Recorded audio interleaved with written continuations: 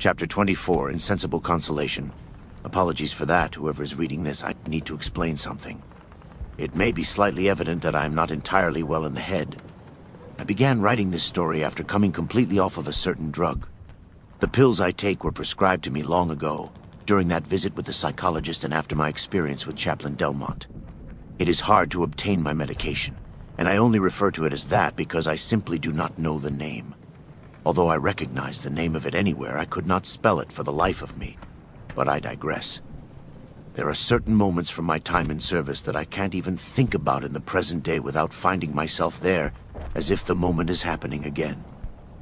Merging my thoughts with memories of my beautiful Savannah and those from Montreal was not only dangerous at the time, but even dangerous in the present day.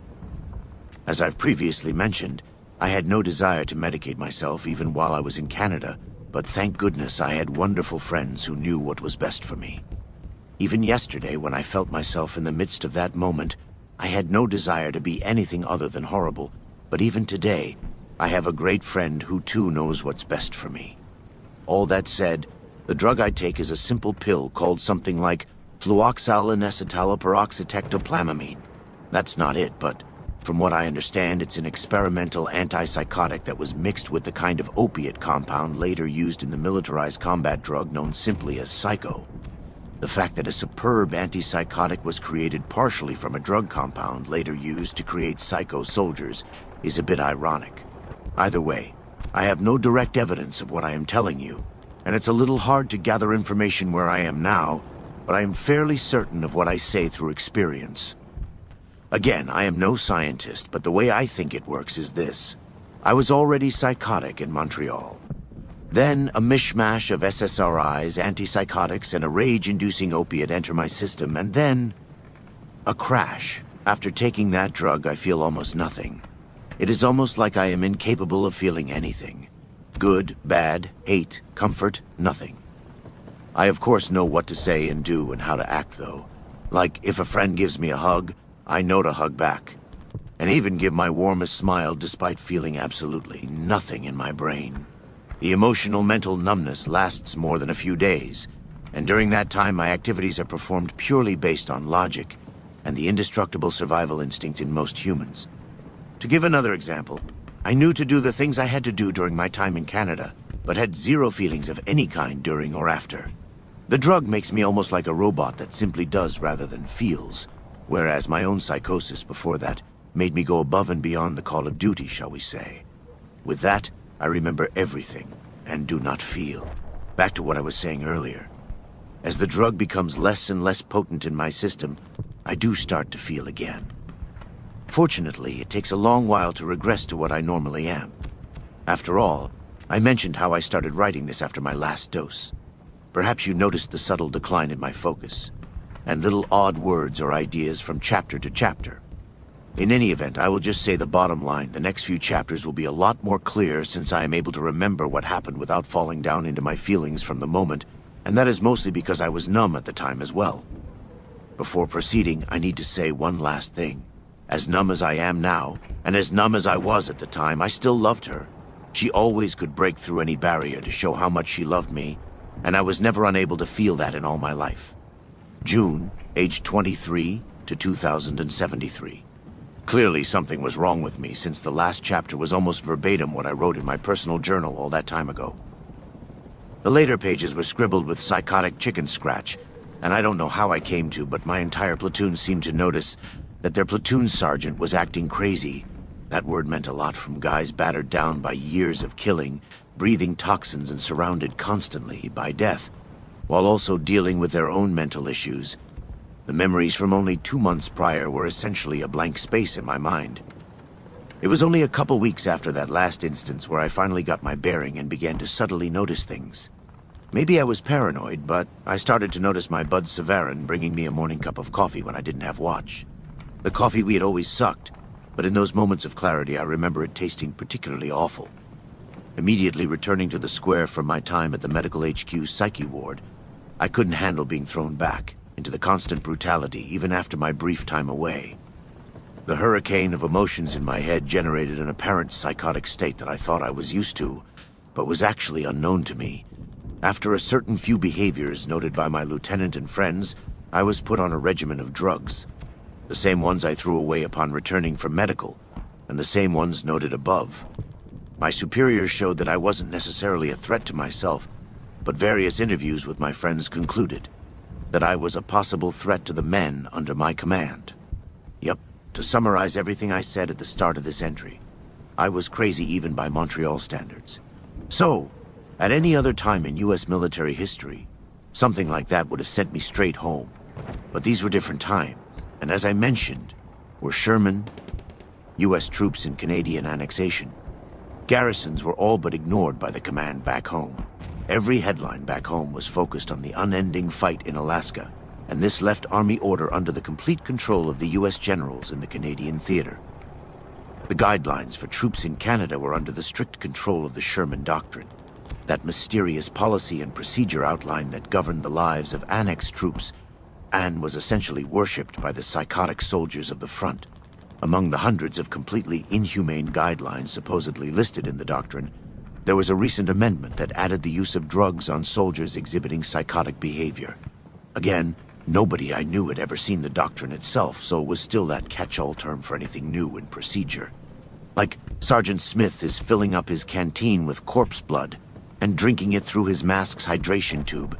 Perhaps we should get him drugged up. That'd be fucking Sherman.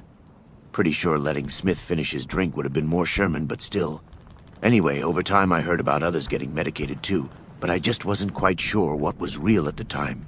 Perhaps whoever was in charge of policy for Annex forces saw what Sherman was doing and felt having a bunch of murderous psychos in U.S. uniform patrolling the streets wasn't too easy to control. Maybe the subtle implementation of mentally numb soldiers was just the next phase of the annexation plan. I didn't know anything, even when things were numb and clear, but I could still simply explain whatever was happening with Sherman. Not that everything was bad, though. I never would have thought it, but the drugs I was put on really were a godsend for me. Despite the clarity that numbness provided for me, things in Montreal were about to reach their peak. Despite all the years of nationalist and partisan unrest, the expansion of the Green Zone and those very important person operations, all of it had to be going somewhere. By the time of the peak, I was numb from the antipsychotics almost continuously, and weeks passed since the events of the last chapter early 73, and peace in the city was getting closer. Not that any of us knew it was getting closer, but I say that peace wasn't far off based on hindsight alone. Brutal, bloody, non-negotiable, and completely numb peace. August 3rd was when a very famous person made his name into the ears of every soldier stationed in Montreal. The operation to take out the infamous governor of Montreal was carried out the night before, but nobody had to tell us what was happening, for every soldier to know that the previous night was something big. The OP was of course put into play and trained for silently, like that one very important person task I was on. So, the governor's location was given by an anonymous source, and supposedly a former member of the militias, in exchange for amnesty. No idea which very important person squealed, but there were so many on the lists, and all of them were listed dead afterwards on the unit boards, including JC who got to walk. Either way, when I was hearing the news and numb, I felt it would be best to put a bullet in the head of that rat. In the end, after almost 2 years of tracking and killing those VIPs, annexation forces coordinated with Intel to find the governor was still in the city. Before the operation was put in place, Intel showed the infamous governor was primarily holed up in the basement of a leaning and ruined 15-story building deep in the heart of the Red Zone. Before the army could storm the building and carry the op out all quick and quiet, the partisans opened fire on a night patrol from one of the nearest fire bases. The mistaken engagement led to panic, eager bloodthirst in the special unit, and this led to an all-out battle in the entire neighborhood that was harboring him. Throughout the night, 250-plus U.S. troops were deployed to the battle zone.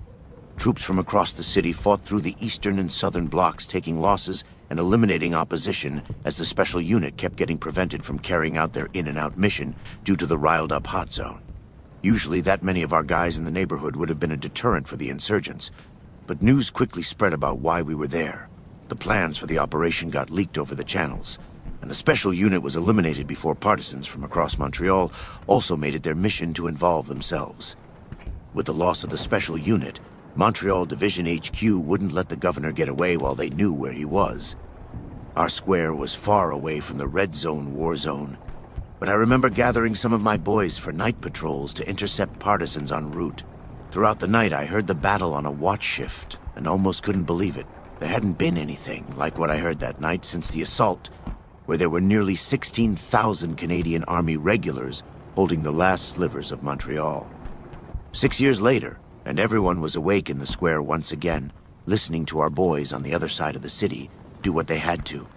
Gunshots were heard near and far as patrols from every firebase intercepted militants on their way to save their precious leader. The hunt for the governor had taken 6 years, and despite the rumors of him being anywhere on the globe, he was in Montreal the whole time, and was all the while becoming the main symbol of resistance for the Montreal insurgents. He was a symbol they were willing to die defending. The nationalists held their ground in that red zone hornet's nest, but were eventually pushed back to the original building as more and more troops poured into the area. It was actually outside the building where the governor himself was fighting back. The live footage of him on the Canadian propaganda station that night put aside any fear that he'd flee with the death of the special unit.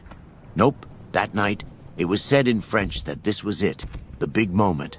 Some believed the person on screen was a double, and I was inclined to agree despite the sputtering hate shouted and spat at the TV from nearly everyone in the barracks that night. Before the damned signal corps cut the feed, we saw our face of hate firing a Canadian Army-issued M16 at the approaching forces during the chaotic street fight, but looked absolutely nothing like the pre-annexation pictures we had all memorized. He was a scraggly, unkempt mess, looking no different than the hundreds of other dirty, ash-covered insurgents we captured or killed over the years. Although the image of him firing at U.S. annexation forces became iconic because, not even a day after the incident, Canadian resistance posters throughout the red zone showed the man himself firing at U.S. troops. Some reading this may not be so sure the guy we saw on TV that night was the man we were trying to find, and I was somewhat in that camp during the time as well. However, the gunshots from all over the city throughout the night said whoever was getting pursued was very important. Also, the reason I know everything I said was true was because of the aftermath, but we'll get there. So, during the battle, a platoon headed by a Lieutenant Mackenzie made a suicide charge toward the building after moving up the long-since fortified roads with the other reinforcing platoons. Dodging the hail of Canadian bullets, Mackenzie and a squad chased down the governor as the militants fell back. Once inside, the governor saw the only place he had to go was up. So, Mackenzie and the few remaining troops who survived the charge went up all 15 flights of stairs. When the now famous lieutenant reached the roof, it was the end of the line. Mackenzie's group cornered the governor on the roof, while the searchlight from a vertibird shined on him. All of this was later televised. Mackenzie's group surrounded the governor, and the man had the balls to open fire. After the brief last stand, the governor dropped to the floor with over 100 new holes in his body. Just like that, the manhunt was over. After all those years of searching for the governor, we finally got him. After the initial takeover of Montreal, the army wanted to simply capture him and give him all the official diplomatic courtesies, since this was right before the Sherman Doctrine.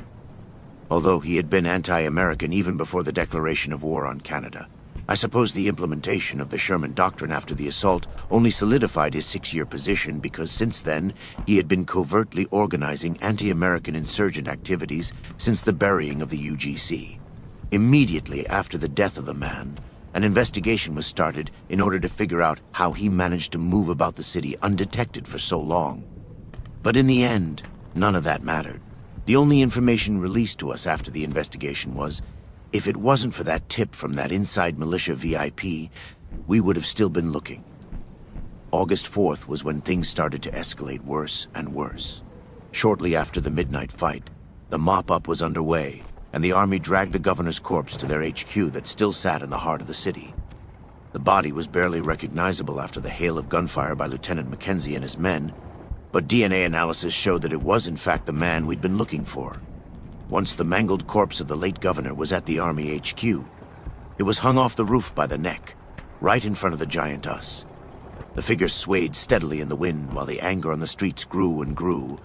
The display on the rooftop could be seen from all over the city, so it was only inevitable that outrage among the red zone populace broke out with a tension never seen before, even by the previous night standards.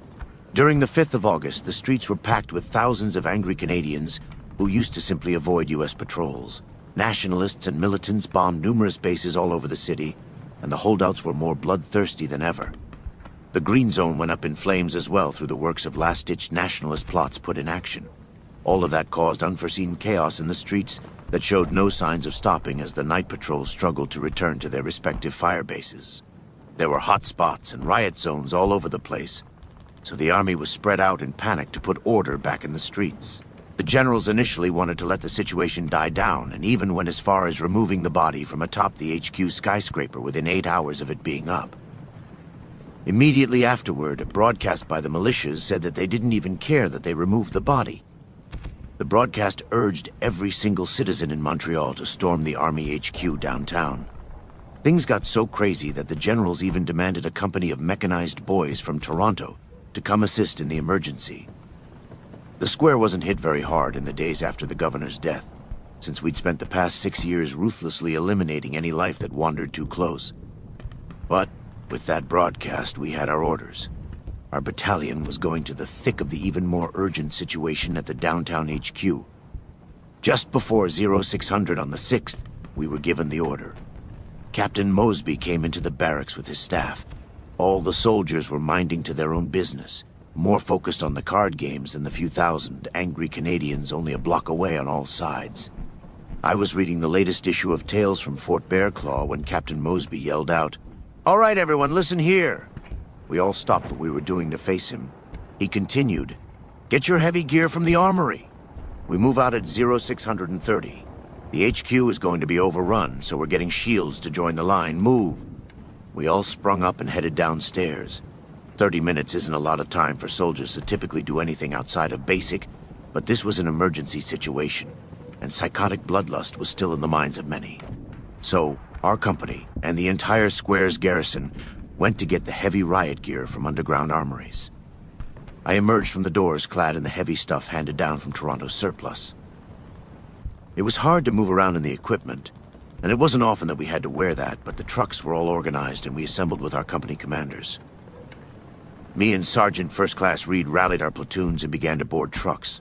The thought of wondering where my friends were never even occurred to me since I was numb and it was hard to recognize anyone in the heavy plates. In standard kit, I could usually tell who was who based on body frame and skin tone, despite the masks, but the heavy gear made everyone look the absolute same. Either way, as more and more trucks pulled in and troops from other companies filed out of every corner of the square, our truck began to move. That ride was taking us straight to the shield wall. The streets were full of our troops subduing people and loading them onto trucks like we'd seen so many other times before.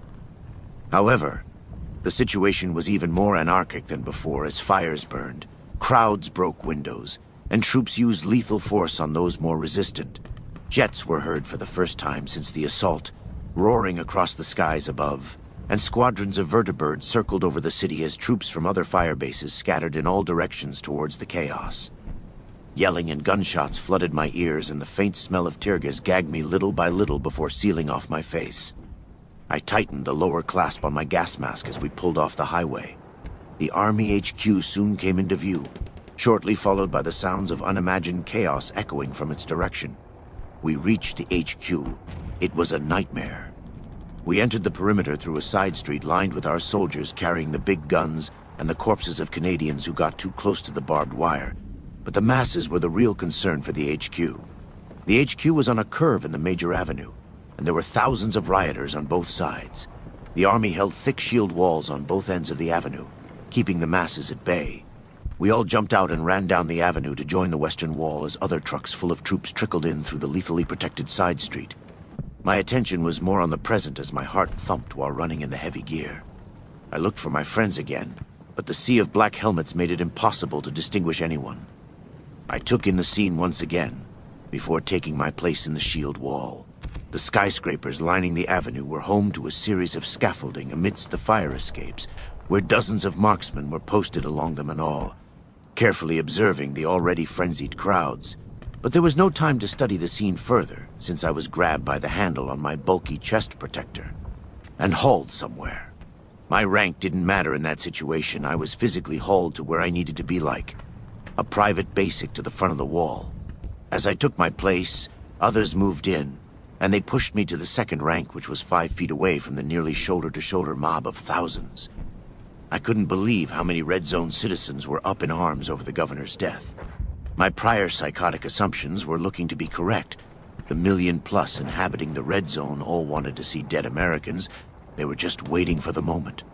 At the front of the line, they were pounding on us with makeshift weapons, tools, pipes, and the occasional bullet would hit one of our shields. Vertibirds swooped over the crowd, occasionally dumping boiling water all over the protesters. I was sandwiched into the formation, but managed to look around despite the bulky helmet and strain from the shield. Rabid dogs were unleashed and ran in frenzy through the crowd, while a soldier stood on top of an armored truck with a hose. The jet hose knocked people over, and the anger of the mob grew. Jet hoses, boiling water, rabid dogs, and even the several dozen radiation bombs weren't enough. We held the line for a long time, eventually leading into a couple hours, but they still kept coming. No matter what the army would throw at them, they were still on the attack. Something had to be done, and soon, because after enough time, the line began to waver. The mask-covered faces to my left and right emanated exhaustion, and the blood-raged faces in the mob only intensified. The vertibirds still dropped off our guys into the chaos and evacuated the HQ staff. By 0810, I was in the back of the wall so that the new guys could give relief. Casualties were minimal, but we were facing exhaustion on both ends of the avenue. Around that time, I was in the back, but still embracing the force of the mob when I overheard an officer yelling at a radio man. I heard the only thing I needed to: get the munitions trucks up here. By this time, a lot of our guys atop the trucks were using rubber pellet shotguns to little effect on the mob. 6 years of brutal occupation in the making. I glanced up at the soldiers on the buildings to see brief flashes from their rifles. Our snipers on the rooftops targeted firearm-equipped Canadians, but that was looking to change as weapons crates were moving slowly up the fire escapes by teams of men.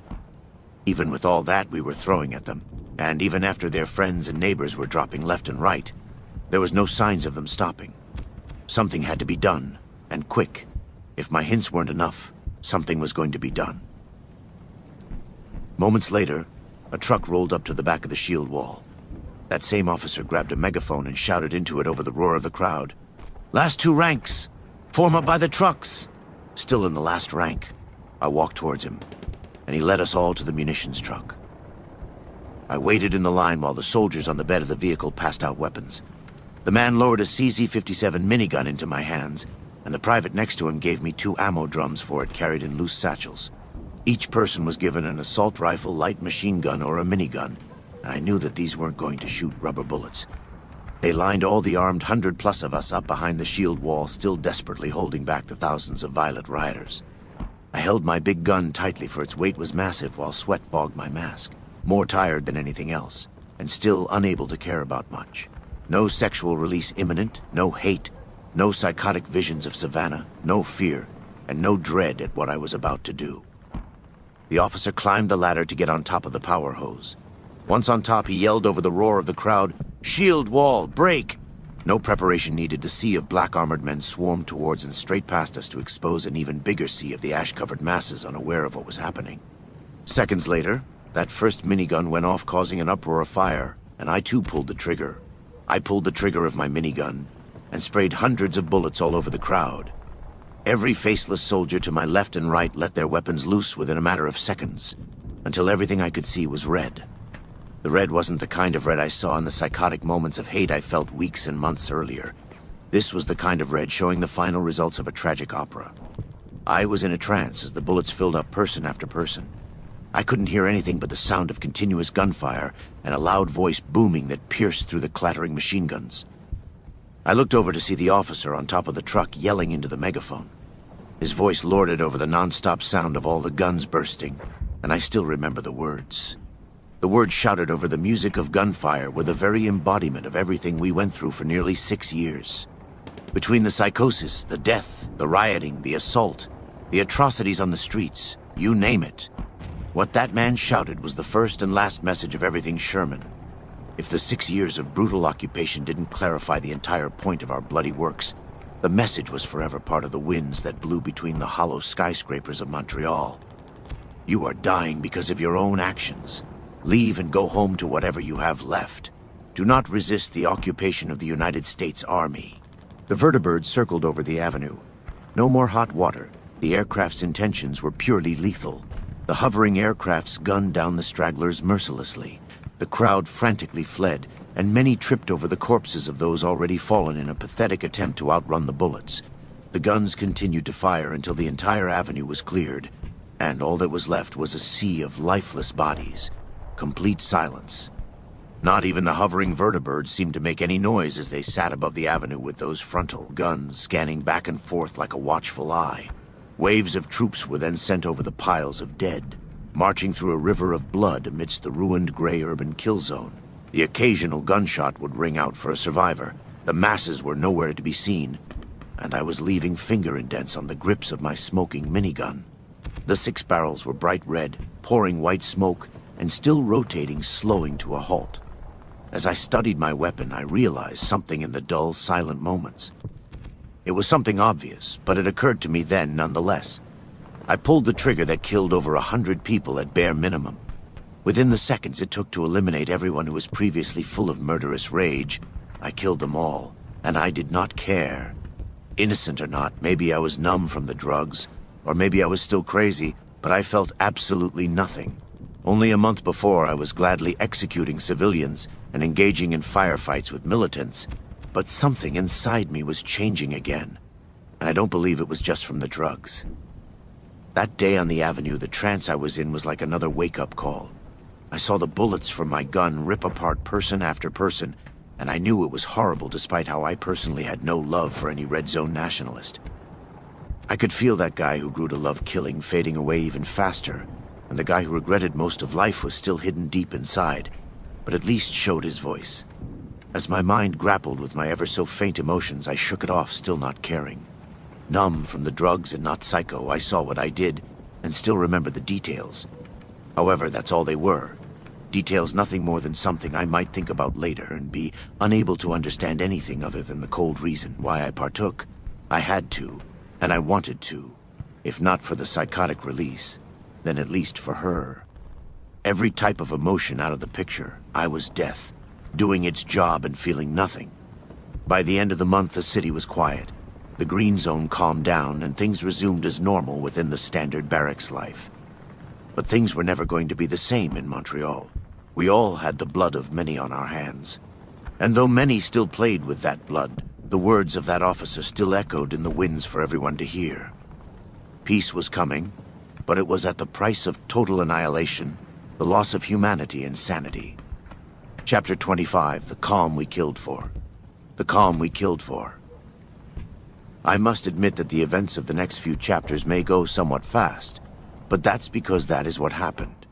The incidents of the previous chapter changed the city and way we lived, like I hinted at the end. Within the near blink of an eye, the world I lost myself in was over and on its way out, washed clean by the blood. 6 months later, age 24, February 2074, the city was a new place, not a bustling and peaceful utopia, and not a ruined urban war zone, but a quiet, ruined gravestone beneath a dark gray cloud, a monument of what humanity had come to. In the ensuing peace, the green zone had expanded across the river and was starting to take over everything to the outskirts of downtown, slowly and steadily patching something new atop the rubble of the past 6 years. Army intelligence believed that the calm was because of last year's riots, but it didn't take a whole division's intelligence unit to figure that out. Everyone knew it. I remember hearing that the slaughter on both ends of the avenue took the lives of over 16,000 people in under 3 minutes, and injured countless others. Between the double-stacked lines of miniguns and machine guns, the bombs of the vertibirds and the guns on all the surrounding rooftops, what happened was what happened to a populace that refused to lie down. That display was what Sherman was building to from the day after the assault was over. A giant slugging match turned slaughter when one side brought a gun, and the other brought their boxing tape. It was eventually confirmed that the governor was leading the insurrections and provided structure within the militias, or at least that's what was surmised after all was said and done. When he was killed, the Canadian nationalists gave the city one last disorganized push, but when they saw what the army was willing to do to keep Montreal, they knew that the city wasn't going to be Canadian ever again. The chaos in the streets only lasted another day or two after the slaughter, until even the rats trapped in the long-buried UGC learned what happened on the avenue outside HQ. What happened on the avenue was enormous and violent beyond almost all belief. But what we did during that day was almost nothing compared to the near 6 years of Sherman. Why those years didn't get the original message across, I don't know, but I suppose the incident on the avenue was more about the scale. 6 years in the streets took the lives of probably 10 times of what that event did within a micro-fraction of that 6 years. If anyone had to guess, the incident on the avenue was just the final straw that broke their back. So, if anyone in the red zone happened to be ignorant or asleep for the years after the assault, the rattle of gunfire before the silence woke everyone up. There isn't many more ways to describe the massacre, but the rapid calm of the aftermath was evidence enough for that last message of all things Sherman. The rapid calm of the city after the massacre was essentially proof that the Sherman Doctrine worked in the end. Some reading this may think 6 years of brutal occupation and psycho troops in the streets culminating into a giant disorganized and bloody mess on a particular avenue was proof of its failure, and they'd be right if there wasn't the manifestation of peace from it. The Sherman Doctrine proved that it is possible to absolutely slaughter a population into submission. So, just like that, the fire in the heart of the red zone had died, and there was nothing left to burn in the ash-filled streets of Montreal. Any embers that even thought of appearing were immediately snuffed by the rest of the ash who were plagued by memories of the Inferno's peak. In the 6 months since the incident on the avenue, the new era of calm gave way to talk of withdrawal shortly after. The talk was just rumor, since most troops were still psycho and felt the calm was just prep for another something big from the red zone. Even as the patrols were no longer getting ambushed during the days immediately afterward, the calm seemed to make more people on edge. But as the days and then weeks drifted by, the message of the massacre was firmly tattooed on the foreheads of every red zone person to be seen on those patrols. Even the trigger happiness of some patrols met no retaliation by lynch mobs. Instead, the original victims of peace paranoia were gathered by their red zone neighbors for burial and a complete ignoring of the troops who caused it. As if the bullets fell from the sky, the red zone people knew that there was no means of stopping the masked boys in ashy OD combat armor, other than compliance. The talk of withdrawal eventually got somewhat confirmed when rumors were everywhere. During one company formation, Captain Mosby confirmed that High Command was talking about withdrawing a few thousand soldiers from the region to be shipped over to Alaska. Nobody even knew what that meant. Some of the psychos were still unable to comprehend those words, but those who somehow remained sane, or those like me who got the numbing drugs, were at least able to hear them. Although we who understood the words were also unsure what to even make of that. Alongside the peace in the streets and the skepticism to anything existing outside Montreal, he told us that HQ was in process of establishing comms between the fronts. Again, those who were still psycho didn't hear that, but those like me who were drugged or simply spared the mental degradation of Montreal knew that news was the work of Sherman. Now that peace was at least a thought in the minds of annexed divisions, the restrictions on getting news about the rest war were beginning to be lifted. Over the next few weeks, that turned out to be true. Those comic books about other fronts that were originally our only source of news were later turned into fun fantasy books, since so many people became disbelieving of everything outside life in Montreal. However, after news of the established comms, we still got those books, but some started seeing firsthand how accurate they were based on the official newspapers we got from new incoming shipments, and even radio transmissions from faraway stations. I have to admit that even though I was emotionally numb but clear-headed, I too had trouble believing what was and wasn't real.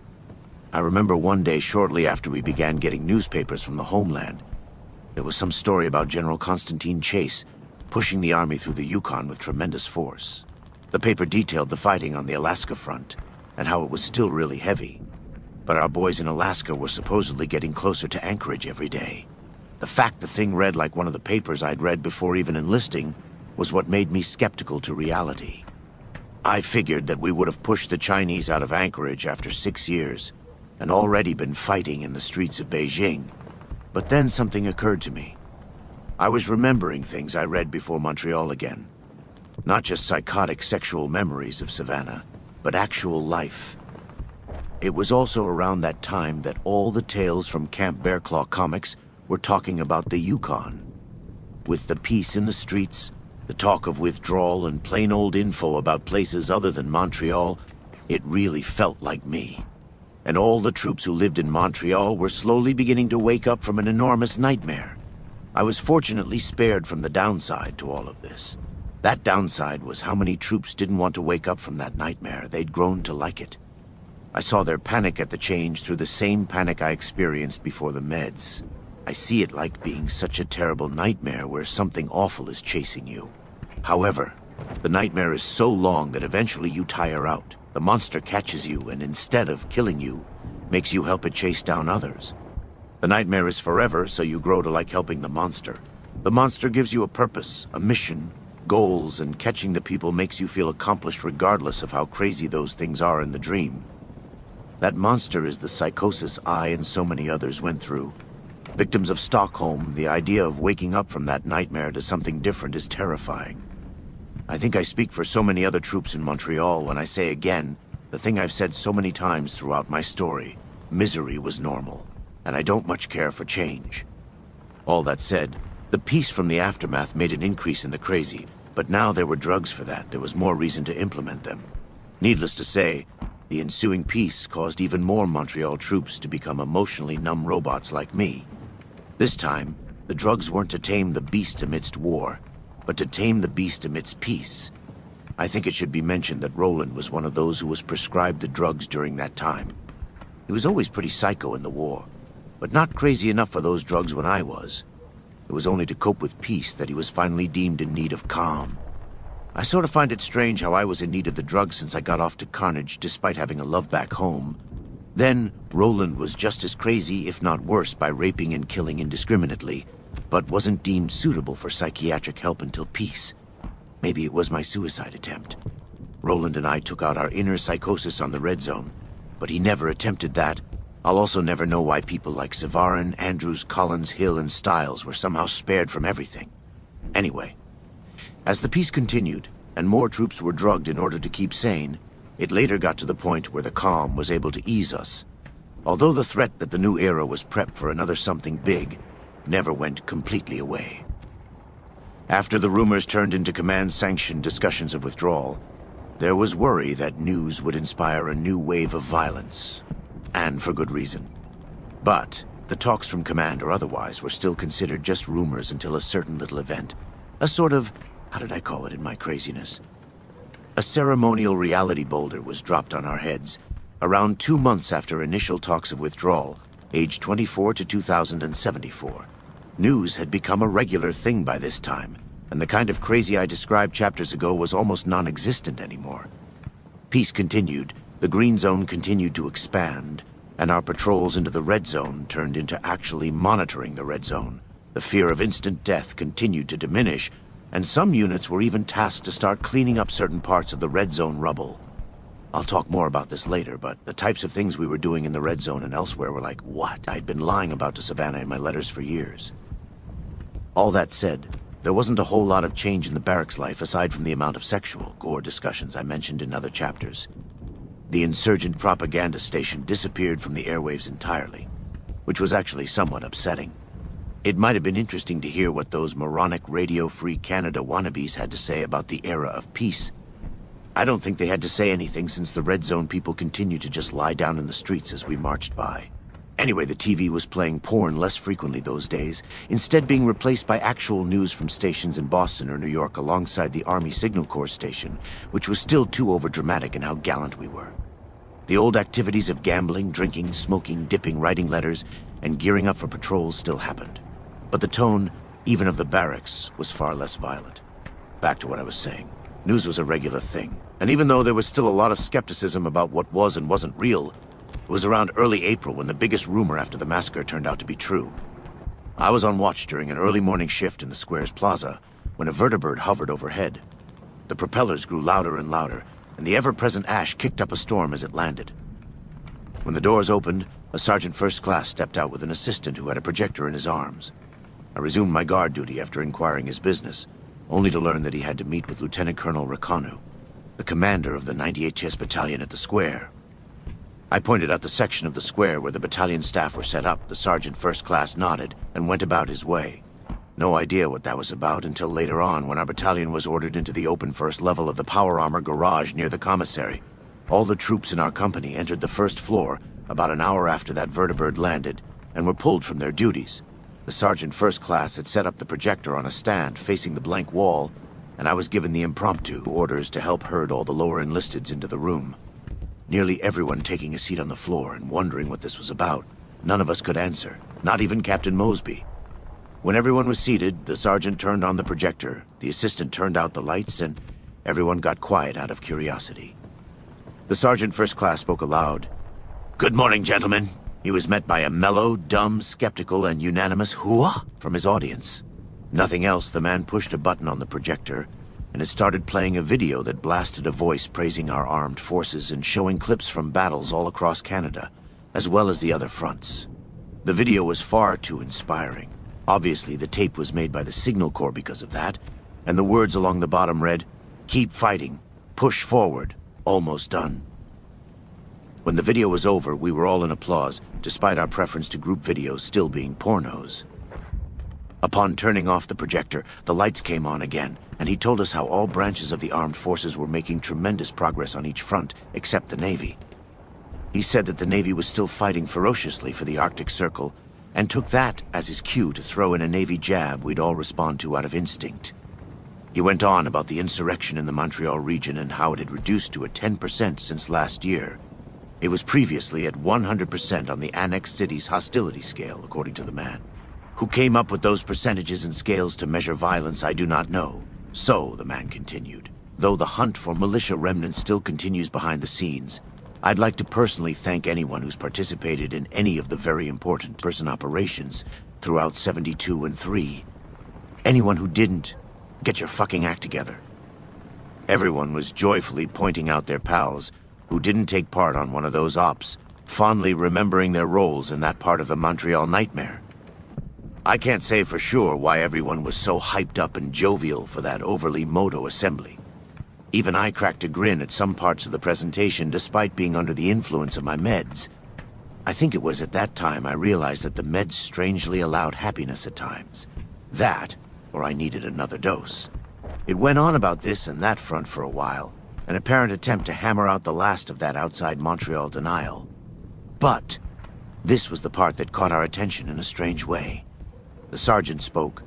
The army is starting to redeploy soldiers to the countryside, or even join our boys in Alaska.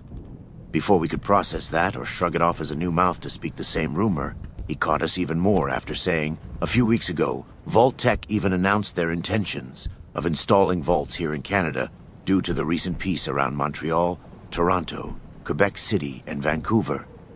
That was an interesting statement for two reasons. One was because it brought up what was happening in the other major Canadian cities. Like we always knew that Toronto was in a similar nightmare as Montreal, but did that city and others experience similar massacres recently as well? I didn't know at the time, but more rumor and word of mouth told us that yes, that is what happened. Turned out part of the reason for those faraway city slaughters were because of the Montreal governor. The guy was apparently known across the Great White North for his anti-American stances and influences. Anyway, that wasn't the puzzling part. We in the audience were left more puzzled by mention of the Vault-Tec Corporation.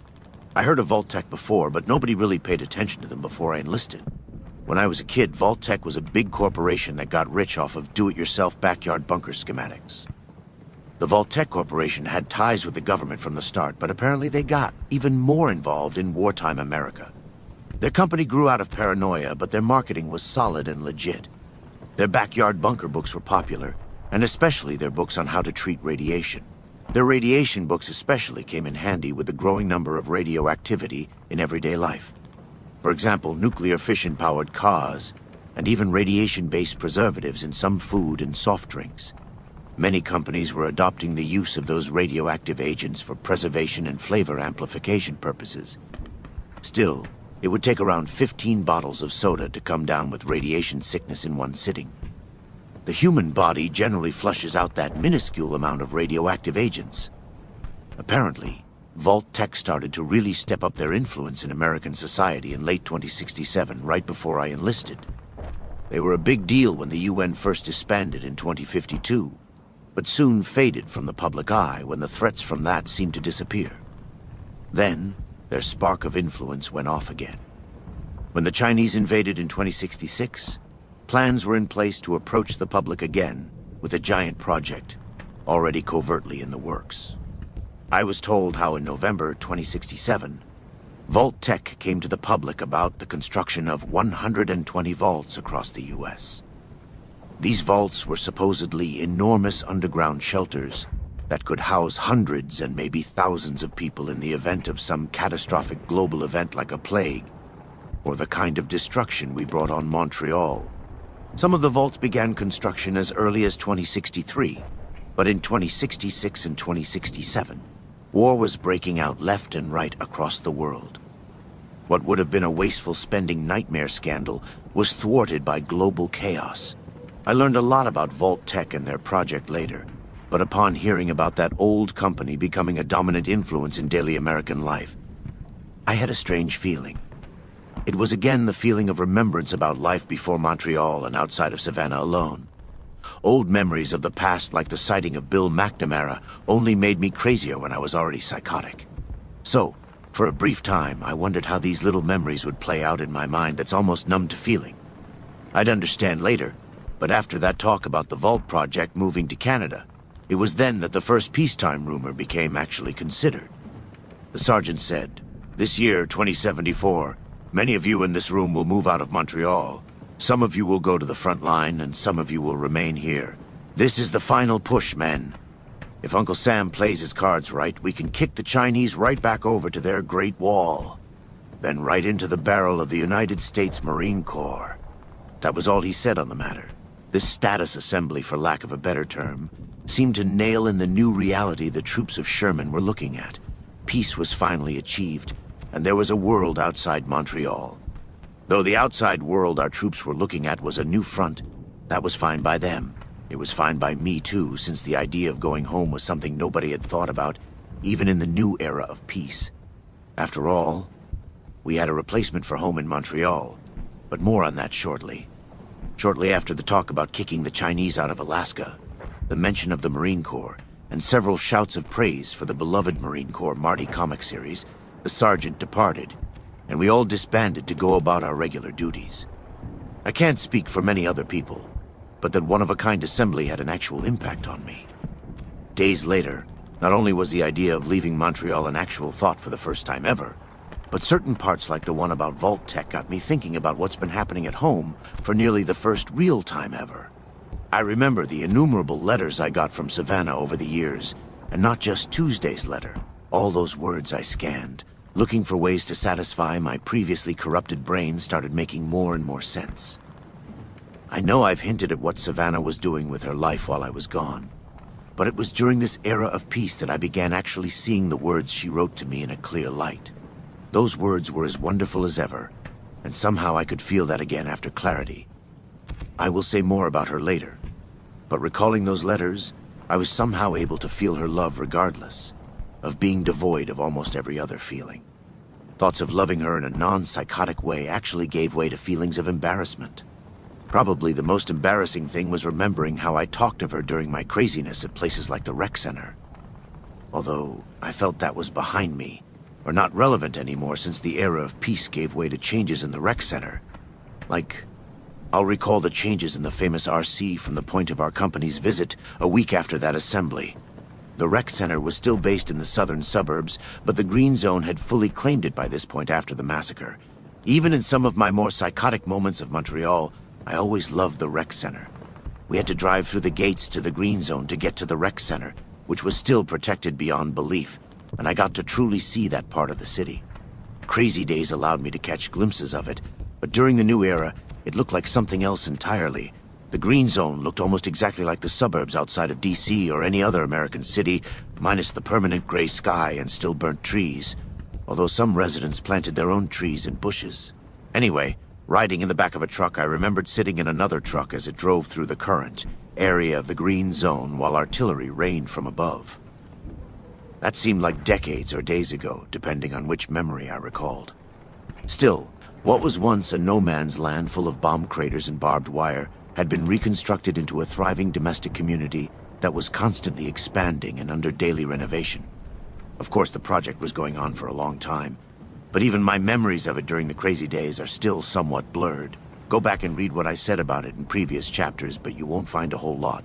I remember describing some of the troops who were there and some unique procedures, but seeing the Green Zone was not something I really did at the time. People wore typical American and Canadian fashions and tended to their homes, or went to work at one of the many little stores, shops, or little manufacturing plants.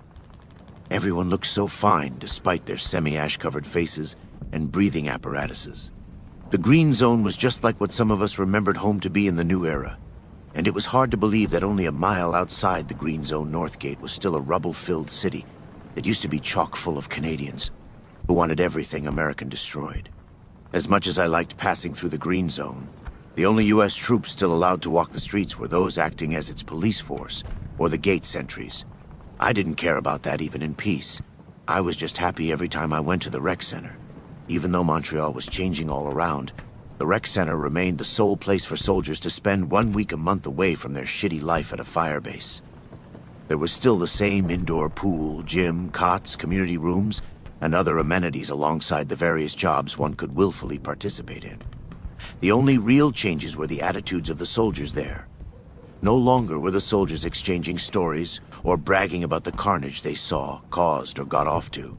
Many were simply tired of everything and talked about the typical soldier subjects of alcohol, sex, bitching about command, or the new subject of what they'd do if they end up going to a different front. Some of the few remaining psychotic ones still wished that the people of Montreal were rebelling, but like I said, most were just ready for whatever was next, or silent by what to even make of the stability. It was during this time of peace and clarity that many started to see the contrast in those attitudes mentioned, or even notice some of the newer guys. I mentioned a few habits of soldiers new to Montreal in previous chapters, but most of the time they just blended into the psycho crowd of Annex troops. As I also mentioned, new troops were somewhat rare even in the previous years, but Montreal was bolstered with a number of new soldiers fresh out of basic, or from the other fronts only months before the massacre. They were the last batch before the big calm. In the end, those guys stood out like sore thumbs, when most troops could see clearly after meds. Some of those guys were easiest to figure out if you mentioned Sherman and got a what in response. Either way, since the rec center was a great place to chat with soldiers from all over the city, I met one guy who'd only been in Montreal since the week before the massacre. One of the new guys, he happened to sit second rank for the events of the Avenue. I think his name was Randy or Randall or something. Doesn't matter, but his name tag said his last name was Clark. Guy was going on and on in the community room about how the massacre he saw was sick. He was talking about his wife just giving birth before getting shipped to Montreal, and how much he preferred the nature of Utah compared to cities. Not even destroyed cities like this one. He went on and on about the criminality of what he saw, didn't partake in, by the way. This clearly annoyed everyone around him, especially people like me who'd held a gun during the massacre, but more importantly, all the years of horror before it. He hadn't even been in Montreal for a year and was moaning about the calmest time in this city's history since before the war. Sure, it was awful, but everyone who lived through the executions and feared, loved the sight of bodies strung from telephone poles, knew without psychosis that the Red Zone earned what it got. I eventually had to cut him off. "Man, I wish you would have been in this town earlier," Chattermouth Clark quieted. "What do you mean?" Some of the boys and I got up. Reed asked him with fangs, showing, "What was so sick about the Avenue?" Clark was about to say something when a rec center buddy of mine from Firebase Bravo interrupted. "You don't think the Avenue was Sherman enough?" "There it was," Clark asked. "What?" "Almost everyone at my FB talks about Sherman. I don't get it. Me and the boys were having a telepathic conversation about what to do, and Savarin didn't like the way it was going since. He let out an audible, 'Don't,' before Reed asked, 'Basic boy, huh? You've heard Sherman, but you ain't never lived it, right?' Another soft don't from Andrews this time, as Clark responded, 'No.' Never got that. Immediately, I flipped the table, scattering Clark's buddies and leaving the guy in bewilderment as I screamed, 'Sherman is fucking everything! Oh, fuck what I'd give to fuck another severed head!' Never did anything like that as a psycho and wasn't crazy at the time of this incident with Clark." Roland and Reed grabbed Clark, pinning him to the ground as some officers passed by giving a light ha-ha. Atop Clark, my buddy from Bravo sat upon him, pointing a knife to his neck, sobbing and cackling like a true blue psycho. I'm gonna fuck your wife and your child, too. They did it to me. John and Jacob, my best friends, went to the red zone to see their ends. Out on the street of St. Urbain, a barbed wire noose makes their blood drain.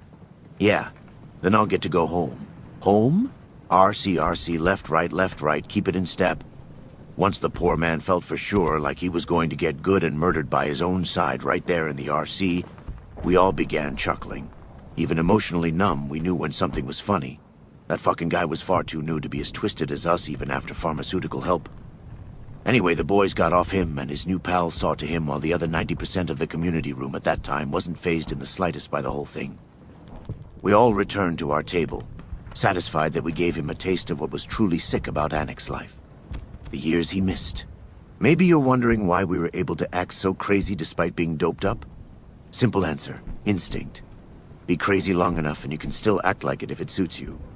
Either way, I think Clark missed the message because once he was collected up, he shouted, "What the hell was that about?" from his table. A couple new members of our table and longtime Monty boys returned dryly, "You ain't seen shit, my guy." And stuff like, "Watch a friend or two die in RZ before preaching what's what."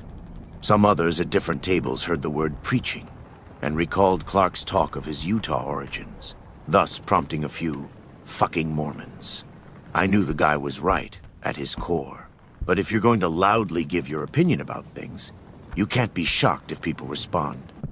Especially if your opinions are from a Monday morning quarterback's perspective on the entire Annex situation, and to a room full of veteran Montreal troops who clearly remember the near-fanatically religious meaning of Sherman.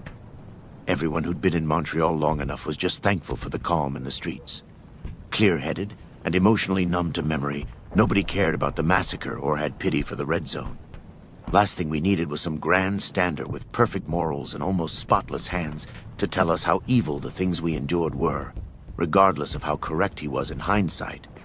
So, most of the fun at the rec center was nice, relaxing, and well-deserved even during the peace era.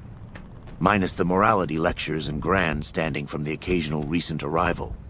Didn't matter anyway. At least not for much longer, since nobody was going to be arriving in Montreal anymore. Since all the rumors seemed to be getting confirmed, it looked like people were about to start leaving for good. I just prayed that our company at the square was going to get to leave. Looking back, it really is pretty strange how we preferred to go to freezing battlefields in Alaska, or even maybe to Marine Corps units in China itself over staying in a city that just started calming. Over those months after the slaughter on the avenue, I felt myself coming to peace. Despite those horrific events and the years of killing, I thought about those events in a newer light each day as the calm continued. I didn't have a come to Jesus like that chaplain would have wanted. Instead, I looked back on the years of horror purely neutral. Of course, most of that was because of the drugs I'd been taking for over a year and a half at the time. But it was all helpful nonetheless. Those drugs were just about the only thing stopping me from having the nightmares and psychotic rage I mentioned could still be replicated of instinct. Through the eyes of numb clarity, I watched as Montreal steadily calmed itself, and there was less and less reasons to hate myself.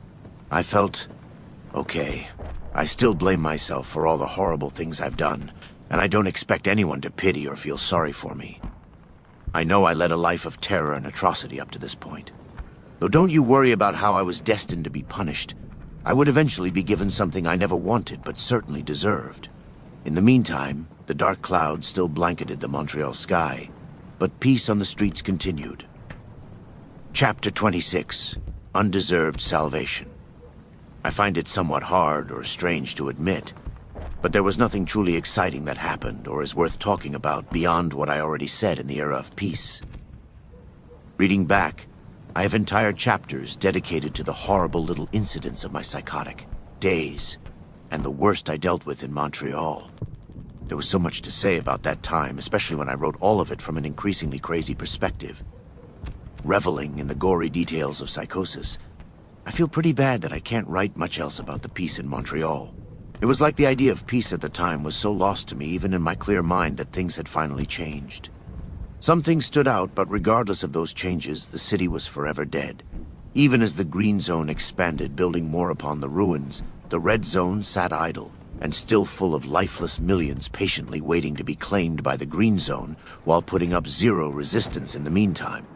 As I mentioned before, the city was dead. And every day there, even in peace, was just a reminder of what was done to reach that point. I saw the city and what was steadily happening as something you might see in an old scary holotape movie. A haunted house can be torn down and rebuilt, but that rebuilt house is still sitting on an ancient Indian burial ground. If anyone is unsure if ghosts exists, talk to a soldier who was in Montreal for more than a year of Sherman, and they'll tell you how they see the dead every day, even if the drugs they're prescribed prevent the person from being scared of them. Whether the innumerable dead of Montreal and the Red Zone deserve to haunt the earth forever or not is irrelevant when someone saw all that was done up to the point of peace. Still not understanding the changing world of Annex Montreal, the idea of peace was still replacing that miserable old normal every day. Although it was like I keep saying, nobody could quite figure out what peace meant, at least until afterward. How calming and how terrifying peace can be. 3 months later, age 24, early July, 2074. That Sergeant First Class with the projector was right. Many of those stationed in Montreal were shipped out to other battlegrounds, and the army presence in Montreal was cut in half in the span of about 2 months.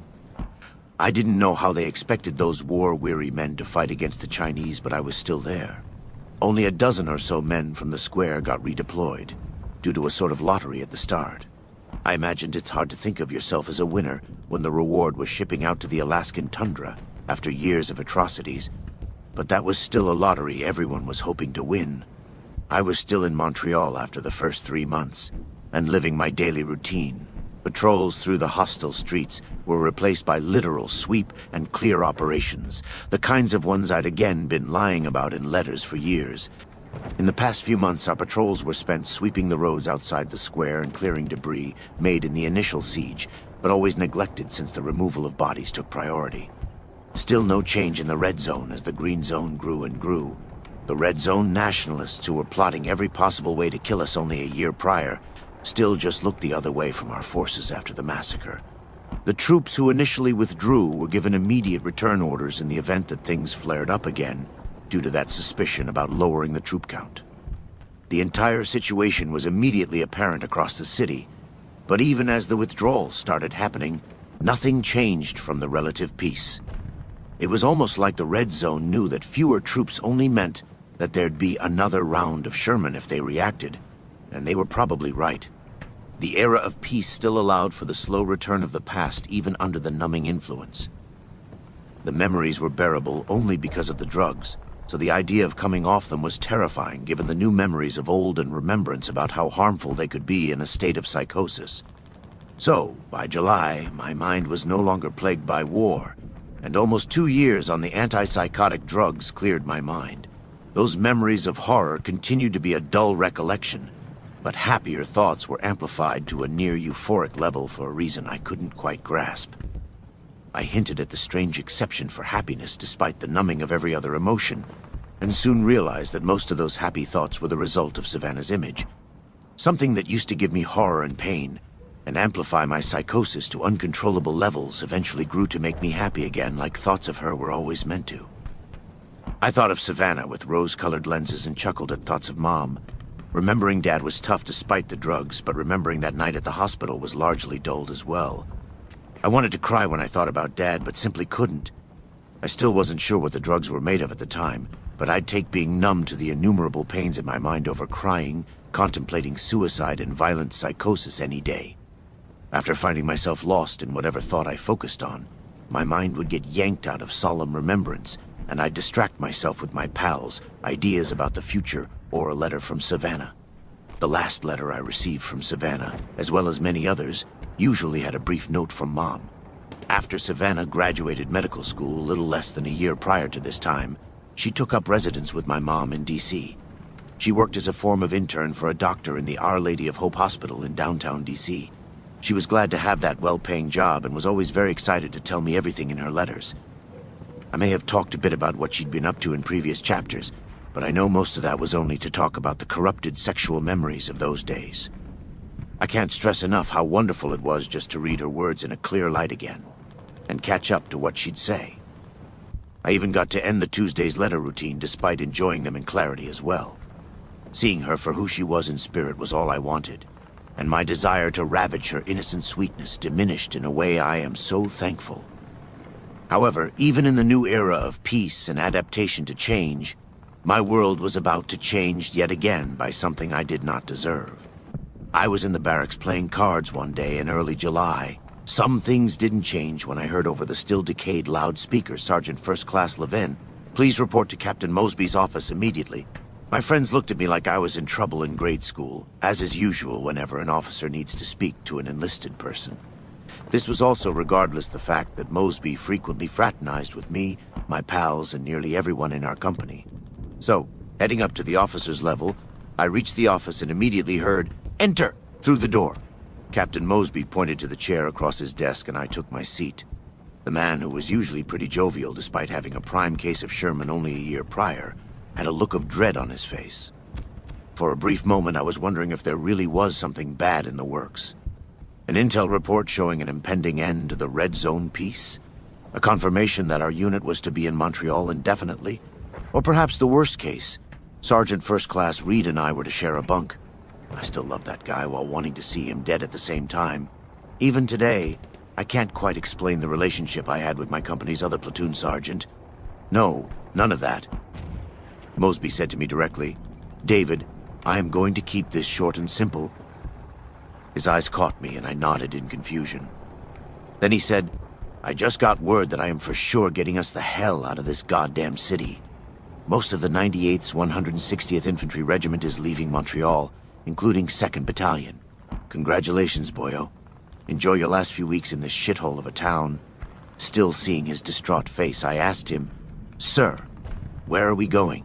As I celebrated in my head, I didn't care if Mosby had gotten us a ticket to some tiny volcanic island in the Bering Strait. This had been the best news I received in years. He looked over his papers, not entirely sure. Rikanu mentioned something about it near Juneau. Our company alone is headed to... Getting frustrated, he couldn't seem to find the name of the place we were going. He slapped the papers off the desk and said, "Whatever, I'll find it later. Anyways, go tell your platoon and tell dipshit Reed to get his ass in here."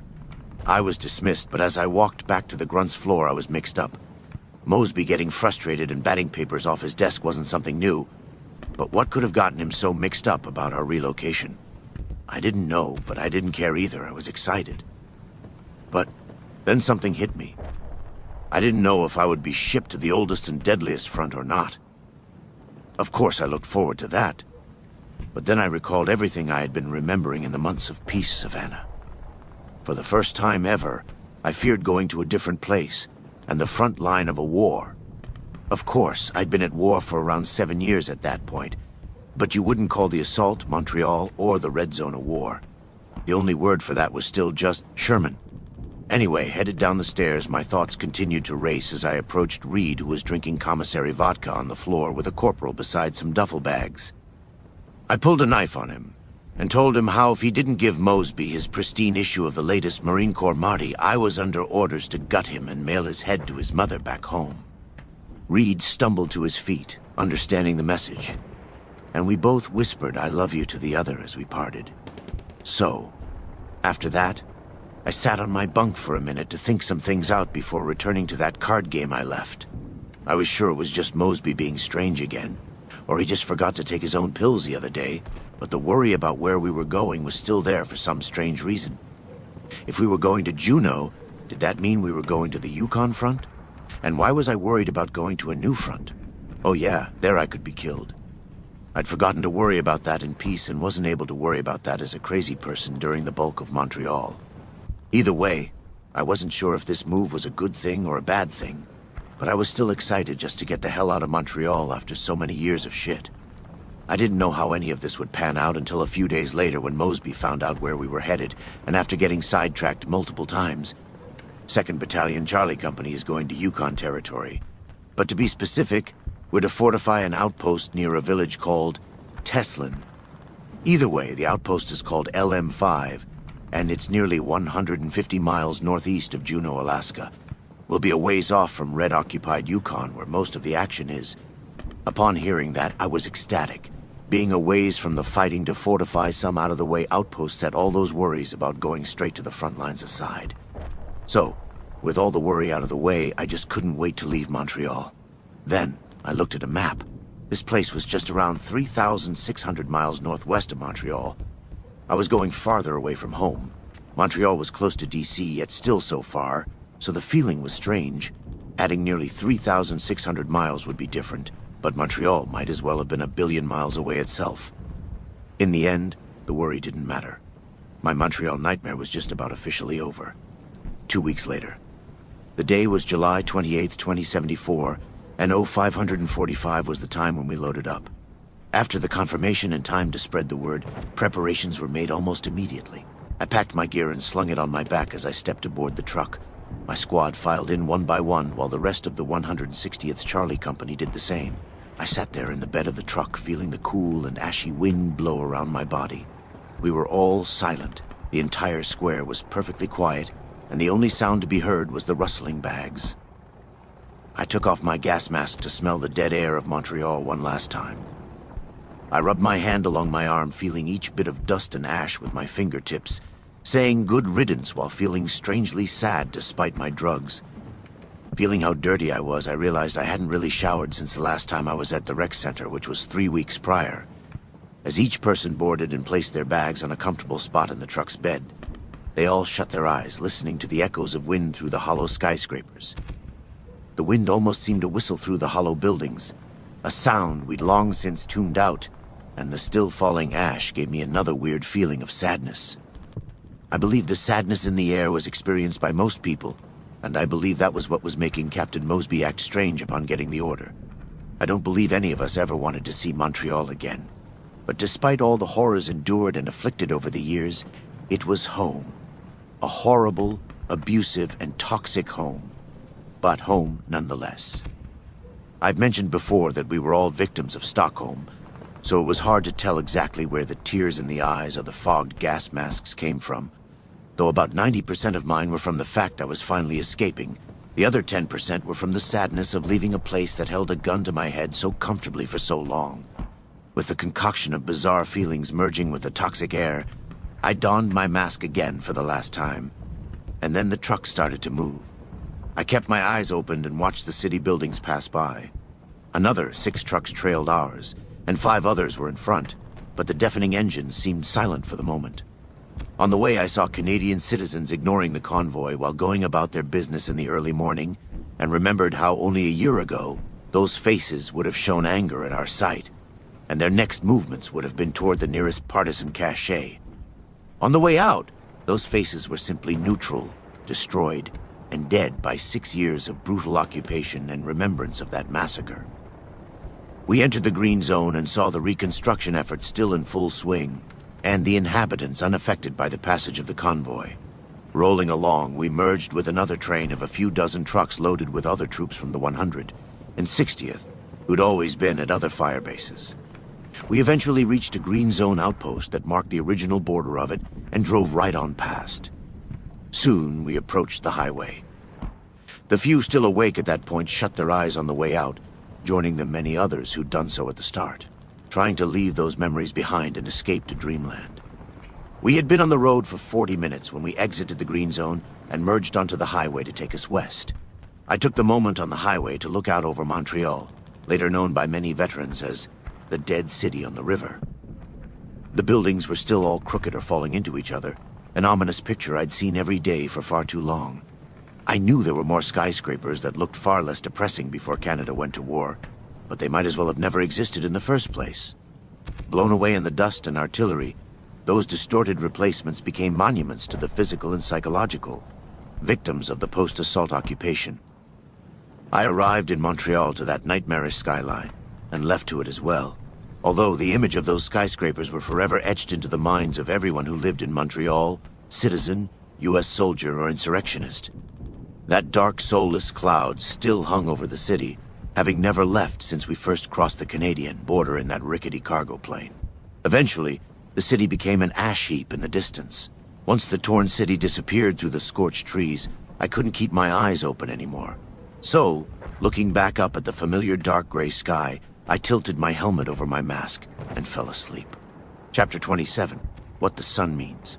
I woke up hours later to a bright light peering into the lower exposed part of my helmet. The sliver of light shining up from the crack below my nose and unobstructed by the bulk of my lower respirator was something strange to me. I hadn't woken up to anything bright in years aside from the flickering fluorescent lights of the ruined barracks, so I lifted my helmet to finally see it. The sun. That's literally all it was. It hit me. I could see the sun. It was the most wonderful thing I ever saw in my entire life up to that point, and still in wonder, I removed my mask to breathe. I literally have no words for what I smelled upon removing my gas mask for that first time outside Montreal. The words may come later, but thinking about it from the time, I have nothing. All I can say is that it brought me to literal tears. I didn't even care about looking good in front of my guys. Not that they could even really hear or tell over the wind whipping by and the truck's engine speeding down the highway.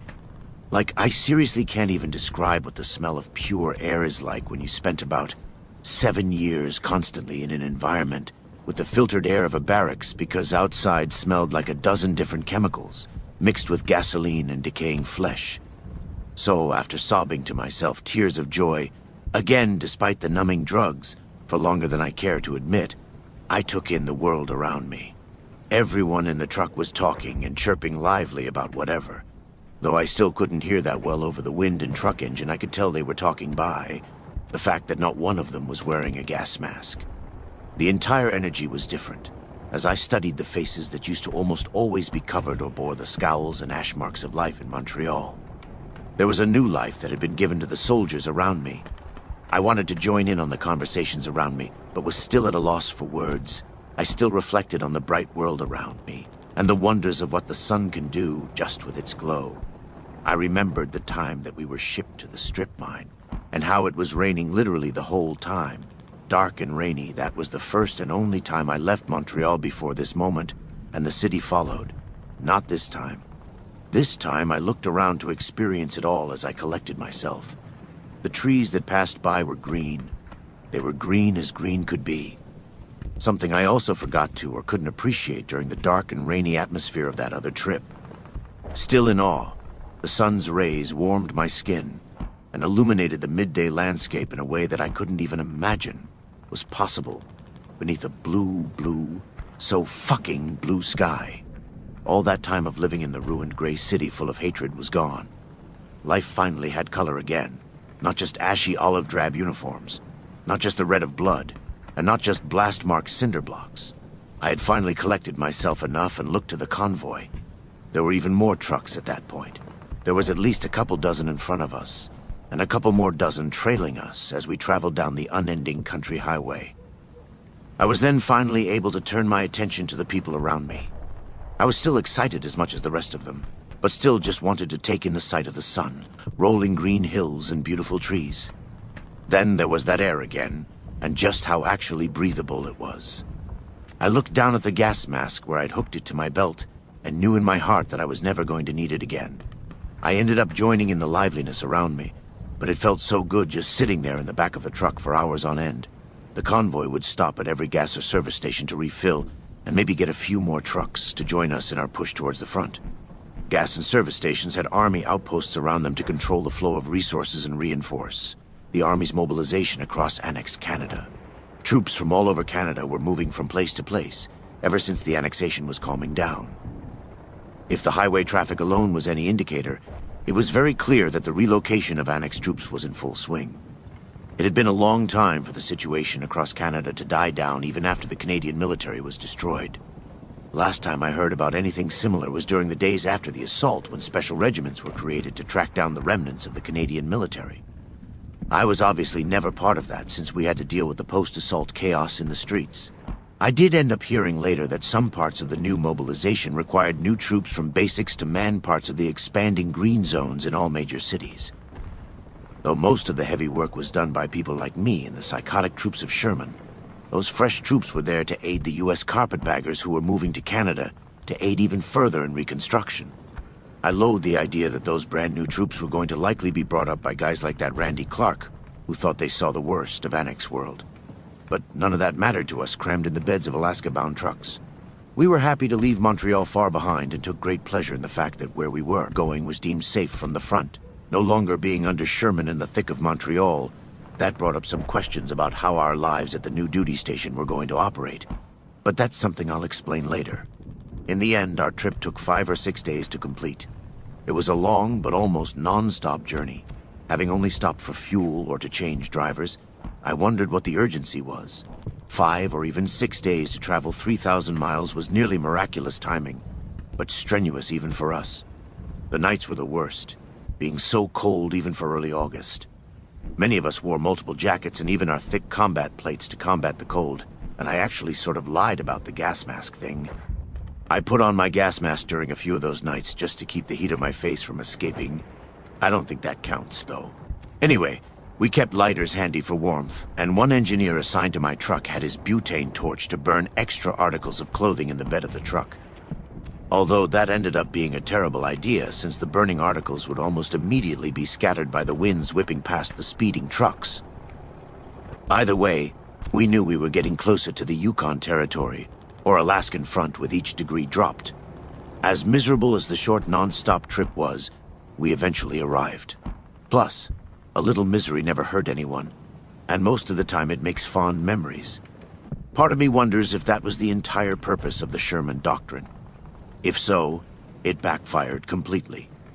Considering the angles and views on the undocumented document that outlined our way of life in Montreal was something that continued to happen long afterward. Approaching our destination, the other few dozen units in the convoy had either split to go down different highways by this point, and the bulk of the leftovers took a left at a fork, to head for Juneau on one of the last signs. Towards the end of that 5th or 6th day stuck in the back of a truck, I was bored as hell, and awaiting another miserable sleepless night. Even the new scenery like the tall snow-topped mountains near the Alaskan border lost their interest when the night was drawing near. Then, at around 1800, one of the guys asked, "Is that it over there?" There it was, LM5, or rather Lumber Mill 5. We pulled through a chain-linked wire fence surrounding the large facility and just passed a guard tower as the sun was lowering. Some of the rear trucks went on, but the original 12 from the square made the turn into our new supposed home. The lumber mill outpost really wasn't much. Not that that really meant anything. There wasn't a whole lot to compare it to than places like Montreal. Anyway, the mill complex had 3 major buildings, which included the processing building, saw building, and the shipping docks, 2 of which were large 3-story facilities except for the shipping docks, which looked like a long single-story building with over a dozen garage doors for trucks and long widths to accommodate the loading of enormous logs.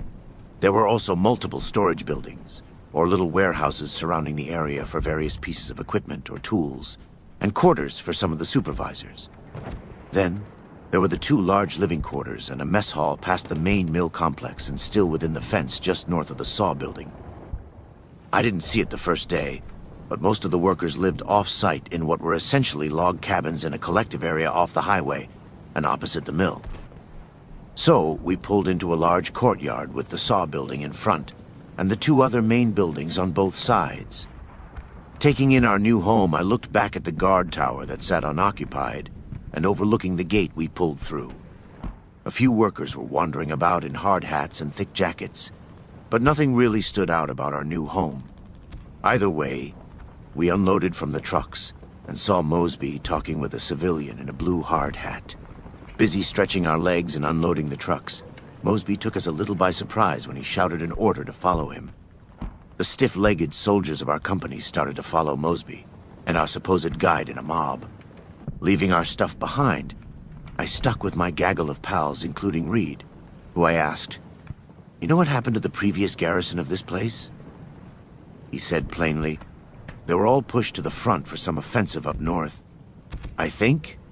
Why the fuck you asking me, Levin?" We were led around the saw building over to the quarters. Standing outside of them, I was in awe. They were log 2-story buildings with giant windows to take in the setting sun. They looked absolutely amazing from the outside. I guess I was still used to the ruined concrete messes in Montreal, or the patched-together walls of the square. I almost forgot that buildings could be made from things other than concrete, ash, and despair. The inside of the quarters was so much more amazing than the homely-looking exterior. Inside quarters in one, there were several large couches in an open room, and a fireplace on the south end with 2 giant windows looking out at a long meadow before a large flowing river. The seating was spread out neatly with large area rugs and cushioned chairs in a great common space at the center of the room with pool tables and ping-pong tables. Along many of the walls or between the windows were stacked bookshelves and a unique bear sculpture that guarded the entrance next to a full magazine rack. The dual staircase surrounding the fireplace led up to another open room with many single beds and trunks in neat rows taking up half of the floor, while the other half was set up with sturdy tables, miscellaneous boxes, and ammo cans, signifying a space for weapons storage and maintenance. What we were looking at wasn't a barracks. This was an annex soldiers' rehab, despite the somewhat depressing atmosphere around the lazy lumber mill. The barracks or quarters in one beat the hell out of anything the square offered in every way. The wooden walls, the fireplace, the cozy-looking bunks, the giant rugs and the large clear windows didn't even compare to the cracked walls, long row of rusty bunks, tables covered in cards and empty bottles, fog-covered windows and busted TV playing unending porn back at the square. While on our way out after the brief tour, we were stopped by the lieutenants who divvied us up. My platoon drew the straw for quarters and 1, so I was ordered to set up the second platoon there that evening. So I didn't get to see quarter and 2 that first night, though it too ended up looking like a high-end summer camp cabin as well. Instead, I showed my platoon where to move their gear, assigned bunks, took gear inventory, and conducted some of my other staff NCO-esque tasks. In the end, the 40 of us from the second platoon huddled around the fireplace and gave cheers to our new home. It was so damned beautiful, just knowing we made it out of the square in Montreal. Some of the guys even teared up again as the leftover bottles of old commissary vodka were opened, and all eyes were focused on the big fireplace. We celebrated that night, and I talked with my friends, but then I realized that the quarters, bathrooms and showers, weren't accessible from inside the building. They were very nice, homely, and pristine as well, but you had to go around side to enter them, so not everything was perfect. Proof we hadn't died and made the cut to heaven. However, the night went on and all was euphoric. But then Royce asked if I made a Firewatch roster and reminded me that I still wasn't spared from duty, regardless of that duty station being an antithesis to the Montreal hell. Chapter 28, Rehab, Part 1. 1 month later, age 24, early September 2074. LM5 was truly amazing. It was nothing like Montreal or any part of Canada I'd ever seen or experienced. For starters, the workers and their families actually liked the army. Apparently, these people didn't care who the lumber went to as long as they got to keep working and earn a wage.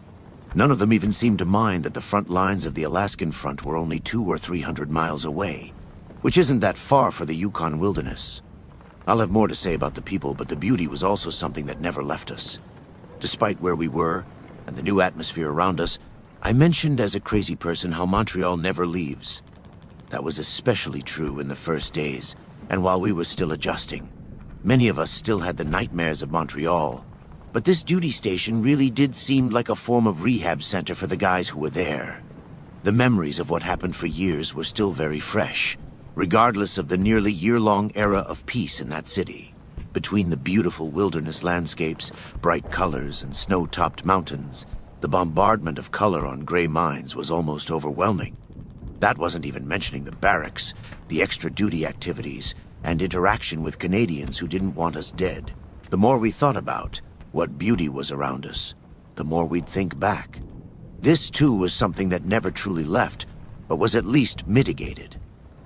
I'll describe what life was like at the new duty station, but to put our initial mindsets simply, there was no way any of us deserved LM5 after those years of hell.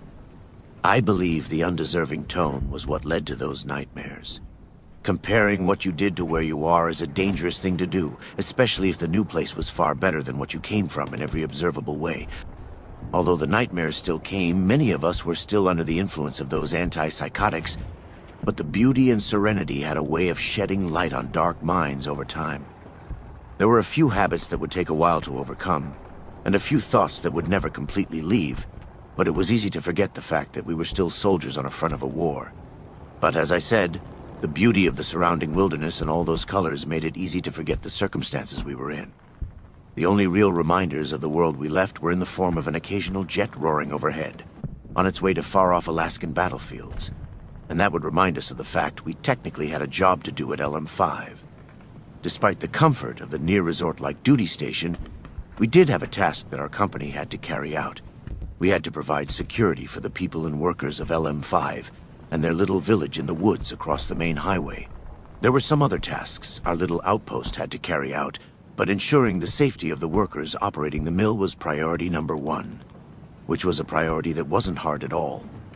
Again, with the comparing, there were so many watch shifts in Montreal where I had to worry about getting sniped by a Canadian partisan, or had to pass out grenades for one of the roof squads repelling a half-assed, half-deadly assault. Not at LM5, though. Most of my shifts were on the roof of the processing building where I'd watch the workers work. Guard duty got very monotonous after a short while, but there was usually something going on, even if it was something small and less horrific than what was usual in Montreal. Aside from the quickly realized monotony, the view of that region near the Alaskan border was so beautiful. Atop that mill building, I spent many days looking at those mountains and recalling the crooked Montreal skylines. Then, the end of shift would arrive, and I'd know it was time for the next part of the day. After the workers went home for the day, a squad would have to patrol the workers' village, while the rest of us went to the mill's mess hall or indulged in the free time I'll explain later. So, every night there was a meal in the chow hall that almost always included fresh meat from the workers' hunting party. Workers on their days off would take their rifles into the deep woods and go hunting. Seeing Canadian citizens allowed to carry guns made our trigger fingers itch a little, but thank goodness the psychosis from those days was dulled from drugs that were still very necessary.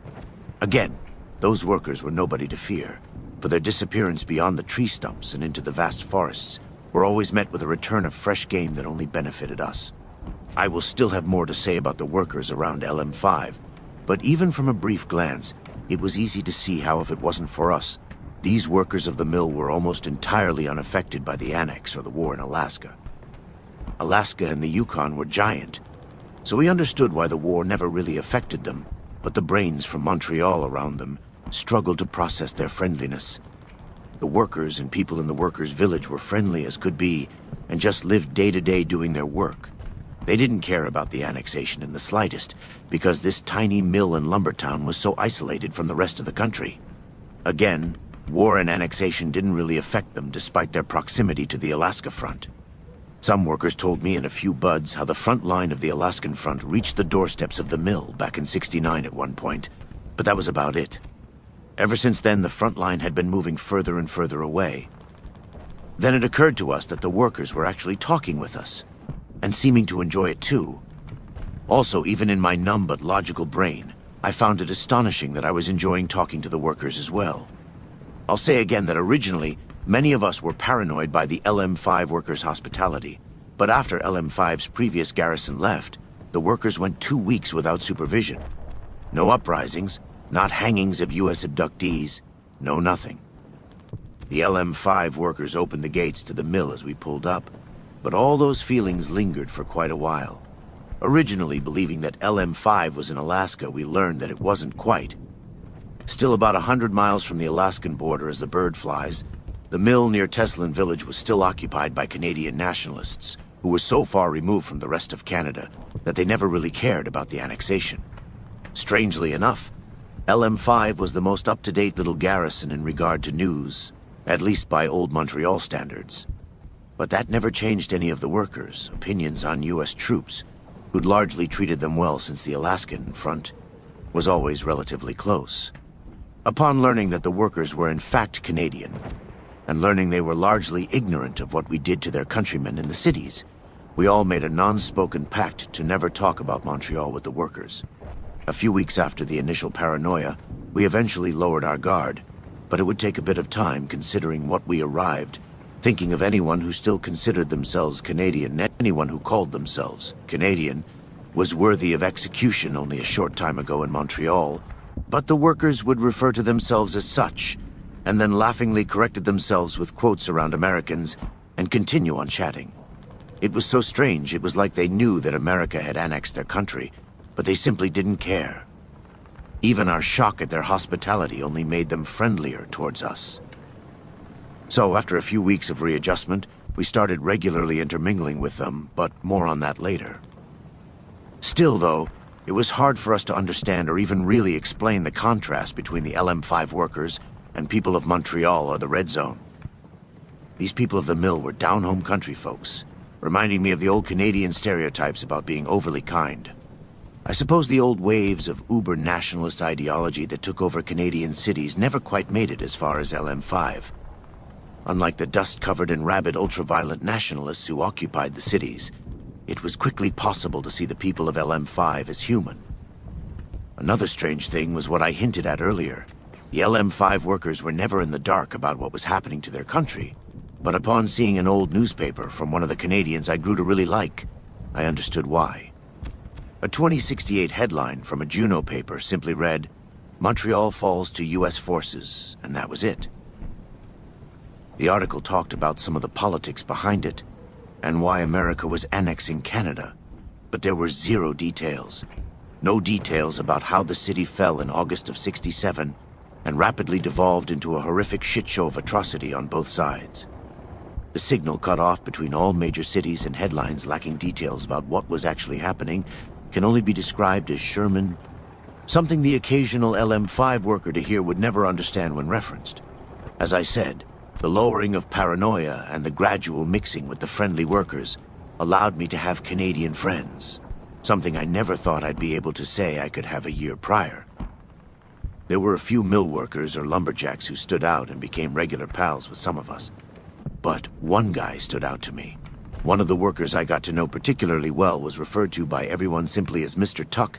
He was a supervisor for the saw building, and a very cheery fellow who loved to talk and talk. His family was from Wales and the European Commonwealth originally, but moved to Canada in refuge many years before the Canadian Annexation. His family wanted to get as far as they could from the conflicts in Europe, and they succeeded for a time. Even he thought it was funny how his family fled halfway across the planet, only to later be a few miles away from a war zone between the United States and China. Between the monotony that would quickly develop, the adjusting to different Canadians, and the remembrance of those Montreal days, I remember the excitement I awoke to that first morning. After that grueling trip in the bed of the trucks, and the first night around the grand quarters in one fireplace, my first thoughts when waking were of Savannah and Mom. It was at that moment that it had finally occurred to me that I escaped. Psychosis had been destroyed by that point, but I had finally physically escaped.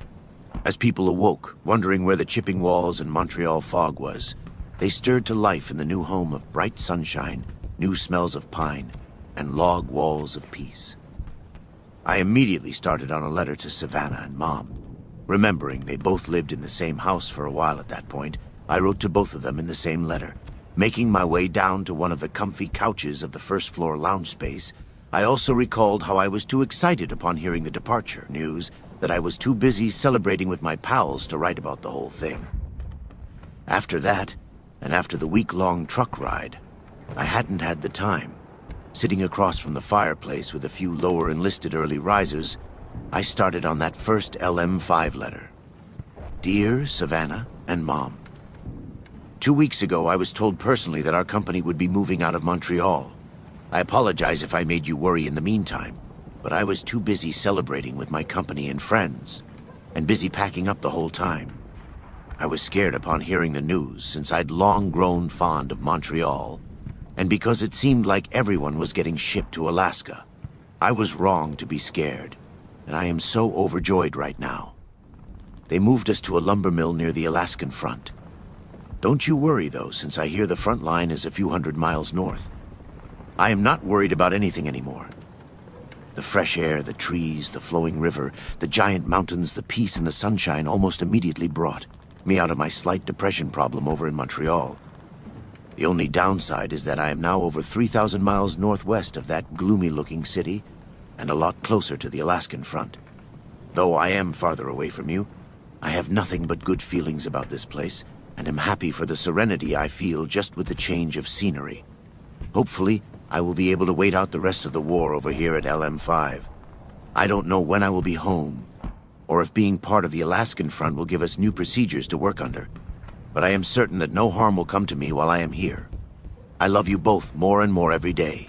Love, David Levin. The change in procedure I mentioned in the letter never quite happened, despite being part of the Alaskan front that I heard operated somewhat normally outside Sherman doctrine torture, was exempt from us. That was never really a question in our minds anyway, and upon learning that LM5 was inside Canada, that only extinguished the little ember of hope in our numb souls. Yep, despite being technically part of the famous Alaskan front, I said that Montreal never leaves for a reason. Because with the memories came the operating procedures. All that meant at an outpost like LM5 was, regardless of the beauty of our new station, we were still slaves to Sherman even though we were removed to the worst parts of it. That was okay though. Many troops were numb beyond caring, and hope of normal was always overrated. At least our new post was so wonderful. So, our guard stations got pretty boring pretty quickly, as I mentioned. There was still usually something to observe, but then it was back to chatting with the other guys and keeping watch for an enemy only seen around 200 miles north of us as the bird flies. Most of the talking at those guard posts were about Montreal and the contrast between the new view compared to the old one. I described the basic task of securing the mill and watching over the workers' village, but that was again almost unnecessary. There were certain prayer sessions where we prayed that those in charge of the Alaskan front never realize how LM5 was a pointless duty station. We were enjoying LM5 far too much, even the battle against boredom. The boredom was a different type from that during the height of Sherman days, and that actually led to interesting chats about comparing the pros and cons of the two types. Anyways, the dull recollections of Sherman days were constant during the daily execution of the primary job, watching the workers work. But that was occasionally interrupted by the need to act upon the LM5 outpost's secondary objective, help facilitate the logistics of Alaskan front maneuvers. That secondary objective sounds a lot more exciting than it actually was. Since LM5 was seated next to one of the last few remaining Alaskan front AF highways that weren't beyond repair, every few days had us refuel, hand over supplies, or help outfit a truck or two on its way to the front or a different outpost. Most of our regular incoming traffic was from Juneau to supply us, but helping out the occasional truck or even convoy was something interesting. I only say it was interesting because those were the only times we got to meet the troops of the famous Alaskan front. I don't really know how to describe the troops of the Alaskan front. A lot of them looked like us. Like, when we arrived, it was still the time of year where they wore the OD green combat armor, but there was the occasional platoon that passed in the pure white and gray uniforms I'd only seen in tales of Camp Bear Claw comic books.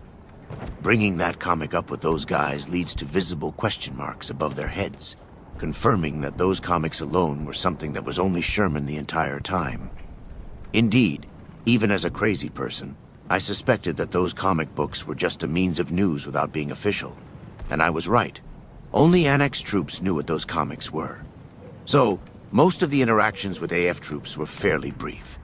The regular ones would always be the supply drivers from Juneau, but the trucks with troops from the front itself were usually brief since one of our teams filled up their trucks or handed out provisions before immediately leaving.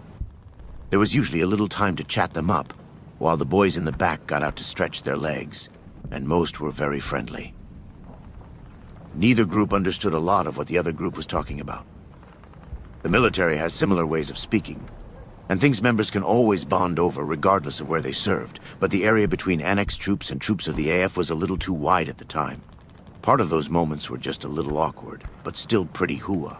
Although that changed slightly when we came across AF troops who didn't understand who the new inhabitants of LM5 were exactly, and refused to understand. Like, this only happened a couple of times, but I was there for one instance. Early on, maybe during the second or third week at LM5, I was with the courtyard crew when a lone truck from the front rolled up. The crew serviced them quick enough and got to chatting with the 6 combat engineers and slightly battered Snow Whites, and I joined the chat. The guys were all right at the start, although it was pretty clear they had some egos. One of the boys from our crew asked where the engineers' weapons were, and learned how the guys were moving their equipment to another outpost on a different end of the front. Weapons were stowed in some unmarked crate, an innocent question enough. It only started to escalate when one of the engineers started joking about how our group should hand over its weapons, since the frontline combat engineers needed them more than us, quote, rear echelon troops. The combat engineers were probably right in how they likely needed armament more than us at the moment, but the way they were saying it sort of bothered us. The situation escalated further when someone in my crew brought up the fact our unit was in Montreal. To these particular AF troops, Montreal was known as nothing more than a simple city that was taken over back in '67. That led to a gross misunderstanding of who we were to the engineers who imagined us walking through pretty streets and wagging fingers at the occasional trouble-making Canadian while they were in snowy trenches and gloriously battling hordes of communists. As I said, most interactions with AF troops were nice and fine, even if they had no idea what Montreal was like. However, those engineers ignited the psychosis that we were still numb to, but knew how to implement. It got to a point where I was angry. Despite my drugged mind, I do believe I was due for another dose at that time. So, speaking telepathically to the lower enlisteds of my courtyard crew, I gave my firing squad the fucking order. Faces covered in scars and only missing the masks, my boys went back in time to lift their rifles and end the argument with a burst. As crazy as that sounds for the new duty station, the few gunshots only kicked up dirt around the boots of those engineers. Of course, the courtyard between the mill buildings was free of workers at the time, but all of our company's guns whipped every direction from atop the roofs, and Lieutenant Royce stormed out of the saw building with a group of boys to investigate. When he saw us literally subduing the AF engineers like we would a group of Red Zone insurrectionists, his face said how he couldn't tell if he should stop what we were doing or join in. Royce's answer came when he saw a boot on the head of the sergeant in charge of those engineers. Upon locking eyes with Lieutenant Royce, the soldier shouted with his face in the dirt, "Lieutenant, what the fuck are these psychos doing? Help!" Still being bound like they were getting readied for human sacrifice, the engineers continued to shout how they were going to report this, and begging for Royce and crew to help them. Instead, Royce pulled up his rifle and aimed it next to the head of the sergeant, whose eyes bulged at the rack of the rifle. Knowing in his own unspoken Montreal way what and why we were doing this to those cocky engineers, the engineer let out an agonizing, "What's happening?" Royce said with eyes he miraculously made bloodshot only for the moment, "HQ's bringing in a VIP. You can bet your ass he'll be from me." Bang! We let them all go after Royce made the engineer sergeant piss his pants by putting a round in the dirt next to his head. We released out binds on the engineers, and they immediately piled into the truck and sped off with a full tank, extra provisions for their trip, and a Sherman lesson on manners. I swear that the echoes of "We'll report this" sounded in the distance for several hours after. Nope, nothing ever did come from that. In fact, I hinted that there were actually a few instances of similar situations. I like to imagine that reports like that went all the way up to command of the AF at Juneau. They hear, "LM5? They see who runs the garrison there and go, one of those Annex units? Whatever, we're busy in Tanana Forest right now. Have Annex Command deal with this." Annex Command in the nearest Canadian city skims the report and says, "Hey, Smith, some complaint was given against our guys for an incident about guns to the heads of captives." Captain Smith at Annex City Division HQ skims the report as well and goes, "Ha-ha! What? Some new guys can't handle a little of the old Sherman? Ha-ha!" Captain Smith then throws the complaint report in the trash. That's why I imagine there were no repercussions for the occasional incident like that. Either way, most interactions with AF troops were very nice, and that communication barrier between experiences would get weaker and weaker the longer we were technically on the Alaskan front. But even though we were part of the glorious front most of us originally enlisted to join, LM5 was still like rehab for us from Montreal. Although if the incident I described above says anything, I think it says that relapses were still very possible at the start. Chapter 29, Rehab Part 2. Aside from AF troops, friendly locals, and new boredom battles, how else did life change, David? As if the scenery of the beautiful Yukon and numbing antipsychotics wasn't enough? Still, though, there honestly wasn't that much change from what we were used to dealing with even in peacetime Montreal. Although some of the non-changes were coincidental. For instance, the only communications with friends and relatives were still just letters.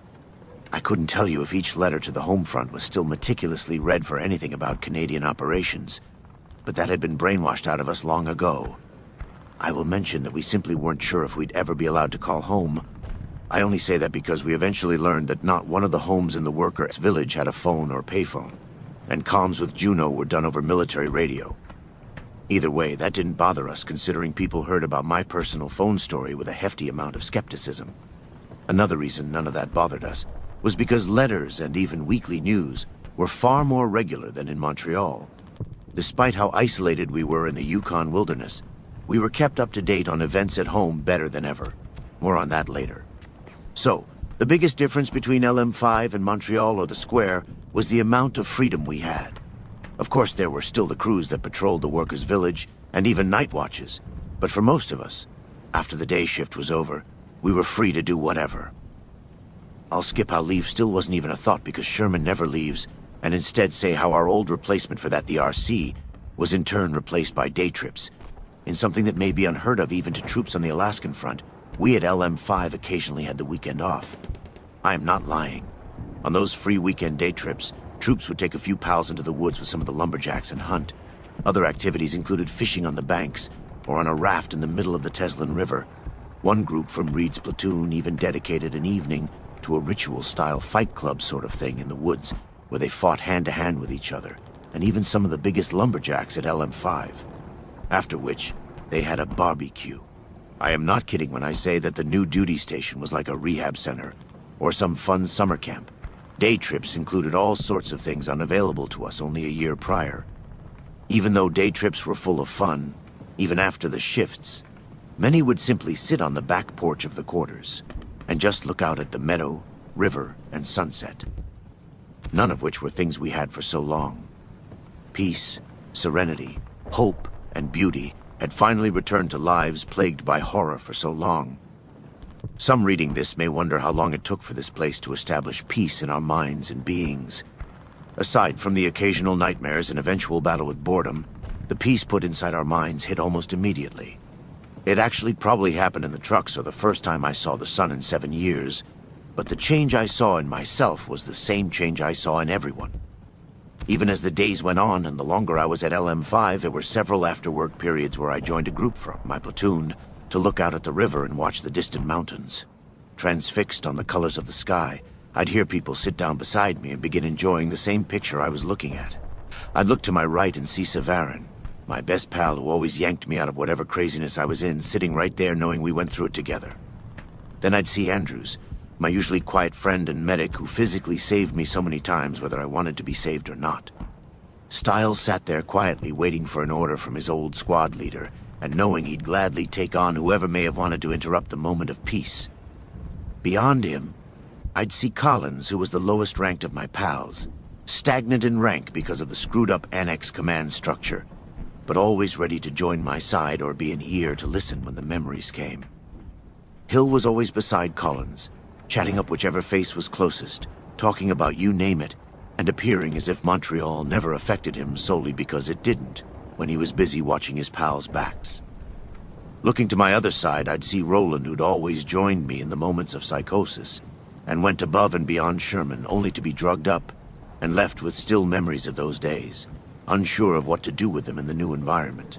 Beside him sat Reed, who shared that strange and almost unexplainable bond with me as well as a mutual need for the drugs necessary to cope. Still being heavily involved in fraternization, Lieutenant Royce and Captain Mosby would sit down, each numb to the same drugs and remembering the orders they had to ensure we carried out, only to be spared mentally and physically by the same landscape we were all looking at, but didn't deserve.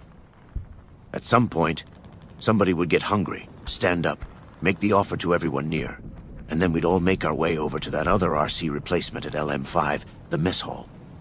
Nights off duty were usually quite amusing because we hung out in our comfy barracks or in the mess hall. The workers would join us for meals at times and we would have a blast. As I said, it took a little while for us to get used to the workers, but they did become some of our best pals, and some of them were actually very funny. The smell of the fireplace and wooden walls added to that homely feeling of both the barracks and mess hall. I say how the mess hall reminded me of the Montreal Rec Center only because of the community atmosphere. Where we used to enjoy chatting with soldiers from different fire bases, we now enjoyed chatting with the workers who'd been here the whole war. That was where we learned about the workers' stories and grew to bond with them the best. That big log mess hall eventually became home to regular fun and amusement. There were countless nights of eating contests, drinking contests, arm wrestling, card games, and singing. I surprisingly enjoyed the singing. The lumberjacks knew a bunch of folk songs and welcomed the drunk soldiers who loved to join in even though they didn't know the words. Mr. Tuck, my favorite Canadian I mentioned, even played an acoustic guitar for the chorus of Lumberjacks. Sometimes he would even sing the songs that his grandfather made when he was a young man.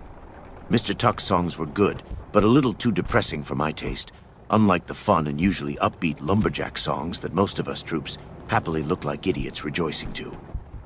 I can't stress enough how little it felt like we were still in the Army. Regardless of the usual evening fun and day trips, I'll say again how most of the LM5 security job was beyond boring. After a couple of eventless weeks after our adjustment, I even saw Captain Mosby gently knocking his head against the wall out of boredom, and others smacking their own heads to stay awake on watch.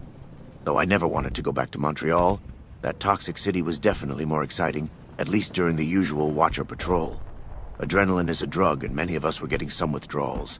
Montreal was horrible, but knowing you could get shot any moment, or go maskless to breathe in some intoxicating, poisonous fumes, weirdly has a good side.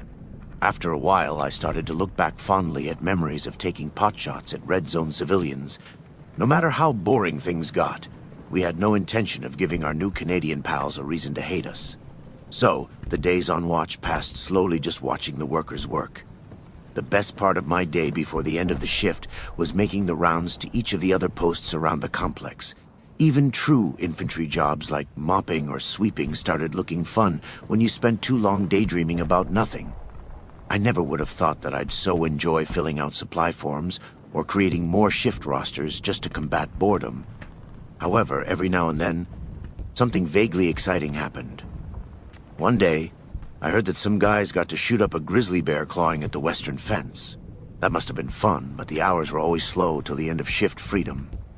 2 months later, age 24 to 2074. It had reached November 2074, and I liked LM5 in so many ways. The chow hall food, atmosphere, and people were far better than anything I experienced in years. Even the changing weather and regular snow was something miraculous on its own. The only downside was that unending boredom on shift I explained earlier. On the upside, we came up with new and more innocent ways of fighting boredom than ways we had in that city. For instance, some of those ways came in the form of the regular news that I hinted at earlier. Personal letters weren't the only mail we were able to receive regularly. Technically, being part of a front that the US Gov actually cared about, we got a steady stream of updated news on everything happening in the US and the other fronts. I never really realized how much I missed being informed in Montreal, since most of the peacetime communications measures were still largely restricted or censored. So, with the unending boredom and regular news, attempts were made at amusement. War was still all over the place, but since LM5 didn't really make us feel like we were part of a war, many of us skipped the articles about battles and went straight to celebrity news. What started as magazines that we'd make fun of soldiers for reading eventually turned into a religious practice and way of life for us annexed troops at LM5. Some of the guys had even gotten to the point where they placed bets on how long they thought celebrity relationships would last. Isn't that sad? It wasn't long until I gave in and put my money on Dean Domino and Vera Keyes' relationship lasting until 2077. I was told I had to be more specific with my wager when trying to infiltrate the upper echelon of lower enlisted bullshit junkies, so I threw out a random month of October 2077. Since we were no longer trying to survive every day or busy going crazy, there was something comforting about being concerned with petty bullshit. I again was reluctant at the start, but I quickly began getting heavily involved in the Hollywood news and started taking other bets based on my casual wager turned dead serious. Once my bet was in place, it too wasn't long before I was seriously trying to convince others in the circle that I was right about my selection for celebrity nonsense. I, Sergeant First Class David Levin, the man who was patient zero for experimental antipsychotics at the Square and a former hallucinating psycho murderer, once got into a 2-hour-long argument with a specialist about Vera Keyes' other relationship to that billionaire, Frederick Sinclair. My friends and other soldiers mockingly watched the argument, but soon started throwing in their bits of agreement or disagreement as to who was right. Others began to see as well how there was something captivating about watching people passionately debate one another, even if it was about things that didn't matter. So that retarded E3 tried convincing me that Vera Keyes was actually in love with Frederick Sinclair. Anyone who's even glanced at a Hollywood weekly knows that she wouldn't keep Dean Domino around if she was in love with that prick billionaire. Just friends my ass. She's known Dean for years, and Dean's probably got her digging in Sinclair's pockets just waiting to collect. I don't care what you hear. That thing between Vera and Sinclair is fake. She's just a puppet for her main man, Dean Domino. Some other dipshit E2 said, "But Sarnt Levin, have you seen the picture of Vera and Sinclair during her award last year? Look on his face says it all. Me and my gang on Team Dean shot back. That don't mean shit. What does her face show? I'll tell you, pure pity. Sinclair could fall head over heels, and that still don't explain why Dean's right next to her every second she ain't with Mr. Moneybags. Have you even studied Sinclair's investments? He's headed towards financial ruin in a matter of months, and you can bet that whatever you think they have will be gone when his money runs out. And he'll be right there when Sinclair's money is gone. Oh yeah? My man Dean fucking Domino. And don't even get me started on Sinclair's casino project. I was looking at behind-the-scenes shit, while everyone was busy looking at the focus of those paparazzi pics, believing what was in front of them. I see who's in the background. Sinclair and Vera Ha. Dean's too cool to be a third wheel without a good reason. Plus, Vera would have been a star on the Square's porn projector if it wasn't for Dean, who was right by her side during her entire rise the past few years. The past few years I was focused on going crazy. Being so thorough in my research on celebrity shit really made me realize how much I missed out on in Montreal the past few years. What I would have given to have been there for the premiere of Vera's role in Love Set Sail. I'm pretty sure I was watching a firing squad of some boys who couldn't handle the Sherman style that day, completely unaware that Dean had just cemented his legendary status by turning a beautiful nobody into a full-fledged sensation of the silver screen.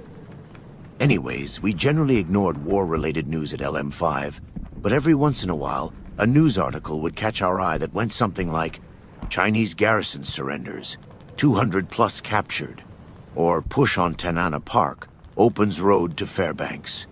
The news from the Yukon Territory was at least semi-important because of how close we were. Overall, nothing big happened here, and I liked it that way. In a sense, the days were speckled with bits of something, but still lots of nothing. The occasional event like that bear at the fence, a convoy of AF troops, or even a random hunting trip, was the relief we needed. Given the superfluous amount of nothing, there were times even only after a couple months that I almost forgot how to operate my weapon. Like in late October, I once took the shot at a deer on one of those day trips, but forgot I had my rifle set to burst. So, when I pulled the trigger, 3 bullets went straight through its body, only sorta where I aimed. It fell over dead, and despite the hollow point rounds scattering and decimating its insides, we ate well in the chow hall.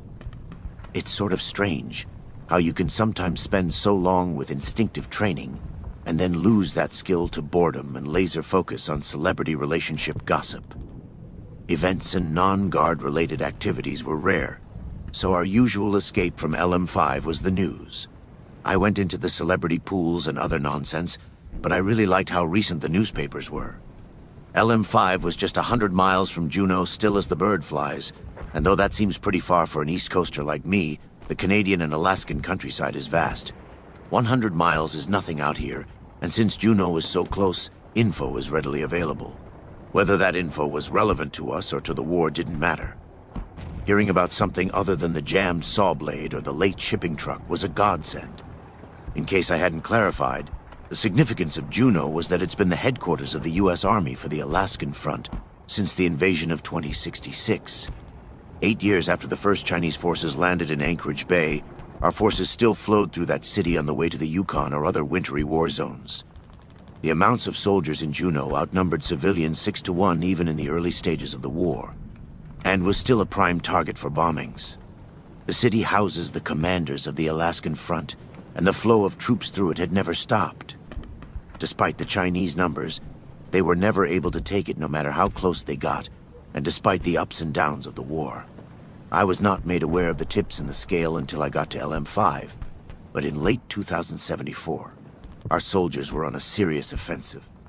Throughout the Yukon and along the pipeline, our guys were pushing on through the wilderness. Campaign that, too, was a big tug of war.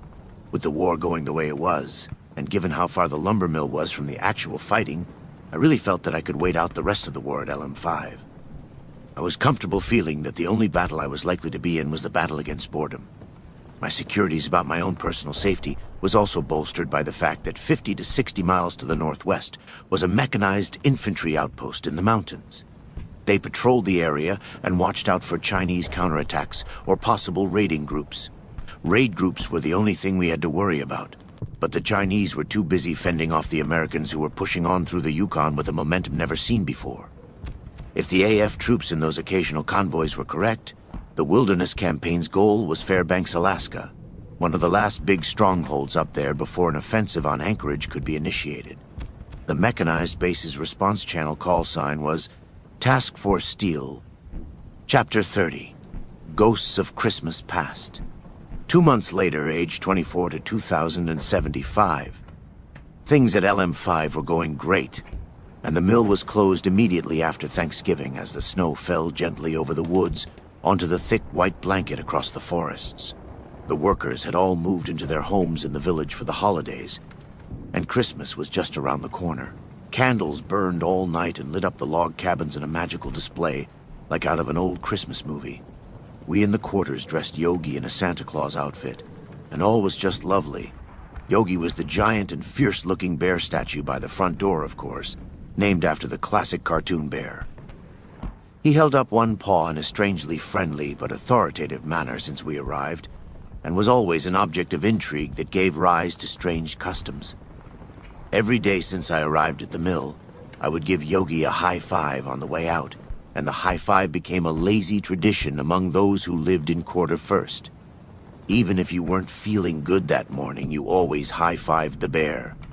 If you didn't, AF Command at Juneau would realize how pointless a unit being at LM5 is, and we'd go straight to the front. High-fiving the bear became a physically enforced practice.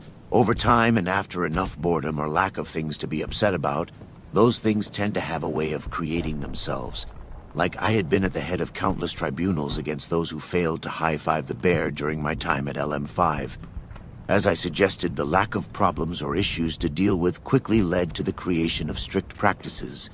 The ones who failed to high-five Yogi sat before me in my powerful position atop the level 2 stairs, and the guilty would kneel before me at the fireplace below.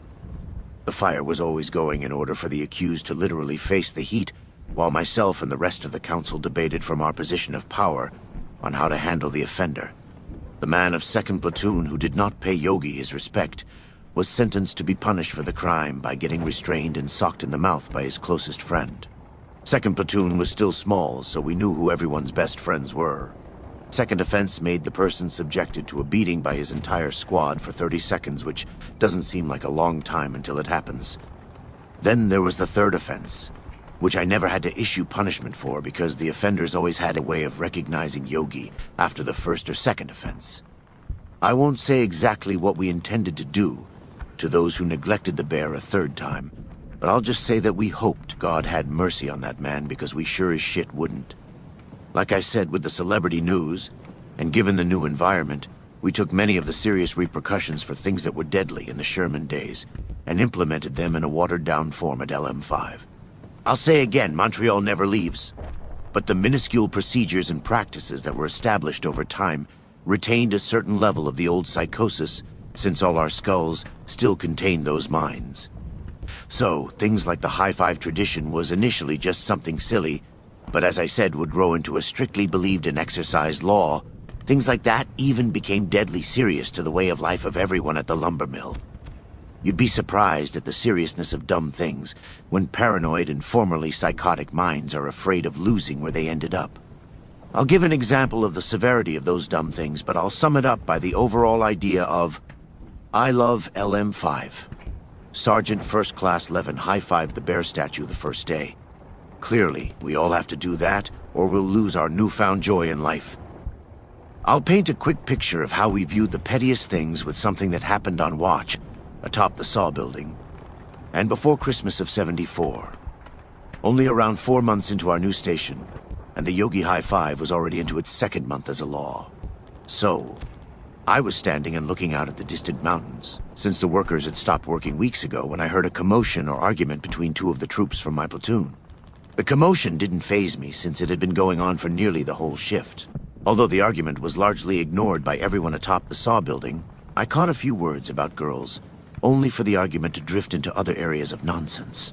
The whole thing only escalated when one of the guys suggested how Gilda Brasco would leave Stanley Van Rob for his co-star Keith McKinney. A nearly preposterous suggestion escalated into a shoving match when one brought up the secret ledger of Van Rob's recent expenses regarding his business trip to Acapulco. Still not caring, and more focused on the dot I was trying to make out as Task Force Steel, all stopped when it had reached the personal level. No more vicious defense of people they'll never meet. It had gotten to the point of one shouting, "Well, at least I didn't forget to high-five Yogi yesterday morning." Though I had tuned out most of the pointless banter, I certainly heard that. The exclamation startling me and the rest of the roof sentry crew. The others who'd been minding their own immediately seized the accused, as well as the accuser.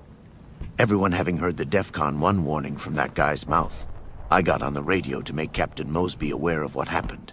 I told him how PFC so-and-so forgot to high-five Yogi, and how Specialist Smith hid it from me for a full day. It was good that it was discovered so soon because Mosby averted our redeployment to the front line by fabricating a patrol encounter with a Chinese raid group.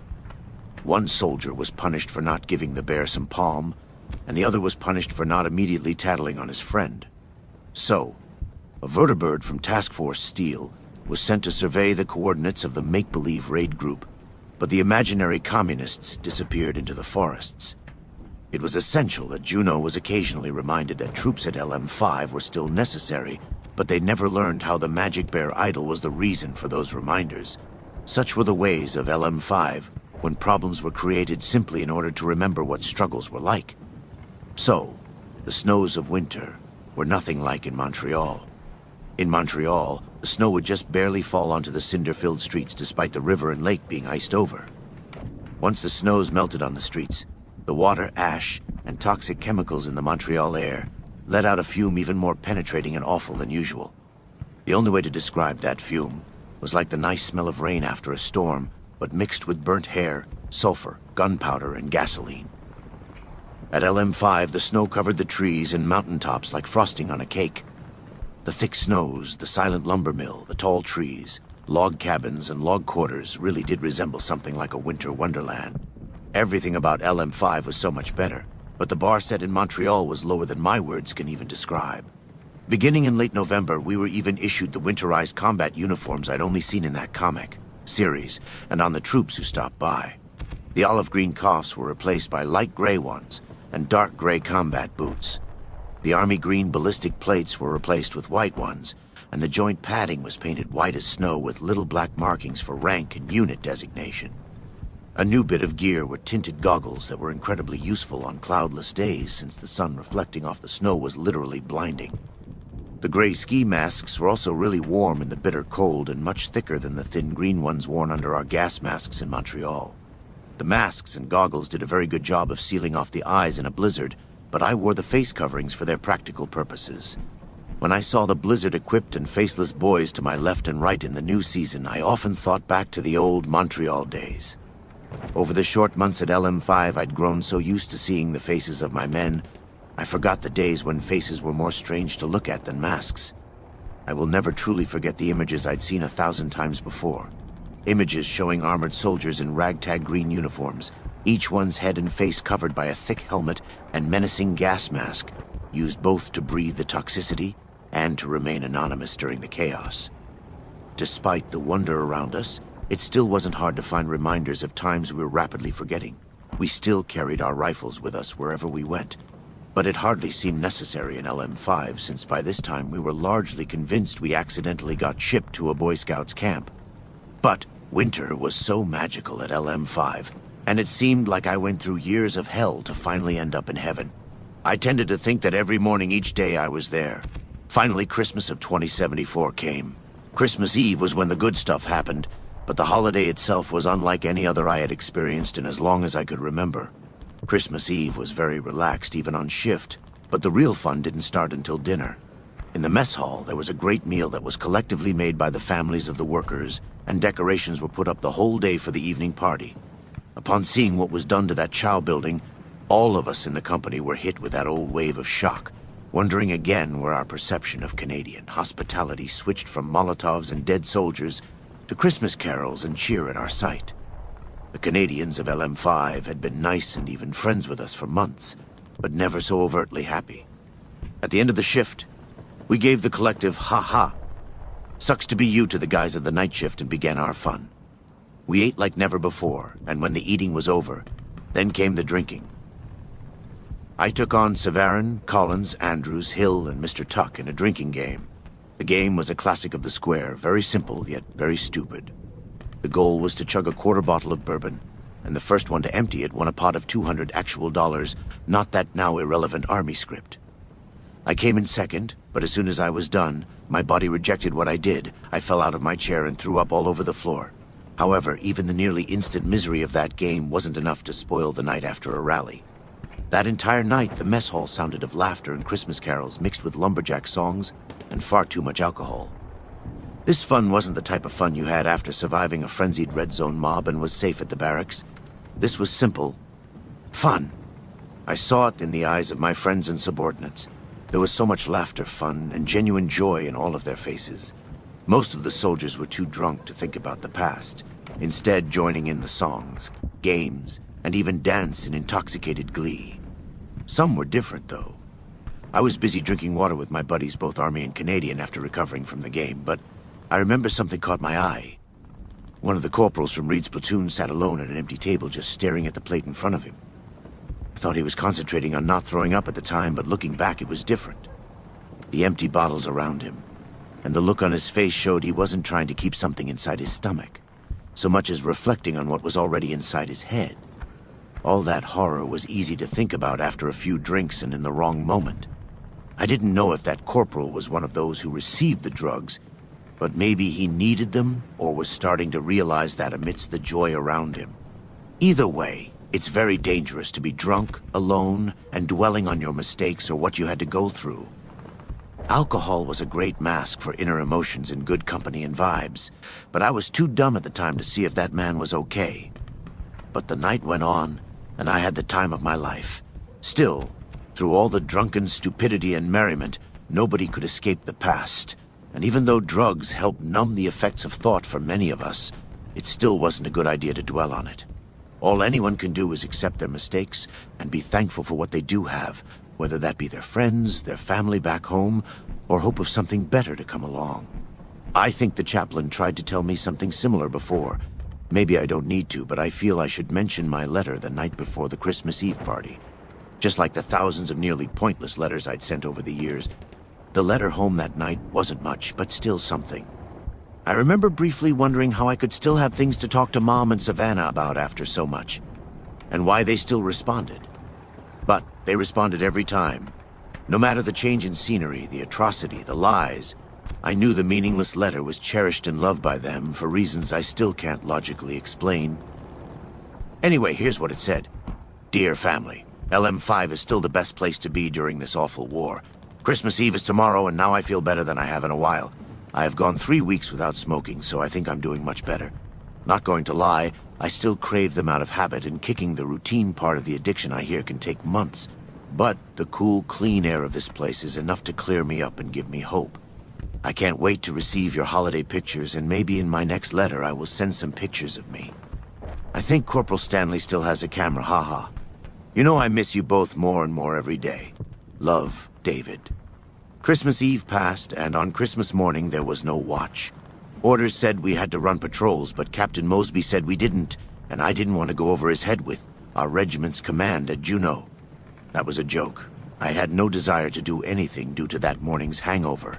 There were no presents and no childish glee, just the groans of soldiers experiencing horrific hangovers at the sound of our quarters' piercing alarm clock.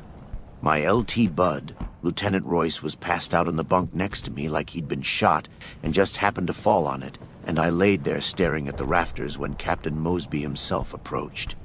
He wore half his gear. His captain insignia sat crooked on his sleeves when he saw his unconscious immediate subordinate, and went down the chain of command upon seeing my eyes open. He rubbed his head while giving me a mandatory lecture about platoon readiness that he couldn't word correctly from the lingering alcohol in his system. It's hard to really take in a lecture when your superior looks like he's about to hurl at any second. I couldn't even tell if he was kidding or not. I still did my accountability after that as accurately as possible, Basically, I just glanced around the room and assumed everyone was alive, then fell back onto my bunk hoping for a painless and swift death. Things quickly fell back into the norm. The mill workers were still taking the next couple months off, but we had to guard the place and they had to prepare weeks in advance for the next season. The boredom returned, but was slightly alleviated by new training sessions that were implemented after Christmas, and the snow livened the atmosphere a little more. Those training sessions were regarding winter warfare drills throughout the week. Originally paranoid that Juno was getting ready to ship us to the front, everyone was sure to high-five the bear. Although it turned out those warfare drills were done by every unit part of the Alaskan front, so the paranoia gradually faded. Those drills ended up being lots of fun, and I really enjoyed having to lead exercises in the woods and conduct combat readiness in this environment. It was strange conducting field drills based on a theater of warfare we had zero experience in. Tell any of us to clear a ruined skyscraper, throw ourselves at frenzied insurgent guns, subdue a neighborhood, or use gas bombs to kill suspected citizens, and we could ace that test. Going off the field manuals for open winter warfare in flat, mountainous, or wooded environments just felt strange. But given the fact that LM5 was LM5, there were plenty of winter warfare exercises that turned into big snowball fights. So, in the new year, I was feeling better than ever. I wasn't lying when I said I stopped smoking either. My friends no longer felt like I was a psychopath, and I was coming to terms with my life of fun and relaxation near the front of a bloody war. I considered stopping my use of the antipsychotics, but I still thought about some of the worst times in Montreal regularly. Those drugs gave me the benefit of dulling the painful emotions and memories for almost 3 years. But I just felt bad for those who couldn't lean on drugs. I wouldn't be surprised if the forces stationed in Canada were given spiked rations to turn them into sociopathic murderers. But I was okay. Whether it was the drugs or the escape from Montreal, we were all doing better as a whole. We would continue to do better for far longer than we ever imagined. This was so much the case that I am actually going to skip a lot in the next chapter. Apologies for the spoiler, but you'll soon see what exactly happened, and why the period of nothing was indeed relevant to how we ended up. That was until Chapter 31, Grateful Benchwarming. 1 year later, age 25 to 2076. You may think little of me for skipping an entire year, but there honestly was not much to say about the year of 2075. I will mention a few of the notable events, if you can call them that, but much of what happened can be covered by my detailing of those first few months at LM5. Just like the US government in general forgot about those of us in annexed cities, the command of the Alaskan front forgot about us at LM5. Though the world and war continued on outside, we were exempt from those things, which was completely fine by us. Some of those events mostly included new and dull ways of coping with that ongoing battle against boredom. We still kept up with celebrity news and other nonsense, but the big new thing in 2075 was getting into alternative information. Again, there was literally nothing else to do on the day shifts, so I believe the coping means were inevitable. Like, a few months into 2075, one of the radio techs atop the processing or saw building crew was flipping through the stations on his long-range radio pack when he found a man ranting about craziness.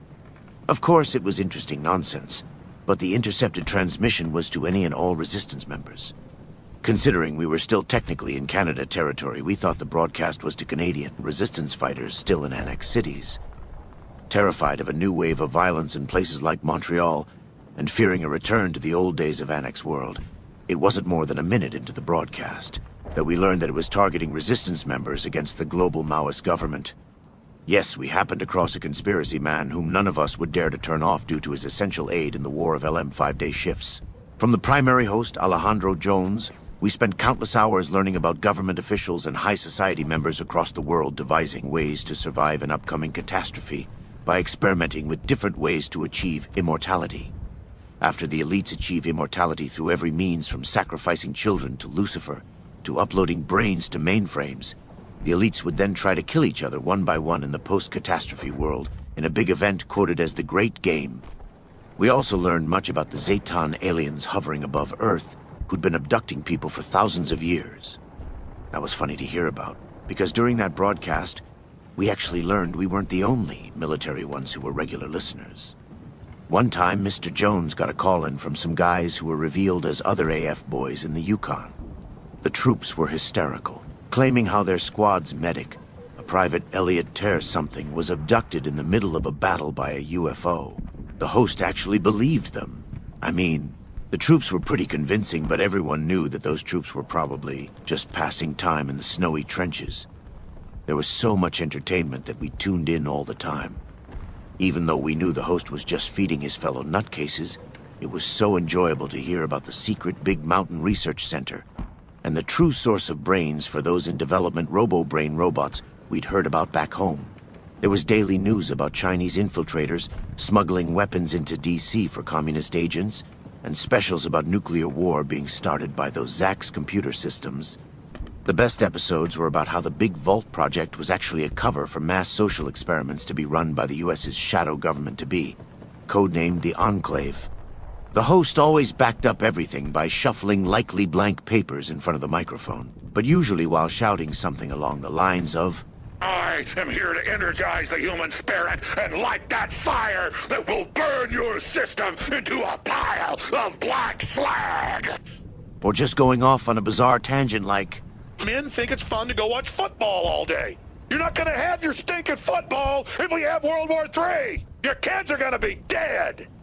As much as we knew the host was full of shit, or suffering from some severely overactive imagination, there was one special about the Sherman Doctrine that was pretty believable. For starters, we wondered how on earth he even knew what the Sherman Doctrine was, especially since not even troops on the Alaskan front heard about that before we'd mention it. But the ranting host explained how the comms cut off in annexed cities and outlines in the procedure were intentionally done by the new US government, or his mythical enclave, to breed psycho soldiers and later engineer drugs to create super soldiers. Pondering the overall purpose of Sherman was something we did even as psychos, so the explanation from the host seemed as good as any other, at least until he tied that into the order of Maoist Xi's propensity towards drinking the blood of children. So, the only reason that Sherman bit was somewhat believable was because of the antipsychotics we were taking. Those certainly didn't make us feel like super soldiers. But the strangest thing happened at the end of the year when I was helping service a convoy en route to the front. Some of the AF soldiers were stretching their legs and talking to each other, or thinking out loud about how or when to use the new psycho syringe that was recently added to their first aid kits. Asking to see one of the syringes, I read the incredibly tiny label and saw almost the same compound I'd been taking for years in pill form. Nothing ever really came from that, but we'd been longtime listeners of Alejandro Jones. So we felt high above the common sheep or AF troops who weren't even aware of the intel conflicts. Got a little sidetracked, but as I was saying, the entire year of 2075 was almost entirely eventless. As much as we focused on celebrities, conspiracies, and other such nonsense away from the front, that news of what was actually happening outside the LM5 bubble did trickle in. I again wasn't too concerned with that, but I'll give the rundown of what transpired in the world immediately outside LM5. By March of 2076, the Army launched a series of operations in northern Alaska to battle the Chinese focus at Fairbanks. The Yukon, or Wilderness Campaign that had been going on since we got to LM5, was nearing the end, with the front moving a few hundred miles further from us over the year of 75. Nothing except the seasons had changed at the mill. The sun shined down as it slowly melted the snows of the past winters, which was the same as that first one. In a few more weeks, the mill would open for business again, and we were slowly approaching our 2-year mark at LM5. The weeks slowly drifted by, and the workers returned to their usual jobs with the end of the holiday season. The war against boredom was still a continuous one, sometimes more brutal than those days in Montreal, the memories of which were getting fuzzier by the days. Around that time in early 76, the big new coping mechanism was whittling. I kept myself occupied on watch by learning to whittle, also while listening to the always interesting idiotic intel conflicts. So, Mr. Tuck was the one who taught me and Saverin what to do with a block of wood and a knife, and that was great at keeping our brains inside of our heads. Mr. Tuck made impressive little musicians and instruments out of a discarded chunk from the saw building in his free time. He really liked music and was clearly very artistic, so he would carve an average block of wood into a man playing the saxophone or some shit in about a week's time. Over the next few weeks and even months, I shaped wood for countless hours on my downtime or on shift. It was around that time that I wished we had a TV like in Montreal, but everyone still remembered the square and had memorized the words to that looping series of porn movies. Some soldiers who'd been at the square as long as me and my crew often quoted those movies in humorous ways, and even considered hosting dramatic readings of the scripts. I turned that down at the thought of one of these guys reading the woman's lines and focused more on the celebrity news and my new hobby. Piece after piece I would discard after screwing up and had to start over in a cycle even more pointless than you reading about it.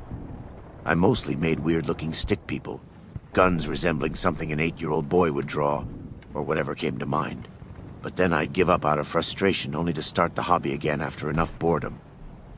One day I was working on my latest carving and screwed up the body of the actress I was trying to sculpt. I threw it aside, and when I looked at it again, I saw something else. The block looked sort of like a bear, or a fat, deformed humanoid on all fours, not the sexy actress I was trying to create from Montreal memory. I picked it up off the ground, and over the days I carved out a bearish head and ears. I made his paws a little more rounded and distinguished out his limbs. By week 2, and after countless distractions, it actually looked at least somewhat like a bear. I smoothed it out with sandpaper, then made quick dashes with my knife to show fur. I got better and better the more I did. Weeks after the bear, I tried working on people again, but I screwed up one too many times. Then the idea occurred to me, I should make faces, again, after countless trials and errors, and time better spent guarding the mill. I made a semi-good-looking head and face. The nose was a little big, and I made the smile too wide. Mr. Tuck passed by me while I was working on it. When he saw the chunk of wood, he said it looked like Louis Armstrong, grinning. So I gave it curly dashes of hair, and soon enough, the model of Louis Armstrong's head and face was done, despite looking somewhat creepy. So, those were the things I was still more focused on than the world outside. But little by little, the further the war progressed away from us, the closer it was getting. The background news was getting more and more about the campaign up north by the time summer of '76 arrived. The last stage of the Wilderness Campaign was underway with the battle at Fairbanks beginning on the first day of summer. The battle was bloody, and would actually be a series of battles that last almost the whole season. Fairbanks being probably the bloodiest and longest battle since the '67 defense of Juneau. China's HQ in the Yukon was preparing to fall, while me and my fellows were having fun boating and fishing weekends. Once Fairbanks fell, the last holdout was the main force in Anchorage. The Chinese were about to lose almost all of their hold on Alaska, and then all American assets could relocate to General Chase's division, which was simultaneously beginning a slow advance on Anchorage. The northern Yukon and Alaskan wilderness were littered with Chinese bases, many of which had airfields for bombers and fighters that annihilated any previous advance on Anchorage from Juneau. The purpose of the Yukon or Wilderness Campaign that had been ongoing for years was to tame those threats. Who even knew how many lives had been sacrificed to reach the edge of Fairbanks? But during the whole thing, we were either going crazy in Montreal or having the time of our lives at the beautiful but largely boring LM5. The Chinese fought for every inch of Alaskan territory to keep that oil pipeline under their control. However, the combat on the ground was extremely brutal from the accounts I read and AF soldiers we met who'd been there during previous marches on Anchorage. Command at Juneau knew that the Chinese would sacrifice the pipeline if they had to, so eliminating those Yukon air bases was essential against any kind of desperate air raid. It was only June, but the intensity of combat was growing more and more as the Chinese were staring at potential defeat. Months later, age 26 to 2076, August 4th, 2076, we had reached our 2-year mark at LM5, and the U.S. succeeded in decimating the Chinese at Fairbanks a week before. The casualty rate steadily increased as the days went on, but the graph showed that when the final assault began, the rate spiked. The overall casualty number reached 8,000 dead or injured, and jumped from 30,500 to 8,000 in a period of 3 days. The Americans captured nearly 5,000 Chinese army regulars, and killed nearly double that. What happened to the prisoners is unknown, and despite our victory, something bad happened. When the army launched the final assault of the battle, a lot of Chinese troops fled in different directions, leaving whole platoons and even companies of them unaccounted for. With the hundreds of battle-hardened communist troops familiar with the Yukon disappearing into the wind, there were no front lines anymore. Those rigid lines were no longer there with the fall of Fairbanks, but those troops who scattered weren't under orders anymore. What also didn't help was the Army's nearly immediate plans for Anchorage. A week after the battle for Fairbanks on August 4th, The final push on Anchorage had begun, before the Chinese or even troops who fought at Fairbanks could even catch their breaths. Chase's slow march was given the order of double time. The U.S. Army's main force was just over 100 miles outside of the Anchorage city limits, but encountered the kind of resistance that demanded the Fairbanks troops immediately. The fighting became much more dramatic, but the Army pushed on with unstoppable motivation from the recent victories. So focused on the Anchorage prize and new line of advance, everyone forgot about the little details after previous victories, myself included. I couldn't help but be excited for my country during that time, even going so far as putting down my newspaper covering Sinclair Sierra Madre Casino that was already hemorrhaging money despite only beginning construction a few months prior. Excited for the progress of my team in the not-too-distant world outside. In the back of my mind, I knew that my brothers in arms were facing nearly 350,000 Chinese army troops, ready to fight to the death for their stupid emperor, premier, chairman, or whatever the fuck they have. Again, despite it all, nothing changed for us. I almost started missing misery. Everything went so fine and lovely. Despite the not LM5 world, the official news had taken the same position of those comic books and even the conspiracy garbage. The news was interesting, and something to cheer for, but might as well have been fiction considering how little we were affected by it. I had all but forgotten that LM5 was still part of the world. After 2 years of our unit being almost completely forgotten by the command of a front we were sort of part of, it turns out I was wrong when I called Montreal Purgatory many chapters ago. I wasn't wrong when I said that the old us really did die when we left Montreal, though we didn't die physically on the way to LM5. I learned that the part of us that did die was only awaiting judgment at LM5. It also turned out we did deserve LM5, because almost everyone would experience what was long overdue. Chapter 32, Merciful Damnation. 1 month later, September 2076. Behind the mask of happiness or ease LM5 gave me, I belonged elsewhere. God, the universe, karma, or whatever placed a cruel twist of fate on me. Perhaps it was good in the long run, but it left me begging for mercy, praying to gods I wasn't sure existed, and absolutely terrified about my future. I accepted death in Montreal a long time ago, and LM5 brought back some of my innocence in a dull, if not unique way. At the time, I didn't know if death would have been a good thing, or if the peace brought upon me was truly worth it given what happened in the very end. I know the peace was worth it in hindsight, but I'd long been awaiting my future even though I didn't know it at the time. I hope that makes sense. I promise I'm still sane. I just don't know how to explain what happened or how it related to where I ended up. So, home was the place I longed for bitterly until my merciful judgment. Even when I was lost in the day-to-day of monotony and boredom, or even beauty around LM5, my heart still remembered home. Although the years in Montreal threw out any notion of actually getting home, and that mindset stuck with me every day I was at LM5. I'd long accepted how I would never get back there, and despite everything that would happen to me, I knew that even if I somehow made it, I'd never truly be there again. I said it before, and I'll say it again. Montreal never leaves. Just like the image of Savannah forever in my mind, I knew I'd be forever haunted. With Savannah being my haunting image of beauty and innocence, the years in Montreal would forever haunt me as the embodiment of cruelty and horror. Regardless of the drugs I was still taking, the two images were still the makeup of my mind. So, what about my physical body? My injuries in Montreal wouldn't help me earlier. Since I accepted where my mind would forever be, my heart still wanted to get home. I'd spent many nights, especially at LM5, seriously, but numbly wondering how I'd be released from the trap of world conflict I signed up for years ago. Even though I shrugged those thoughts off, knowing their implausibility, I wondered exactly what would happen to me in the weeks, months, years, or however long it would take for the present to catch up to the future.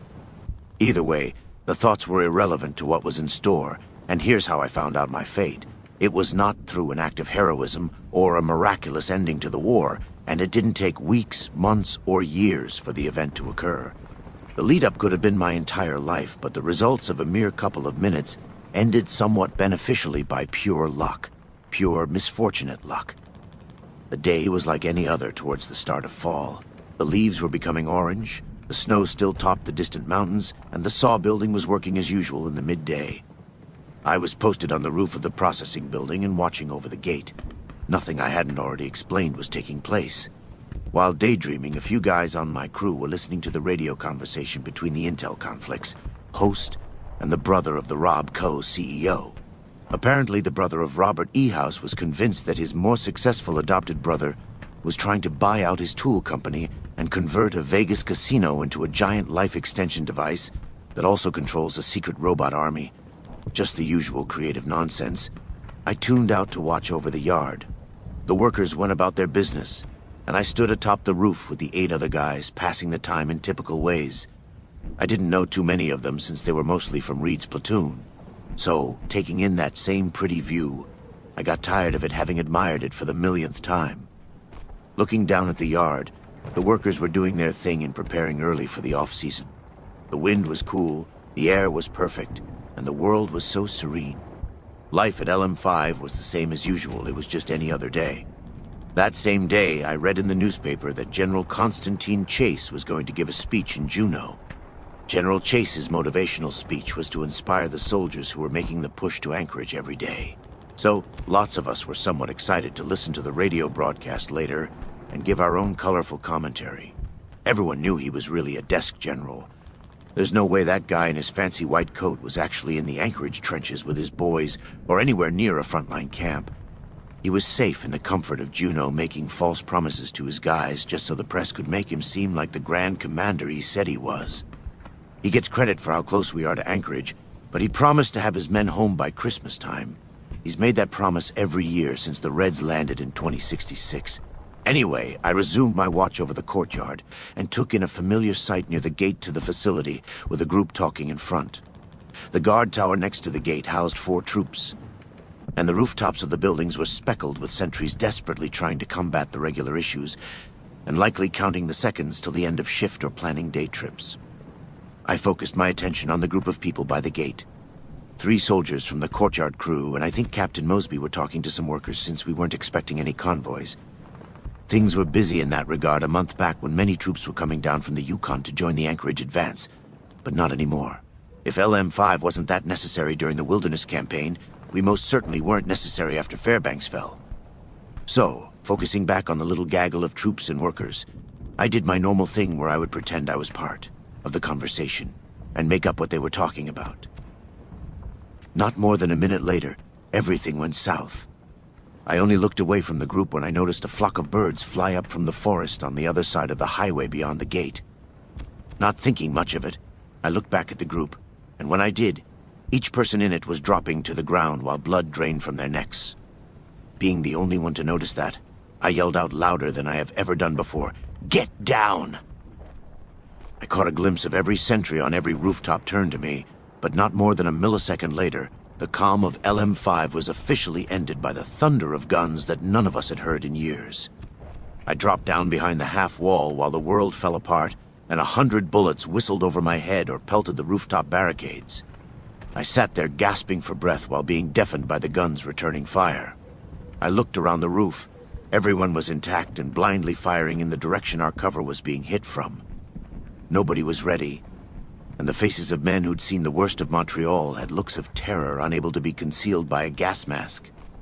It was strange for the moment, but I remember wondering if that expression was on all their faces during our time on those atrocious streets. Perhaps they were all terrified, myself included, when the guns were cracking and nobody could tell since nobody had a face in that city. The whole crew looked to me for answers I couldn't give, asking how could this be happening here? Returning to reality, I scooted along the half wall, and when I reached an AC unit, I stood up to steal a look from behind it. The entire courtyard was being shot up. The men inside the buildings burst out the windows and began firing into the forest. The workers fled in different directions, and an endless spree of flashes came out across the entire tree line. Our guys were dropping left and right, scrambling to get behind cover, with many of them failing. I put off a few rounds and got back behind the AC unit. I breathed heavily. I hadn't been in a firefight in almost 3 years. The feeling of being under fire I used to love was completely terrifying, but with the numbing drugs, the feeling was more confusing. The gap in logic from eternal serenity to instant hell on Earth asked that same question the sentries. Faces did. How could this be happening here? When I peered out again, the enemy was charging from the tree line while the endless spree of flashes never ceased. There were so fucking many. Us on the rooftop shot back and dropped maybe a few when a missile flew out of the trees and blew up the survivors in the guard tower. I held my helmet to my head and strapped it in place, feeling the building rumble as a series of missiles pelted it. I leaned over the side and shot a man trying to join a stack of hostiles along the entrance to the saw building. Then, I was hit. I was hit really hard. A bullet pierced my pelvis that was exposed just above the half wall, and I fell over onto the floor next to the AC unit. It hurt so bad, it was unlike any other pain I received in Montreal. I really wished those drugs numbed physical pain because I would have preferred mental torture over the feeling of a bullet-shattered pelvis any day. The guys next to me on the roof continued to blindly fire at the enemy, who was beginning to overwhelm each building one by one. Unable to think or even react to the pain in a way other than shouting and spastically moving my arms, one of the guys thankfully noticed me flailing in pain. Noticing me between a mag dump and reload, the man crawled over to me. He pulled a syringe out of his medpack within a second and drove the needle right into the bullet hole. I shouted in agony. He got really close to me and yelled over the gunfire, "It's that psycho shit!" Why he decided to give me that instead of the Med-X we all had, I don't know. This hardly seemed like the time to experiment with drugs when we all knew Med-X was the best thing for numbing a bullet wound. Although, given the shattered pelvis and sight of injection, I wasn't considering those things at the moment. All I can say is what happened. My pain almost totally disappeared within a few seconds as I felt the militarized antithesis to our brain-numbing drug flow through my veins. What a unique experience that was. The feeling of being mentally numb while transitioning to the psychotic, bloodthirsty murder I used to be was completely bizarre. It was like the years in Montreal to achieve psychosis were happening by the second as bullets crashed into the cover we were behind. Couple that feeling with the immovable legs from my physical injury and the slow blood loss, and I felt like a chained-up behemoth that wanted to kill everything but simply couldn't. I almost wanted to cry, not knowing how to feel about anything but getting more and more thirsty for blood. All while this transition was happening to me, we held onto the roof for a few more minutes, but then we heard 3 loud booms. The explosions didn't sound like missiles, but more like door charges. Attention shifting with each crack of a bullet, one guy next to me got on the radio and screamed into it, "Task Force Steel, this is Lima Mike Fife. Reporting heavy losses, need assistance? Over." I couldn't hear the reply over the howl of gunfire and growing mental turmoil. This unknown enemy still had us pinned down on the roof, while doing who knew what to the rest of the company across the mill. Shortly after the door charge explosions, 3 more missiles rocked the building while a firefight ensued below us. We could hear the automatic guns popping off below our feet, and then I strangely started thinking, where are my friends? We were all assigned different posts, so my worry about them increased more and more while the shots were popping off below us, and the drug worked through my system. The psycho drug was still steadily taking me over as I got angrier and angrier while the pain of my shattered pelvis continually disappeared.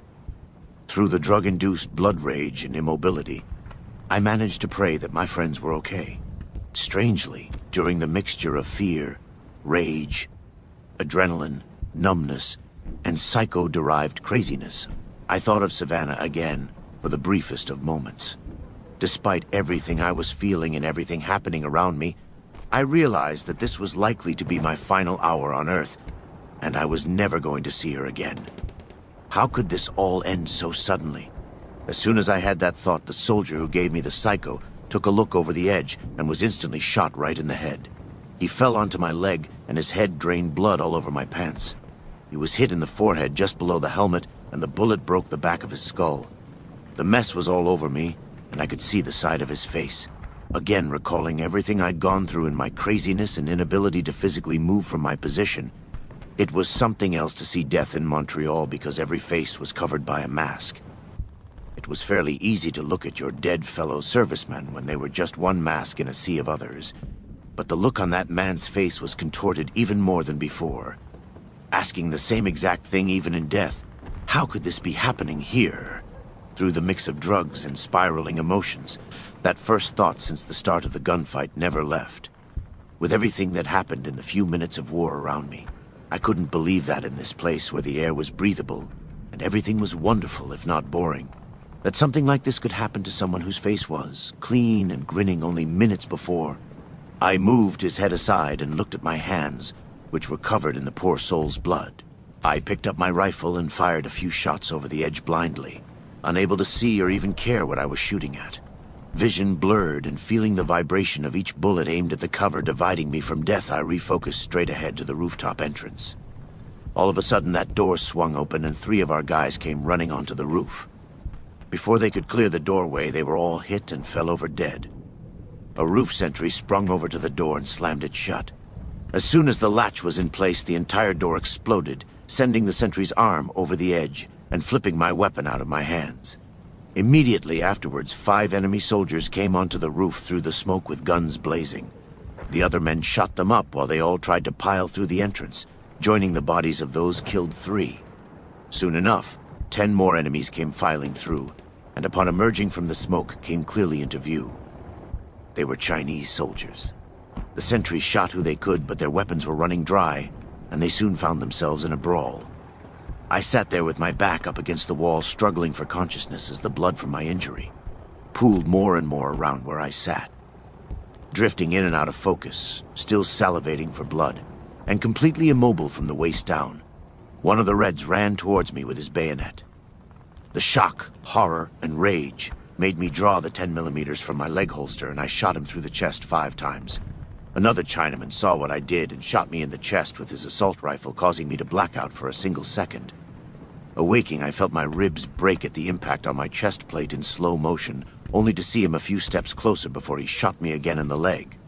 I sat there, drifting in and out, unable to feel anything in my leg or chest, but knowing I was dead in almost every identifiable way. Slowly raising my head from all the mortal injuries I had but was unable to feel, I examined my Grim Reaper with murder in my eyes. All those years of psychosis, murder, and horror had finally caught up to me, and I had finally returned to the embodiment of hatred I thought I recovered from. I thought of my beautiful Savannah one more time, standing beside the executioner I deserved to face but still fucking hated, examining him. He wore a tattered green jumpsuit with a leather ammunition harness bedecked in pouches with a dirt-smeared communist flag above his left breast. Even with the life still pooling around me, I felt that psychotic grin I used to feel in Montreal slowly creep its way across my face as I looked down the barrel of his busted-up assault rifle. Examining the tip of the rusty bayonet inches from my face, I had been long awaiting that very moment.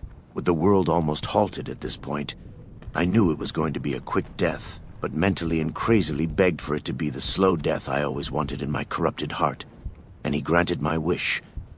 In 1 second, the Reaper put 1 slash across my chest just above my plate.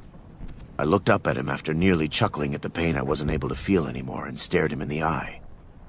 Ready for that final bullet to the brain, the Reaper instead whacked me across the face with his rifle, and everything went black. Damnation. There it was. Heaven. Or most likely hell. I knew it was probably hell for all I knew and done, but all I could see was simply white. It was like I was nowhere at all, the edge of the universe. I couldn't see anything but whiteness and myself. I looked down at my hands. They were still covered in dry and fresh blood of myself and the man who injected me with Psycho. I felt fine, but I could see the bullet holes in my armor and the entry wound for the round that shattered my pelvis. It wasn't bleeding anymore, but the bottoms of my cuffs were still wet and covered in the blood the gunshot caused. After examining myself, and before I could think, I heard something. I was silent, but then I heard very faint voices in the distance. Without even thinking about it, I got down on my hands and knees and listened to the indistinct voices. 2 men were talking about things I couldn't understand. I still picked up the odd sentence or comment like, "Should he die?" The other voice responded, "Yes, he should, for what he has done." Then the first voice said, "What about his life? Does that mean anything? Heaven? Hell? Live? Die?" The voices went really muffled for a time, and I was scared. I didn't know what they were talking about. Was I dead? Or was this a dream? Then my thoughts were interrupted when one of them said, "Always await a redemption, as if he deserves that." The voices went even more muffled, and the only words I caught were, "Maybe, live, redemption, never, die, love, loss, millennia, sorrows." A bright shining light obscured even my view of my body, and I awoke. I'm going to stop taking my meds for the rest of this. I don't think I need them anymore. Chapter 33, The Face of an Angel. A fluorescent light burned very dimly above me in a dark room, and I was on a bed in a patient's gown. I tried to move, but I couldn't, and I realized I hurt all over. Almost instantly, a door in the corner of the room opened up, and in came two people in scrubs, a man and a woman.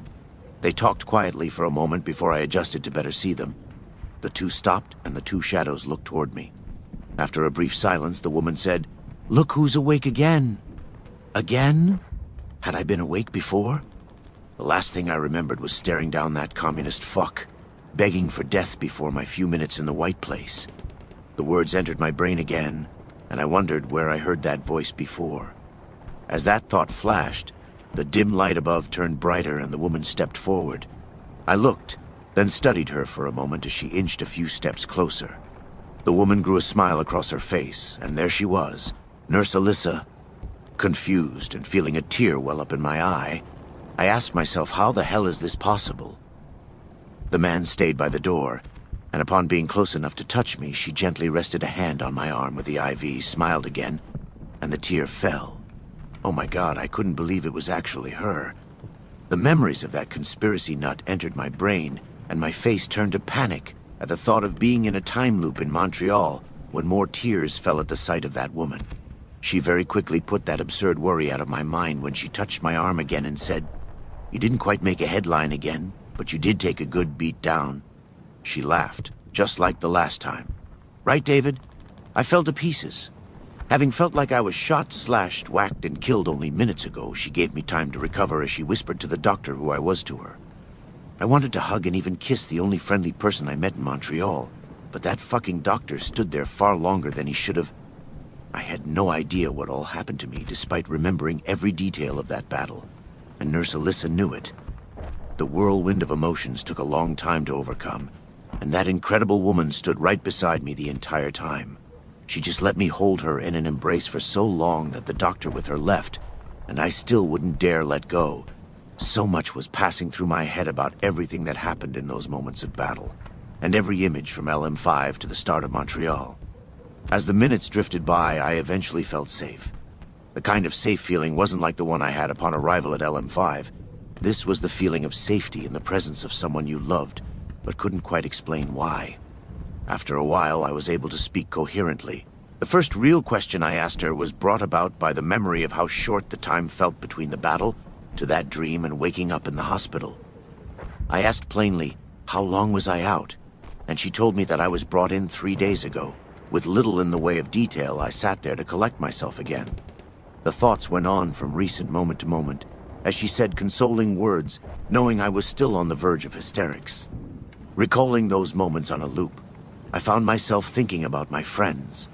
Not knowing how to correlate the horror event with my friends and where I currently was, I wiped another memory-filled tear and asked, what happened at LM5? Unlike when I met her years ago, all she could say was, I don't know the details. All I remember is you being brought into our care. Instantly, I asked, what about my friends? Who survived? Where am I? She adjusted next to my bedside, pulled up a layout of the hospital and care list, studying it for a moment before saying in a teasing tone, Sergeant First Class Levin. Rose a few ranks since I was last changing your bedpans? I wanted to reminisce, but that dream put me on edge, and my lack of knowledge about my friends was getting to me. I said sternly, Alyssa, I have to know what happened to my guys. She placed a hand on my arm again and smiled, responding, It's okay, David. All I know is that the Chinese overwhelmed you guys, and... She paused, withholding something before adding, Here, take this. She held out her list, and with the hospital floor's layout, and gave it to me. The complex paper was dotted with tiny names all across it, and I looked it over while she continued. You're in the Juneau General Hospital. All I heard about what happened to your unit is that a few dozen guys from Task Force Steel were deployed to the area for a mop-up after some big ambush near LM5. You were one of the unconscious brought in after that.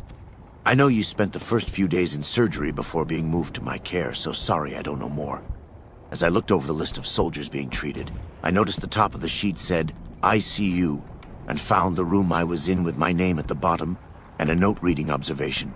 After going over every name in the packed hospital wing, I found the names of about 7 total troops from my company being treated, myself included. I didn't even see the other names on the paper unless I knew them from my unit. Of those 7, 3 of my friends, Andrews, Collins, and Severin, were on the list. Upon finding all the names that stood out and seeing some of the names of people I loved, I asked, "What about the others? Are my friends okay? What's their condition?" Her face sunk as she said, "There weren't too many on that list from your regiment. I heard you're actually the highest-ranking survivor from LM5. I still don't know all that happened that day, but a good number of the mechanized guys were brought in after that fight as well." I thought hard about the few names I recognized and asked about some of the others I hadn't seen on the list. Thinking out loud, I said, "What about Captain Mosby? Reed? What about Lieutenant Royce?" She shook her head and her face sank a bit lower as she responded, "If they aren't on that list, they're in the morgue." I had to sit there in silence for another long moment as the wonderful nurse looked at and held my arm in sympathy. I didn't know what sympathy was, even though I could see it on her face, but I was lost in quiet confusion. It may sound strange, wouldn't you expect this to happen? I did and didn't, but the confusing thing was being able to process what happened in the time that felt so recent and so short. The few minutes since waking and being in conflict made me realize I lost almost all of my friends, and everyone I ever commanded or took orders from in a single afternoon. All but 3 of the people I spent years with in Montreal were killed in a random attack at the place we thought was completely safe. Despite the 2 years of safety, isolation from the world, and a decade-long front that moved further and further by the day, the attack still happened. I sat there and thought back to those moments of the attack, all of which had been in the back of my mind since waking. That sudden end to the peace of LM5 continued that looping series of thoughts as I recalled the faces brought about by the instant world of conflict that hit us. All those faces and all those thoughts in our minds amidst the roar of gunfire asked that same question, how could this be happening here? I finally asked the nurse, "Do you know where they came from?"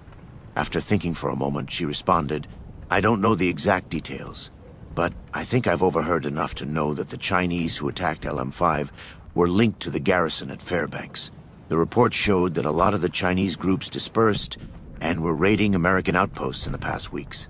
LM5 was much larger in scale than any of the other attacks." I sat there thinking, but she tried to lighten the mood by adding, "Still though, those commies were no match for our mechanized boys." As much as I wanted to feel the kind of cheer she was able to bring out in me years prior, I simply couldn't feel it in those moments. She saw that in my face, and I couldn't stop thinking about all the mistakes, regret, and death that led to the few minutes of carnage. Linked to the garrison at Fairbanks. Of course, that was the case. The kind of news we heard about long ago, the kind of news that we intentionally shut out to focus on the nonsensical, was exactly what had ended so many. Perhaps you could call it pride, but we were proud to no longer have to worry about the world outside LM5. However rehabilitating LM5 was to our minds that spent so long in Montreal, the kind of ease was exactly what ended almost all of my friends. I don't know if there was a lesson in what happened, or if it was all due to some higher power's will, fate, whatever, but as I thought about everything, I found myself wondering, why was I spared? That thought would stay with me forever, and long after I believed I forgot it, I was safe and sound in the Juneau hospital, and felt too weak or unable to stand, because my pelvis was utterly shattered. I later learned that the couple days in surgery were to fix other injuries I sustained during the battle, but the docs weren't able to do too much about my pelvis that required special treatment. In surgery, my ribs were fixed, but I could still feel where the bullets hit, and my chest had many stitches holding the long scar across it together. Upon waking, and after eventually being able to talk with Alyssa somewhat normally, the next 3 days were spent in physical therapy. After a few days of being awake, adjusting to the immediate hospital procedures, and despite wanting to see what's left of my friends, I had one real question in the back of my mind. The question all tied into the question of why exactly I was one of those who awoke after LM5. When I'm all better, what will happen to me over the days of treatment? I found myself cooling off and being around Alyssa, in ways like back in Montreal. She really was a great person to talk to, and I would have discussed the miraculous nature of waking up to her care earlier if what happened wasn't such a blindside. So, I told her how the transition from Montreal to the lumber mill was incredible, and she talked about her movement out of the city as well. A year or two after she took care of me the first time, the civilian aid team she was part of was sent all over the Canadian front. She saw to the wounded in safe zones across Toronto, Quebec City, and numerous FOBs across the Northern Territories. A little more than a year prior to me finding her again, she was transferred to Juneau for the Army's increasing efforts in the Yukon campaign. It was great catching up with her. We had plenty to say about the odd coincidence of crossing paths again, and then countless hours of talk about everything else that happened over the years. Discussing the last time I was under her care and getting lost in how well we hit it off. I always recalled the ending of that time at the Montreal Medical HQ. I remembered how I so enjoyed her company and friendship, only to be released back into the toxic world of the Red Zone, with more memories of pleasantness that would haunt me. Those memories circled back to the same thought that always sat beneath the others. When I'm all better, what will happen to me? After maybe a week of the strict treatment plan, I was released from observation and had the freedom to go to and from the common areas in my personal wheelchair. I immediately seized the new freedom to find my few surviving friends. Savarin was on the western wing of the ICU, and still under intense treatment. I had to talk my way past the doctors to see Savarin. But explaining my relationship to the guy was enough for the army docs that had a soft spot for those who'd been in the thick of things and made it out with the proper wounds. When I opened Savarin's divider in his room, I was breathless. My best friend through basic and all of Montreal laid there in his bed, just connected to all kinds of machinery. His right leg was cut off at the shin, and his torso was all wrapped up like he'd been in front of an explosion. I tried talking to the man, but he was too doped up on pain meds and barely conscious enough to converse, or even tell if I was actually there. The doctor said he would live and that the amputation wasn't that bad. Apparently, his worst injury was the torso one. The doc told me that Savarin's lower right abdomen was pulverized by shrapnel and his body would have to adjust to the bits unable to be surgically removed. I then found my team medic, Andrews. He had broken arms, but was still up and walking around. He seemed surprisingly happy, considering his arms were stuck in casts, making him resemble a T. I was happy for him, but something appeared to be different about him.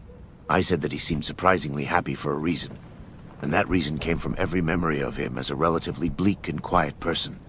Not anymore. Upon seeing Andrews for the first time since the LM5 Chow Hall the morning of the attack, he sprung up to try and give me a hug made impossible by his arm casts. He still had treatments throughout the day, the same as me, but he also had a lot of freedom throughout the day to go to the community rooms. Upon settling the guy down, we headed to the community room and talked all about Savarin and everything that happened. As I said, the man never really spoke that often for the entire time I'd known him, but talking with him after LM5 was like talking to a new person. I couldn't shut the guy up. I say that lovingly, but eventually I had to ask what exactly happened to him. Andrews was always a great guy with good spirits, even though he was a quiet man. But when asking where his new liveliness came from, he almost refused to answer. He talked about where he was in the battle and how he first got hit in the left wrist. Then, another stray bullet hit him in the right wrist as he was floored in pain. He said how his position in the saw building was then hit by a missile that exploded one of the machines upon impact. The explosion sent shrapnel and debris ricocheting all over the place, and both his arms were pinned to the wall he was leaning next to. He said how he lost consciousness shortly after that due to blood loss, but that never explained the personality shift. Both of us were knocked out at one point, but I didn't ask if he experienced anything, mostly because I didn't want to explain my own dream. So, I started visiting Andrews in the common room frequently whenever our treatments weren't in effect, but that first day of freedom had me visit Collins as well. I actually didn't have to visit him because he visited Andrews and I sometime after we were talking away. Collins walked up with a slim back brace, crutches, and wrapped legs, but was probably the least injured of everyone at LM5. He was still in the hospital for a reason, though. Collins took a few shots to the chest like me, but thank God for body armor, since his ribs were largely restored by the first days of treatment. As for the crutches and leg casts, Collins explained that through his reluctant input on that last day at LM5. I don't know where Collins was during the battle, and he refused to say, but he didn't have to say anything since his face explained most of it. There wasn't much that any of us had to say about how unprepared we were for the attack, although Collins did explain enough to answer his brace and chest wrap. All he really said about his legs is that a single bullet passed through his feet, or ankles, shattering them both in an instant. He too passed out not long after, since critical bullet wounds and rapid blood loss have a way of removing you from the conscious world. As for me, I still didn't know what was going to happen to me, even after meeting the other two survivors from our unit. None of us who'd been at LM5 could really explain what happened or what was next. It was good to see what was left of my friends and the two survivors, both of whom were from Reed's platoon. But our entire company was reduced to a handful of injured people who couldn't quite come to terms with the transition between LM5 to arriving in Juneau. I still had to roll around in a wheelchair to my treatment rooms day after day.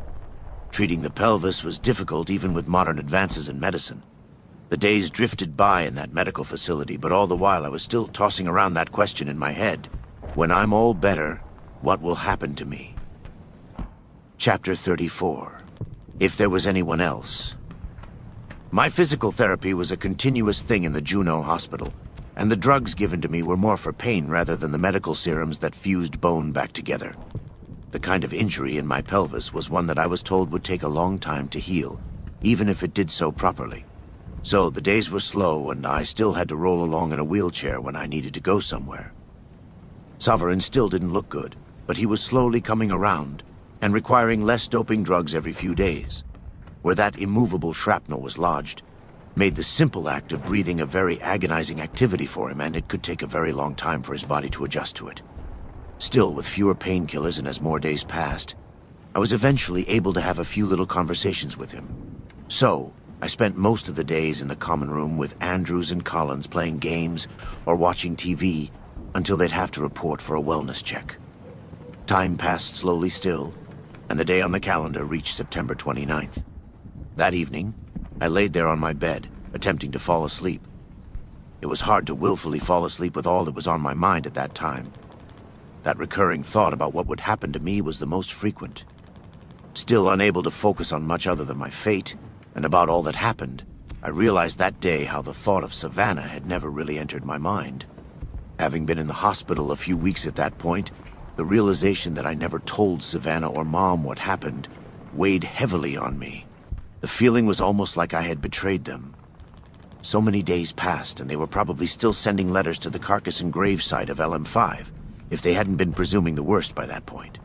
Thankfully, I got Alyssa to get me the prescription for the drug I'd been taking very early upon waking. Otherwise, I'm not sure how I would have taken the thoughts of how I was tormenting my family by not checking in, let alone the recurring thoughts of losing almost everyone I went through hell with. That thought of what will happen to me often circled back to who made it out, and why I was one of them. Tony Stiles, Barry Miller, Mark Rowland, Hill, Captain Mosby, Lieutenant Royce, even Sergeant First Class Reed, all of them and the many others I escaped Montreal with were killed. My past had almost entirely been erased, and all that remained of those who actually knew me were Savarin, Andrews, Collins, and my own self. Savarin, Andrews, Miller, Collins, Stiles, and lots of others deserved to make it out of Montreal one way or another. But only 3 of them did, and me. Those 3 who made it out of Montreal and LM5 were better than almost everyone else morally, spiritually, or whatever. Guys like the heartless Captain Mosby, dickhead Sergeant First Class Reed, and radiation bomb-testing Lieutenant Royce got what they deserved in LM5. So, that left me wondering again, why did I survive? Then the image of Savannah entered my brain again, and I didn't even want to write a letter since I felt that there were no words to describe what happened. I feel the reason I never even thought about telling them what happened before that evening is because I shouldn't have been alive to write it in the first place. Still tossing, turning, and contemplating another dose of my meds, I sat up to the sound of a door opening. Alyssa entered the doorway and stood by my bedside. I was going to ask about why she had an even bigger smile than she normally did when she said the words that still stick in my head to this day. "Pack up, David. You're going home." What? I sat there for literally a few minutes, wondering what those cryptic words meant. Upon considering the blunt meaning of those words, I knew what she said was the painkillers. She repeated herself with a laugh, and when I saw a tear finally become heavy enough to fall down her face, the meaning sank in. I shouted out loud in my little room. The words repeated 1,000 more times in a second, getting more and more clear each time. I saw on her face what she had said, and I couldn't hold it anymore. How did, what, or why I get to go home? Hyperventilating, I found myself sobbing, the words even clearer as she wiped away another few tears, while I screamed in joy, sadness, confusion, and such overwhelming happiness, hope, or whatever the fuck. The words echoed once more in my mind. "Pack up, David. You're going home." As I found myself grappling for consciousness, the room stilled and she answered my slew of questions lightly. I got you on the next flight back to DC from Juneau. I managed to pull some strings and got you on that plane. Feeling the tears streaming down my face and unable to answer the why of things, I felt myself smiling. It felt like such a strange feeling to smile again. It wasn't the kind of smile shared with friends built on a foundation of misery. The smile was from purity. Pure innocence entered my body from words that brought me a joy I did not deserve. Through all the overwhelming emotion I hadn't experienced but was flooded with all at once, I had so many questions. Unable to formulate words in my mind, I found my mouth asking me, "How did you manage this?" She teased by matching my tone. "You sound skeptical? You shouldn't question me. I can always burn up your ticket here if you'd rather have that." I gave a brief laugh, then said, "Seriously though, why did you do this for me?" She sighed. "I remembered our first meeting in Montreal. Over those days you talked about your family back home, like they were the only thing that gave your life meaning." She paused for a minute. "Not many people have that, especially people who've been in Annex land for so long." I interrupted, "But why is this possible? Why do I get to go?" Her answer seemed to strike me in a way I should have expected, but still didn't see coming. "You're technically part of the Alaskan front, David. Things operate differently here than in annexed cities. Plus, I heard you were reassigned to a new unit given what happened to your company. You and the survivors of your company were getting transferred to the 92nd Infantry Regiment, currently en route to Anchorage. The only problem is, you all are reserved because of injury, but..." I didn't hear much else. I knew the simple point under all the words she was saying. Everyone I knew, loved, and lived life with in Montreal had to be killed in order for me to finally go home. LM5 and the transfer to the Alaskan front couldn't save me or us from the lingering effects of Sherman jurisdiction. Almost everyone had to die for this to happen. The question hit me again. Why was I spared? I thought about that for a long time, but maybe there was no meaning to it at all. All I knew was that Alyssa was done talking by this point, and I could only say, "I don't know how to thank you." She instantly said, "You don't need to thank me at all." She stopped and then said, "Even the wounded on the AF don't go home that regularly, but there are those who can't wait or adjust to even modern medicine fast enough. In a few days, there's a bunch of planes going out across the country, and when I found out about the DC-1, I knew I had to get you on it. I simply thought of you, and gave the doc my professional note saying that your pelvis is never going to heal." I asked, "My pelvis is never going to heal? I'm never going to walk again?" She said rather nonchalantly and with a wink, "That's what my notes say, and Doc's too busy to evaluate everyone himself. What I say goes, and I couldn't find a wheelchair brigade for the cavalry. Plus, filling out my recommendation for another unit transfer sounds like a pain in the ass. So, there's no place for you in this chick's army. Might as well ship you home with the other cripples." The way she talked always made me smile. She continued, "In all honesty, I don't know if you'll be able to walk again. There are drugs more plentiful in the civilian world for bone refusion, and physical therapy couldn't hurt as the refusion drugs work their magic. It could take a while, though." I stopped her by holding out my arms. She leaned in to give me a hug. I held that woman for a long time, not even caring about the pressure she put on my pelvis. This was all too much, and by far the best news I ever heard in my life. Tears in my eyes, I said the only thing I could, "Thank you." She broke from my clutches, reached in her pocket and gave me 2 quarters. "Let's go use the payphone in the lobby. I'll push you there." She gave a wink and turned away, wiping something from her eye. She pushed me down the hallways and into the elevator. All the while I was thinking about not just my first time hearing of a payphone in the hospital, but what I would say when Savannah or Mom picked up the phone. While she pushed me there, she said that the plane was going to have 100 wounded soldiers from different parts of the Alaskan front. The plane was set to depart at 1,400, and she said it would be a long flight to DC, but we'd be there by 0800 DC time on the 1st of October. As she read the ticket aloud, she said the plane was landing in the DC Airport Military Wing, Terminal 11 at approximately 0800 on the 1st of October, and I only thought how I strangely wished there was more time. It was still the 29th of September, and that meant I was going to be headed home just as the sun was setting tomorrow. Time zones and all that shit taken into account, the nearly 9-year continuous nightmare was going to be over in only a few short hours. I heard what Alyssa was saying as she pushed me through parts of the hospital I hadn't seen, but getting closer to the phone, I got more and more nervous. I hadn't heard Mom or Savannah's voice in years. I remembered hearing Mom the last time I saw Alyssa years earlier, and I wondered what I sounded like. I rolled up to the payphone and put the quarters in while Alyssa stood off to the side. I held the phone to my ear and punched in the numbers to our home phone I've remembered since I was born. The phone rang once. It rang again, and again. Nobody answered, but the automatic voice said to leave a message. I wasn't entirely sure how to leave a message in a phone since it had been so long. I was about to start explaining myself like in a radio transmission or a call for backup. Finally, my body spoke for me, and I said softly into the phone, "Hey, it's me. DC Airport, Military Wing, 8 a.m. 1st of October, Terminal 11. See you soon." That was it. The message was over, and I hung up to see Alyssa standing off a few feet, talking to another nurse she apparently knew. She glanced over to see me with the phone hung up, and one of her eyebrows raised. I shook my head, but she knew it was all okay. A smile grew on her face, which made one grow on mine as she approached to push me back to the elevator the way we came. I didn't deserve to talk to my family then, but that was okay given how the next few hours would turn out, and what that would lead to. Entering the elevator and looking up at that incredible woman who too was plagued by years of isolation on the fronts of war, I had one thought that sticks with me the same way those words pack up, David. You're going home did. When I looked up at Nurse Alyssa, I could only think, if there was anyone else I sincerely loved in all my life, it was her. Chapter 35.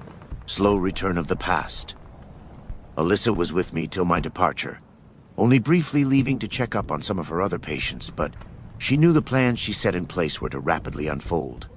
Luckily, there wasn't much for a guy who'd been in a hospital for several weeks to pack up, but she stayed with me every moment she could. She had to explain it several more times after that first moment, but I still wondered why she did what she did for me. She seemed pretty certain my injuries would heal over time, but perhaps it would have taken too long for me to be useful to the Army again. However, when I saw the tears in her eyes when our conversations turned a little more serious, I thought it might have been something more. I can't say if Nurse Alyssa loved me, or if she was just very thankful to find an old friend again like a needle lost in a haystack. Although I loved her, if not romantically, then at least for what she did for me back in the Montreal Medical HQ and the last time I saw her on an icy airstrip in Juneau. In any event, I couldn't sleep when I got back to my room after the payphone. I knew in only a few short hours I'd be getting on a plane back home. I think it should go without saying that the news of leaving war shocked me long after I learned it. It all happened far too fast for me to even stress. Coping with the news of leaving and getting ready for the departure left almost zero time for preparation, but I luckily didn't have to, since Alyssa already took care of most of the details long before she even told me. When the hour came, Alyssa pushed me personally, while Andrews and Collins helped Savarin across the tarmac. Savarin was one of those getting sent home anyway, since he was still missing a leg and his torso may never adjust to the immovable shrapnel still stuck in there. Savarin still didn't look good, and was still largely unconscious from the doping drugs. It felt good to be with Savarin, and I told him I'd help him recover back in the real world, even if he heard the words or not. Still not feeling like I deserved this in any way, I felt better knowing I was going home with my best bud, and regardless of our condition, we both made it out. Shuffling across the airstrip, I felt genuinely free for the first time in my life. Andrew's arms were in slings at this point, and Collins's legs were fairly healed up. Collins was supposed to be filling out the last of his unit transfer forms, but neglected them to see me and Savarin off. Andrews was still healing, but the drugs given to him were almost done mending his fractured arms back together. He said it was only a matter of days before the casts would be removed.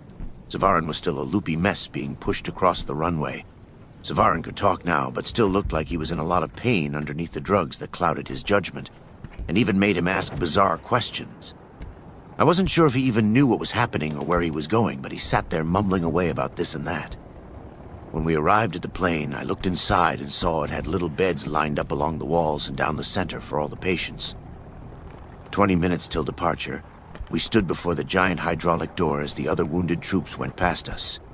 Savarin went on ahead, being helped by the orderly, leaving the rest of us alone. Amidst the Alaskan winds and roar of aircraft engines across the runways, Collins, Alyssa, and Andrews stood around my chair. I honestly had no idea that Andrews was religious, But it seems I learned a lot about him after the battle at LM5, so Andrews led a little prayer. His new faith seemed like another surprise addition to the personality shift, and the freshness became evident in his clunky words to the power he seemingly wasn't used to talking to. I never spoke to God before, didn't really even believe in God, but I remembered the chaplain those years ago. I didn't know if there was a God, or gods, or karma, but I definitely didn't deserve this flight home. I tried not to think about the bad times of the past near decade, which was most of it. Instead, I simply thanked whoever was listening for at least giving me great friends to go through all that shit with. I hoped, prayed, whatever you want to call it, for Andrews and Colin's well-being in the upcoming weeks, and they prayed for a safe flight for their old friend, squad leader, and platoon sergeant. They both gave me a brotherly hug as a final goodbye, before hobbling back towards the tram to the med center. Never saw them again after that, but had heard from them later. Still, goodbyes aren't something I enjoy even thinking about.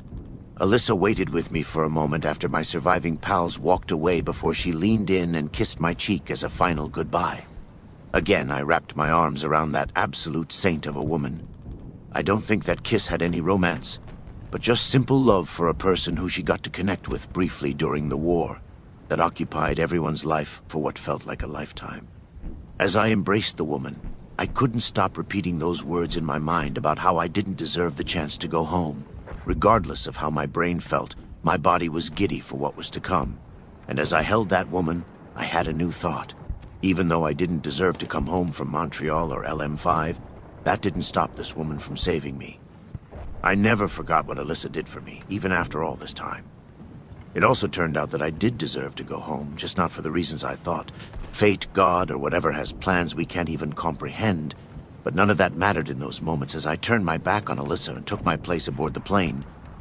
Seeing Alyssa give a final wave before turning towards Collins and Andrews, I just hoped they all made it home when this war was over, however much longer it may have been. I sat on the bolted patient bed aboard the aircraft as the hydraulic doors shut right next to my buddy, who was already out cold. Alone in the dark, it wasn't long before the plane started to rock more and more until I felt us moving. Everyone else was asleep, and I stared at my lap. I was so happy, but I couldn't stop thinking about the memories of LM5 and Montreal. Me and Severin, we were all that was left, all that got to finally escape. Severin definitely deserved to go home, but I couldn't shake the continuous thoughts. My lows in Montreal were only stopped by him, Andrews, Collins, and even Hill. Nearly everyone else from Captain Mosby to Reed to Rowlands got what they deserved by seeing their end at LM5. Indulging in the horror-filled streets of Montreal, I was one of them who deserved a surprise and quick death at the hands of an enemy we weren't prepared for. As the plane tilted into the sky, I thought of every low accompanied by visions of reality or where I was, on a plane home. I thought of all those dead, both friend, enemy, and innocent. Stiles, Miller, Rowland, Hill, Captain Morales, Captain Mosby, Sergeant First Class Reed, and so many others were all dead, and I could see all their faces in the blackness above me. Gunshots erupted beneath the whir of the plane engines, and bodies fell at the crack of a rifle only to be stopped by the wire noose to serve as warnings to the annexed. Severin was the man who stopped me from going even further over the edge I'd long since stepped over. He was beside me on his way home to a rest he earned. Andrews and Collins were healing up and heading to a wintry front line. Then there was me again. A man who turned his back on good to indulge in the ash and blood, sitting right next to the man in even worse condition. Not sure what to make of any of that, but I dwelled on the past until they were no longer just images in the darkness, but were clear as day. After too long of dull recollection, I didn't know what was real anymore, but I reached a place where I knew I was dreaming in some form or another. I woke up hours later, not sure of when the memories turned from real thoughts to actual dreams. When I looked at my watch, it showed 0214, and I had no idea if that was Alaska time, some other time, or even a M or PM. It was dead silent on board, and all the injured passengers were asleep as the plane steadily rocked back and forth. It was a nice rocking, though, and the stillness aboard had cleared my mind despite waking still tired. The exhaustion consumed me before I was even able to dwell on the past, and the engine's whirring was steady enough to lull me back to sleep in minutes. I woke up again sometime later, and when I looked at my watch, it showed that it was 0438. I again didn't know if that was 2 hours or 14 hours, but this time, many people were awake and chatting among themselves. I looked around to see the people who were awake. I didn't know anyone other than the man on my left, who was Severin, but just to my right and behind a little privacy curtain was the loud voice of an apparent jackass. I opened the little divider, stretched my arms and yawned as I asked the guy very kindly to shut it. When the man turned around to tell me off, I couldn't believe my eyes. The face was familiar, but I couldn't quite understand why as we gazed at each other for a while. It wasn't a face I'd seen before, but it was a face that I had seen before undergoing so much conflict. Probably like my own face. After several seconds of locking eyes with the man, I saw the old face in my mind, and it hit me. Brandon McNamara sat right next to me on that plane full of cripples returning from the Alaskan front. That's right, my old friend from middle and high school was on the same plane as me. So much had changed about his complexion, and I recalled how I hadn't talked to him in nearly 10 years. Thinking about his personality back when I knew him, I never once would have had to ask him to be quiet. There was no way it was him. That's at least what I thought until I saw a smile grow across his face. A smile I'd only seen a couple of times back when I knew him, but a smile that I could recognize through all the conflict and years of stress on his face. He must have been thinking the exact same thing because I felt a smile grow across my own, and the silence ended when we both burst out in laughter. Every barrier broke at the mutual recollection, and we held out our hands for a long, friendly, and confused handshake, laughing all the while. 1,000 planets had to have aligned for such a thing to occur, so I couldn't believe it. However, it was reality. I shouted in absurdity, "Oh my God, man! How are you? Where are you hurt? It's great to see you. What have you been up to? What landed you on this plane?" He shouted the exact same thing, and through the hysteria, he lifted up the sheets. His right leg was gone. Brandon showed me the stump as I was about to explain what happened to me. Seeing his leg missing the same way Severin's was, I stopped in my tracks and asked plainly, "How did this happen?" His answer caught me off guard when he said, "LM5 is what happened. Ever hear of that shit show? Happened kinda recently, but got me a ticket home at the cost of my leg." Ha ha! I couldn't recall Brandon McNamara ever being part of my annex unit. With little images of the battle flashing in my mind, I said coolly, "Man, you are not going to believe this, but I was stationed there. That's how I got my plane ticket home." Fucker shot up my pelvis and whacked me unconscious a few minutes into the fight. Then I remembered a little detail I'd forgotten. That mechanized outpost, Task Force Steel, was the nearest installation to us. And I remembered the voice of the radioman screaming into his radio for their assistance. Then I remembered Alyssa saying how a bunch of guys from Task Force Steel arrived to mop up sometime after I was knocked out. For some reason, I thought back to when Alyssa handed me the ICU list, and I wondered why I didn't see his name on it. I figured it had something to do with the fact I was more focused on searching for the names of people from my unit. Anyway, he took in my words and looked over to me with a face twisted by memories of his own experiences. I was under Task Force Steel. He stopped for a second and looked in my direction, but not really at me, and added, "If you got KO'd, you probably didn't hear what happened with us." He cleared his throat and continued, "I was heavy mechanized in the 248th Mechanized. Weapons Regiment at Fa B Gamma Charlie. Radio call sign Task Force Steel. As y'all at LM5 knew, the day of my or our incident, we were loading onto the vertibirds for a flight to the Anchorage front. As soon as we got airborne, someone came over the radios calling for help from us. The location was LM5, so we got diverted. We were the only group that was ready and airborne at our FOB, but the fighting sounded rough. So the 5 vertibirds in our squadron circled around to LM5. I just stared, nodded, and let the man continue. He rubbed his stump gently while staring at the gurney. The vertibirds flew over the mill and dropped their payloads onto the facility, and the frontal guns picked off hostiles on the roofs. Then our vertibird came in. We hovered over the woods, firing at the facility we heard was completely overrun before we could arrive. But then the ropes deployed, and we rappelled out into the midst of an intense firefight. The other mech boys in the mill managed to drive them back to the woodlands by the time we got out. Apparently, somebody in comms forgot to tell the rest of them about us in the woods.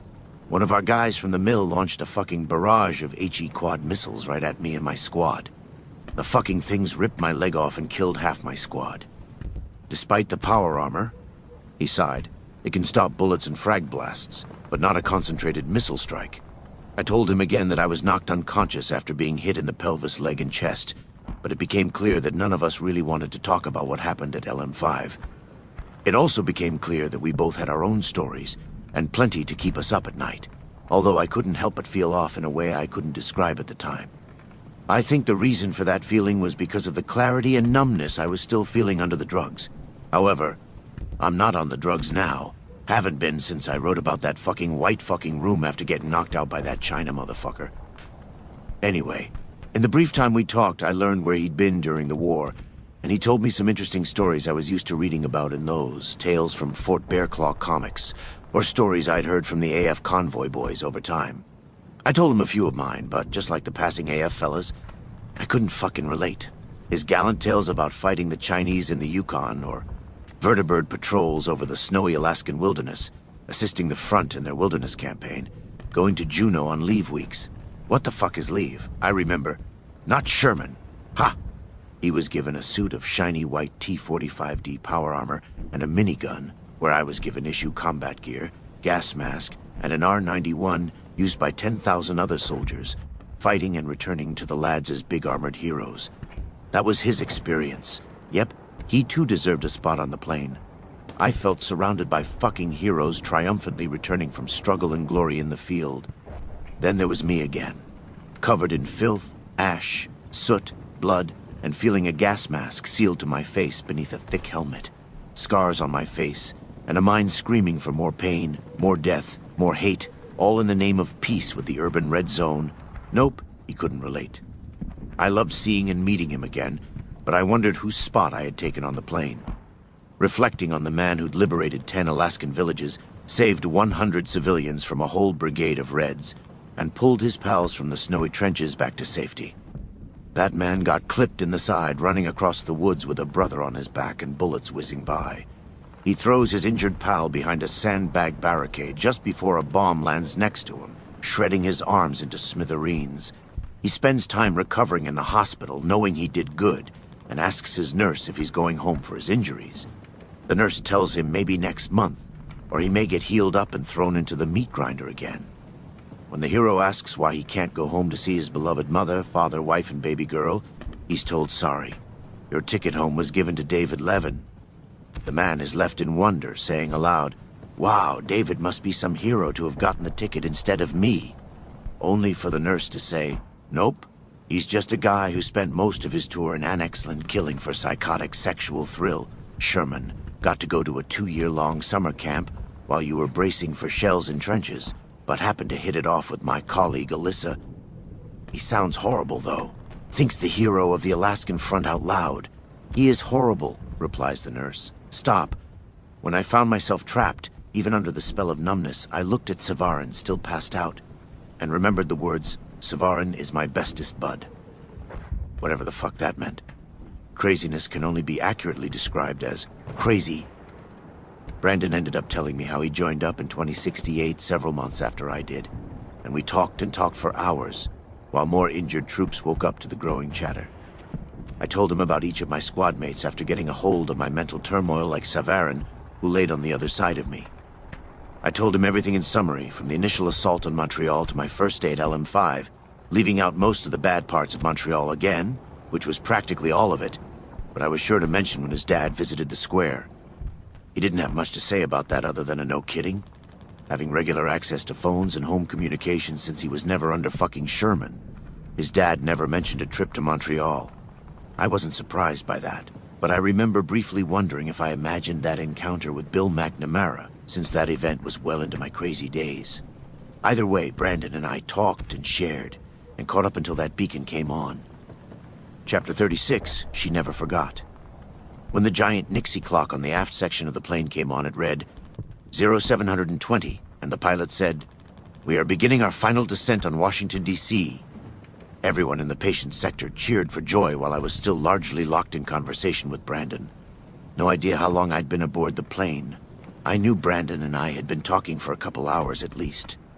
I looked out my window and noticed my stomach hurt really badly from the nervousness, and I took a glance at my little pocket mirror, given by Nurse Alyssa.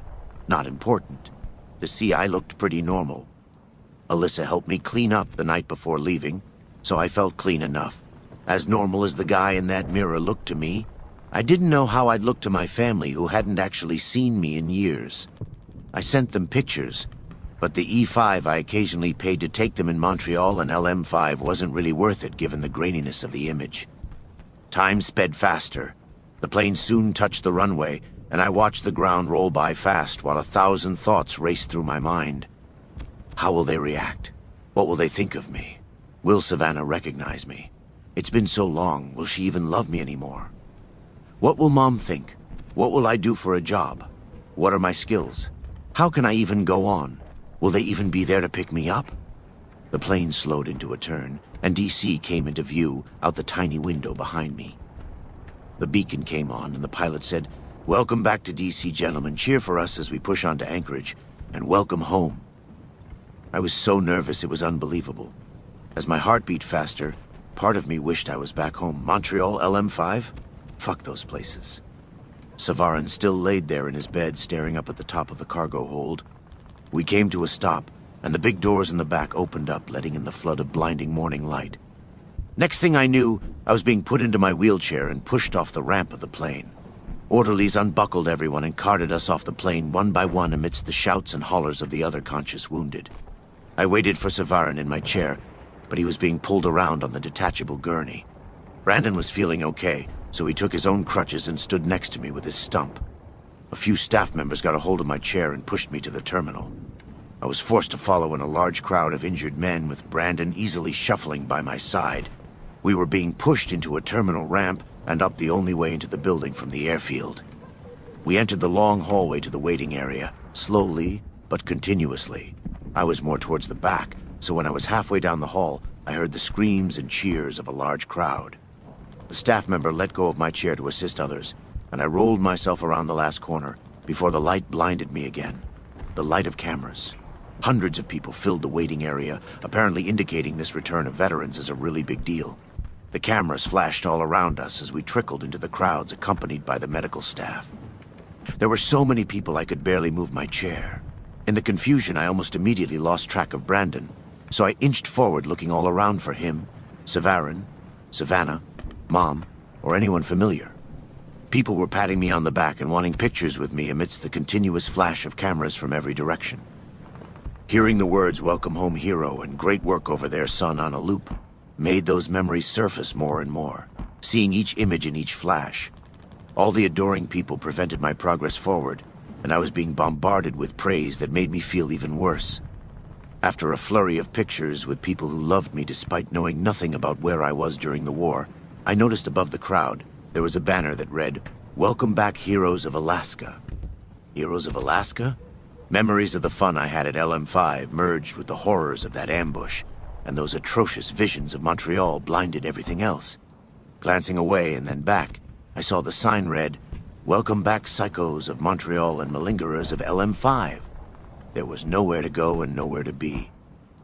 I wished I had died. Scanning the crowds between the images of my haunted mind, I couldn't find anyone I knew. I felt hopelessly trapped in a solitary confinement cell made of smiles and cheers. I couldn't move, thinking, where are they? I couldn't find Brandon or Savarin either, and each face in the crowd appeared the exact same, contorted by giant grins that further exploded the memories of death that were the only thing I could understand. The storm within me grew and grew, but I couldn't satisfy any of it in any way. Despite the drugs, I wanted to kill myself, everyone cheering for me, and I mentally screamed for some way out of this nightmare. There was no more moving, no more anything. I was locked in place. A tear started to well in my left eye from the pain of my internal torture among all the praise.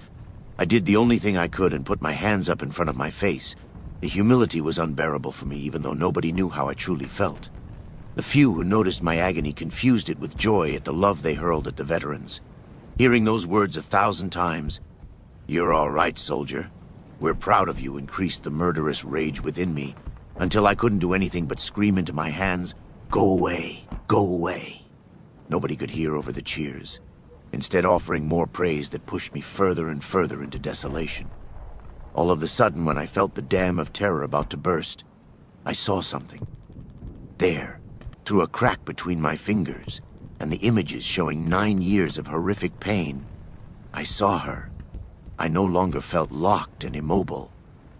Time itself froze as I lowered my hands, and she stood there gazing at me. She stood there so blindingly beautiful I couldn't keep my eyes from her. She was dressed in a black skirt, blue flowered blouse, and looked even more incredible than when I last saw her all those years ago before stepping onto that bus. I never said goodbye. Seeing those pictures wasn't nearly the same as looking at the woman in person. She even wore that same yellow ribbon in her flowing brunette hair. Time still frozen, I was no longer obstructed as I inched toward her, and all the while she stared at me in wonder. It hit me again that I must have looked nothing like the David she remembered, but that thought didn't seem to matter anymore.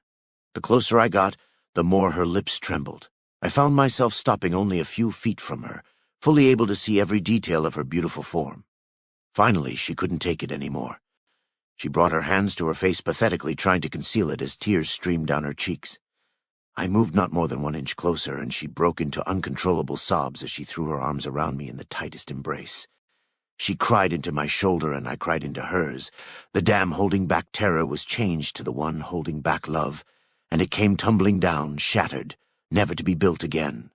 Time was unfrozen, and all the cheering screams and people around me were no longer any thought in my mind. She hugged me so tightly that I couldn't talk. The pain in my pelvis resumed, but I couldn't hold her any tighter if I was healthy. I didn't care what I was feeling physically. All mental pain was gone when her arms were around me. I kissed her neck, and she kissed my cheek 100 times through flowing tears as the world continued on in its chaos around us.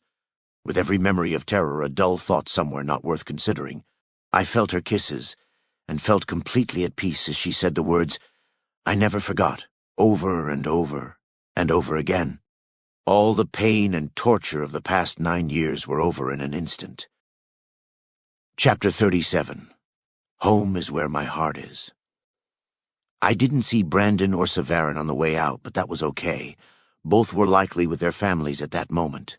Savannah pushed me in my chair across the airport, and we remained silent after escaping the welcoming crowds. It was hard to talk about anything after the initial hysterics because it had been so long, and I had 10,000 things I wanted to ask, but couldn't figure out what to ask first. One question was asked when I thought out loud, where was Mom? Savannah pushed me along and said Mom was waiting in the car. Her voice was the sweetest sounding thing in the world. It was as if she sang everything that came out of her mouth. Another question came to mind, and I asked, how did you recognize me? I must look terrible. I ran my fingers along the scar across my face. The right side of my face was still very sore, despite all the pain drugs since the hospital, and it was partially blue from taking a rifle butt to it. That all seemed so long ago, it was hard to believe it had only been about 5 weeks. She just said, I knew it was you because I never forgot your face. Even behind those scars, I still see the you I love. The walk to the parking garage took a while, and she eventually asked me, how did you get hurt? But I told her that I would tell her and Mom later. When we reached the car, Mom got out, and it was much like the emotional feeling in the terminal. We all hugged for a long time, and I felt the old comfort of Mom's embrace, something I was convinced for most of that 9 years was a feeling I'd imagined in psychosis. The car ride home was full of Mom asking questions about my letters. Mom's incessant questions seemed to indicate something long in the making but never truly seen since I had been gone. Recovery. On that ride home, I heard the voice of my mother more than I had in nearly my whole life. Mom was always a relatively quiet woman, and that only turned into perpetual despair after Dad was killed the year I left. I'd seen little changes in her based on the letters over time, between topics shifting from gloom and doom to what she and Savannah were up to. I recalled that one phone call back in '69 when I was over a year gone, and how shocked I was to hear her then. But when I heard my mom bombarding me with question after question, I sometimes didn't even bother answering, just taking in the voice of my mother, who appeared to be born anew at the return of me. Then, I'd see Savannah sitting by my side, smiling at me and listening to the joy in Mom's voice. After enough unanswered questions, Savannah told Mom to stop bugging me, saying, "You'll have the rest of your life to ask him about his time over there," only for Mom to respond to Savannah in a close, motherly way and continue talking. In the end, They were abundantly curious about me, and perhaps begged only to hear my voice again. But they didn't know why I was back home. All they knew was that I left them a phone message a few days ago and showed up in a wheelchair. I recalled how I completely forgot to write them any letters while I was in the hospital, and how the last letter I sent them was about how bored I was at LM5. Some of Mom's letters were about that gap in regular letters, but I answered them as just being occupied. They still had essentially no idea why I was in the same car as them. For all they knew, and based on the chair, I accidentally fell off a watchtower. Eventually, there was silence when I looked out the window as we rolled through the Georgetown streets. The place was coming back to me as I recalled the old memories from a decade ago. Savannah sat in the back seat with me and simply watched as I took in the old neighborhood. My eyes looked everywhere. It was like this place was foreign to me. I watched the cars pass by, people walking, families playing in parks, happy dogs walking with their owners, and I didn't know what to do. I actually started getting nervous from all the innocence and happiness. I hadn't seen anything like that in so long. Even at LM5, the summer camp duty station had its own strange filter, since the joy being had there was from brain-corrupted soldiers. Memories from 9 years of war and death hovered at the back of my mind as visions of pristine yards and painted homes reverted to concrete ruins of the red zone. The parks we passed were twisted into the fields of stumps leading to the deep woods around LM5, and distant car horns sounded like gunshots before my brain could correct the sound. Feeling the innocence merge with war zones of my past, I caught the eye of Savannah, and she placed her hand on my sore leg with a smile. Her eyes were still unbelievably hazel and sparkled like diamonds. Looking into her face erased my bubbling memories in an instant yet again. We pulled into the driveway as I studied the house I could always envision but never realize. It was the same house that I grew up in, the same house that I lived in up until I left. This time, though, the house was all bright and shiny and wonderful. I recalled days of my childhood where that house had an overcast sky above it, reminiscent of Montreal, but shook the thoughts out and saw its new paint in the light of a wonderful present day as they helped me out of the back seat. They set me in the wheelchair, and together they lifted me up the 5 steps in front of our door. Upon entering my old home, I looked around in amazement. They remodeled the inside, and when Mom noticed my expression, she said, "You can have Savannah to thank for this. Her job gives her great benefits, which she poured into this house's fixture." They both looked at me simultaneously and said together, "Welcome home." Each room was better than the next. There was new paint on the walls and new furniture that was a little more up to date. The stairs were fixed, and a new television set was sitting in the corner by the front door. The most recent thing and the biggest surprise was the new member of the household. A Mr. Handy robot came rushing out from the upstairs and began hovering in front of my chair, extending a cup of coffee, and greeting me with a "Welcome home, Master Levin. A pleasure to make your acquaintance." Savannah smiled at my bewilderment and said, "His name is Peter. He cleans up the house and keeps Mom company when I'm not around. He's just a Mr. Handy Model B. Kinda like the ones in the military magazines." Dad, Mom, and I were always too poor to have a robot butler when I was growing up, and I remembered my dad had a trust issue with robots. But seeing the robot, I heard her words again and thought casually about Montreal. It wasn't like personal robots were a brand new thing in the world, but her mention of Peter's military variant reminded me of Montreal as I told her, "We didn't use robots in Canada. I mean, we had the turrets posted along the green zone, but none like this." I studied the thing even more before my face twisted to a bitter one at thoughts of how robots would have drastically helped in some of the Montreal day-to-day. Robots on perimeter patrol at the square would have cut back the number of boys who'd been abducted on night watch. Why the fuck didn't we get to use robots over there? My boys and I must have been expendable in Montreal if robots weren't fucking Sherman.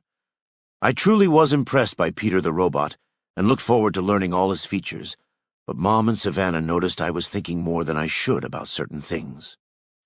After a moment, Savannah ordered the robot to the kitchen before they sat down on the living room couch, motioned for me to do the same, and looked at me. I'd returned to normal thinking by the time I sat down, but their faces had a cloud of worry over them as Mom asked, "About that lumber mill? We have to know what happened to you." Hearing the question and remembering how I was bound to have to answer that at some point, I sat there in my chair thinking of what to say for quite a while.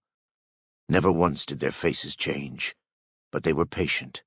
The details of what happened were too graphic, and even in my letters over the years, I never really explained any details of how graphic my life truly was, if I wasn't outright lying about how sunshine and rainbows things were.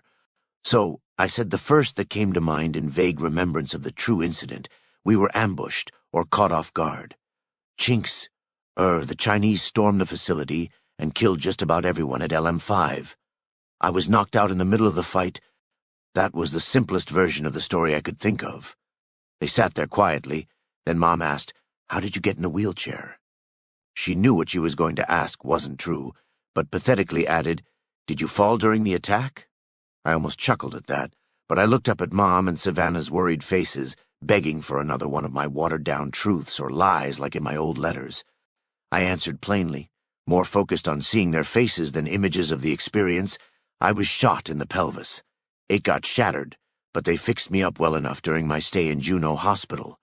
I still can't walk, but they said that I should be better in a few months with regular treatment. Savannah and Mom breathed deeply, but seemed to be holding something back as their faces remained worried.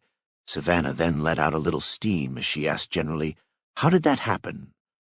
Confused by the meaning, she wiped a tear from her eye. She said generally again, "I thought you were safe at that place." Hearing those words, I recalled thinking the same thing as I said as much. I thought I was safe too. After the Alaska front shifted focus from Fairbanks to the Anchorage push, our boys moved so fast they forgot to pick up the stragglers. Reds were hitting small outposts since Fairbanks fell, so nobody at LM5 saw what was coming till it was too late. Savannah wiped away a few more tears, and Mom did the same as Mom said, "I'm so sorry that happened to you and your friends, David." Caught in a dull recollection of the moment, I heard the screams of my friends who survived Montreal only to die at LM5. I saw the women of my life sitting on that couch, feeling emotions I was unable of feeling myself, and said, "It got me home." So if there's anything about the attack I'm thankful for, it's that, as the screams continued, looking into the eyes of both Savannah and Mom and hearing an uproar of gunfire outside the house, I really was glad my friends died, since it landed me back in the arms of those I loved. We talked a little more as I collected myself, but they easily learned that I didn't want to talk about anything related to any point before the airport. Later that night, we sat at the dinner table for a little welcome home get-together. Mom invited some of her neighbor friends over for dinner, who also were eager to welcome me home. I again thought back to how Mom was a lonely widow with zero desire to leave home the last time I saw her.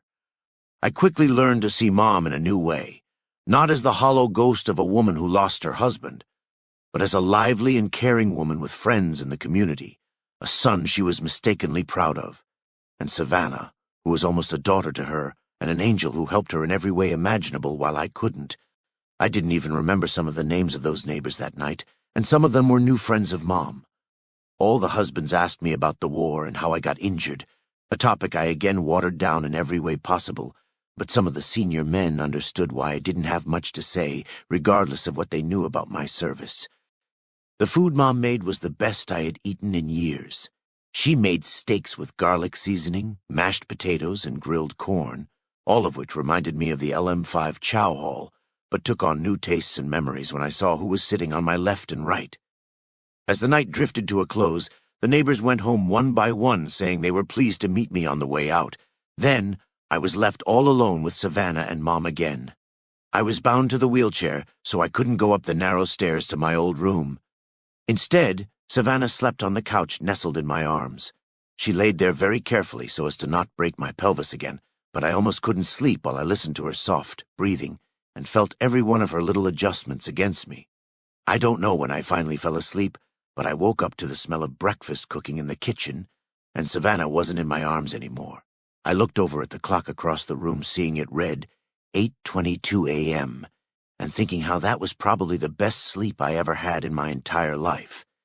It wasn't in a bed, but because I was home and holding the woman I loved, it was beyond words. Minutes later, Savannah and Mom came in, setting the breakfast down on the coffee table across from me, and took seats on the other ones to eat their own, talking with me all the while. Throughout those first days after I got back, they asked me all sorts of questions about things that weren't related to any touchy subjects. Mostly, they asked me about life at LM5 and things regarding what day-to-day was like. I explained most things of that nature in letters over the years, but I think they just wanted to actually hear me now. Thankfully, they referred to things I said in most of those letters, so I didn't have to recall everything I'd ever written, only back it up. However, I found myself not having to think too much about what I would say as time slowly went on. I never really had to think about what I was saying when it came to Savannah and Mom, and that was especially the case regarding life at LM5. Once the memories of the battle were disclosed, at least in part during that first real talk, I found myself able to talk about the mostly enjoyable parts of my experience without too many intruding memories. I told them how I had access to pretty regular information at LM5 and mentioned some things I had in letters, but since we mostly just kept up with celebrities and other crap, that was what we talked about.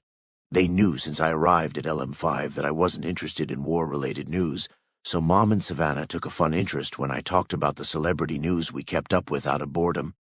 That TV in the living room was almost a waste of money, since it was barely ever on after I got home. Mornings were spent talking and enjoying each other's company until it was time for Savannah to go to work. During those first days, I went to work with Savannah to do physical therapy after signing up for a program at the hospital for veterans recovery. She worked in the Our Lady of Hope Hospital and was a full-on doctor at this point. So she worked with patients in her section while I got regular drug treatment to fuse my bones back together. I'll have more to say about this later, but she helped me adapt to civilian life within those first weeks, and I enjoyed going to work with her. I particularly liked the car rides for some odd reason. Every motor vehicle I'd been in for the past 9 years had been on its way to some war zone or something, and for some reason, I always liked car rides as the sun was coming up. I don't think that's weird. Anyway, I stared out the windows of the car, just watching the tall buildings of D.C. go by on our way to the hospital each morning, thankful for Savannah's pretty normal schedule for a doctor. Staring out the windows, I always found Pennsylvania Avenue amazing, and this time it seemed nothing like I remembered. D.C. was just home before I left, but after returning, I saw the city in a new light. Every day we would travel down Pennsylvania Avenue, on her way to work, and the sights never ceased to amaze me. We'd sometimes have to sit in traffic for what seemed like hours, and when we weren't talking, I would daydream. There were times that the avenue reminded me of the one in Montreal where the Nationalists made one last stand, and I'd envision the buildings as tall, hollow, and battered ruins housing kill squads and lynch mobs. I had to snap out of those trances when that happened, since they persisted long after my return. The transition from Montreal to LM5 was so drastic that the memories remained while the scenery was beyond comparison. However, the urban setting of D.C. reminded me of those days in the toxic city. Even though the life bustling about D.C. and war-free streets were beyond comparison in its own way, knowing there were thousands of people around me every direction within a mile radius was something that used to further my psychosis. In the early days of being back, I sometimes had to tell myself over and over again that nobody was trying to kill me anymore. Knowing the thoughts still tormented me, one of the first things I did at the hospital was consult behavioral health. It wasn't hard to get my old antipsychotics prescription after filling our medical forms that indicated my service history. Even at LM5, I didn't feel like I needed them too often, but I liked the comfort of having something to fall back on if necessary, especially since the drastic flood of innocence brought new problems. I felt my prescription was used to making me emotionally numb to horrific circumstances and memories, but it seemed the drugs weren't entirely sure how to numb me against memories of horror, accompanied by wonderful and love-filled circumstances. Though the drugs seemed to keep me from breaking down and getting completely trapped in my brain, I've said earlier how thoughts remained. I wish I realized it sooner or during the time, but I've said before how all it really took to calm the storm was to see Savannah give me a smile. Whenever I saw the streets of D.C. turning into those of Montreal, I'd look in every direction, terrified of being back there, only for my eyes to land on her in the driver's seat, taking her eyes off the road whenever she could just to look at me. Seeing her eyes gleam and mouth twist into a smile brought reality back, and the world returned to the peaceful one I was living in. Savannah was my new drug. On days off from the hospital's physical therapy, I usually spent them filling out the last of my discharge papers. Since I was rushed out of the service, and essentially thrown on a plane home, I had a bunch of government letters sent to my address. I finally got my discharge certificate a couple of weeks after getting home, but I didn't need a paper to give me a sense of freedom. I had Mom and Savannah, and tried to spend that liberty reconnecting with the love of my life in every way possible. Savannah and I enjoyed going on evening walks around the neighborhood when we got back from the hospital. I would roll along, of course, but I still like to call it a walk. We went on the same route that I took her on that first date so many years ago. She led the way, and we stopped by her family home many times. I'll have more to say about her family, and when I got to see them again, but during our walks I fell in love again. I never even thought of the corrupted fantasies I'd had about her during my crazy days. Instead, I rolled along by her side and relived those memories of our young love, as if the 9 years of war never happened. Though the sights and sounds of our old walk were replacing the memories of torment, DC went through a few changes over the years. The world was different to me, and living day to day almost seemed like there wasn't even a war going on. After all that time away, I was different. I learned in the first months after the outbreak of war in Ash of Montreal how misery can become normal, but things didn't even seem that way in DC. Maybe I was still comparing what levels of misery existed, given my experience, but when I looked at the streets of DC in 2076, it really was hard to tell that there was a decade-long war still going on in Alaska. Propaganda posters still lined the fences, and the turnout in the airport terminal indicated that everyone was still very much aware of the war. But the wonderful city I returned to moved along as if those were two separate worlds. Seeing the two worlds in both lenses and a fading memory filter, I'd continued to think back to when I was just an innocent kid with all I could really want in the world, minus a father. At this time, I wasn't quite sure who I was anymore. I looked in the mirror and saw myself, but I felt like I was staring at a completely different person when I thought of the teenage boy who used to look in the same mirror. My face and body had the scars of war all over them, making me appear as the embodiment of everything awful to happen in that known but distant world of perpetual war. When I saw myself, I saw that hollow shell of a psycho I used to be, and the memories flickered in my mind time and again. Then I'd see her standing right behind me, but this time, she wasn't just a hallucinated vision of something deemed unattainable. I'd see and feel her arms wrap around me as I continued to stare at my war-ravaged self, and feel her words whispered into my neck, "I love you." She'd watch me day after day as if I was her own personal superhero. She looked at me with eyes glimmering and trembling lips whenever we'd see each other. It was like every time she saw me, she was on the verge of exploding into tears of joy or love. I wanted to do the same, but although the drugs prevented me from doing that, I was never unable to feel her love. Night would always come and I'd feel her warm body nestled against me. Some nights, the meds wouldn't work, and I'd silently let myself go, feeling the tears stream down my face and praying she wouldn't awake to see the pain coming out of me. Even though those tears were from such overwhelming joy, I never wanted her to see how that joy stemmed from so much agony. Brushing her hair or giving her a light squeeze as she sleepily adjusted was too nostalgic and emotional for me, in contrast with my mental corruption. I remembered those nights before leaving all those years ago, and thanked whoever was listening for bringing me back home to her. She looked at me like a superhero, but I looked at her like she was the only thing that mattered. She drove me forward, day by day, both physically and mentally. Any time I was scared of the future or my past, she spoke the words that made everything better, no matter what those words were. I couldn't be thankful enough that I had finally found my heart again. I hadn't needed or wanted a heart for so long that having it again was too much to bear. Even though the war in my mind would continue, any thought that consumed my brain could be defeated with my heart, who slept soundly in my arms. Chapter 38, Returning to Civility. Days later, mid-October, 2076. The physical therapy and drug treatments were really starting to help as the days went on. Savannah continued to work in her section of the hospital and leave me with the trainer for the day. She'd stopped in to get lunch with me, check my progress, or just talk about anything all the time, but most time was spent with that trainer. The trainer's name was Marta, and most of the time she helped me on a moving ground so I could get a feel for my legs again. The treatments and techniques I got were top of the line, or military grade as Marta says, and typically used to get soldiers back into the fight. Usually when people say military grade, they are referring to excellence or reliability, but I just think used by 10,000 people, paid for by the lowest bidder, and doesn't work anymore. Anyhow, the days in treatment and therapy helped a lot, thanks to my prior service injury compensation insurance. On top of my physical restoration, I had to inch back into civilian society, and Savannah loved to introduce me to the people of her life. I didn't really have any friends back at home.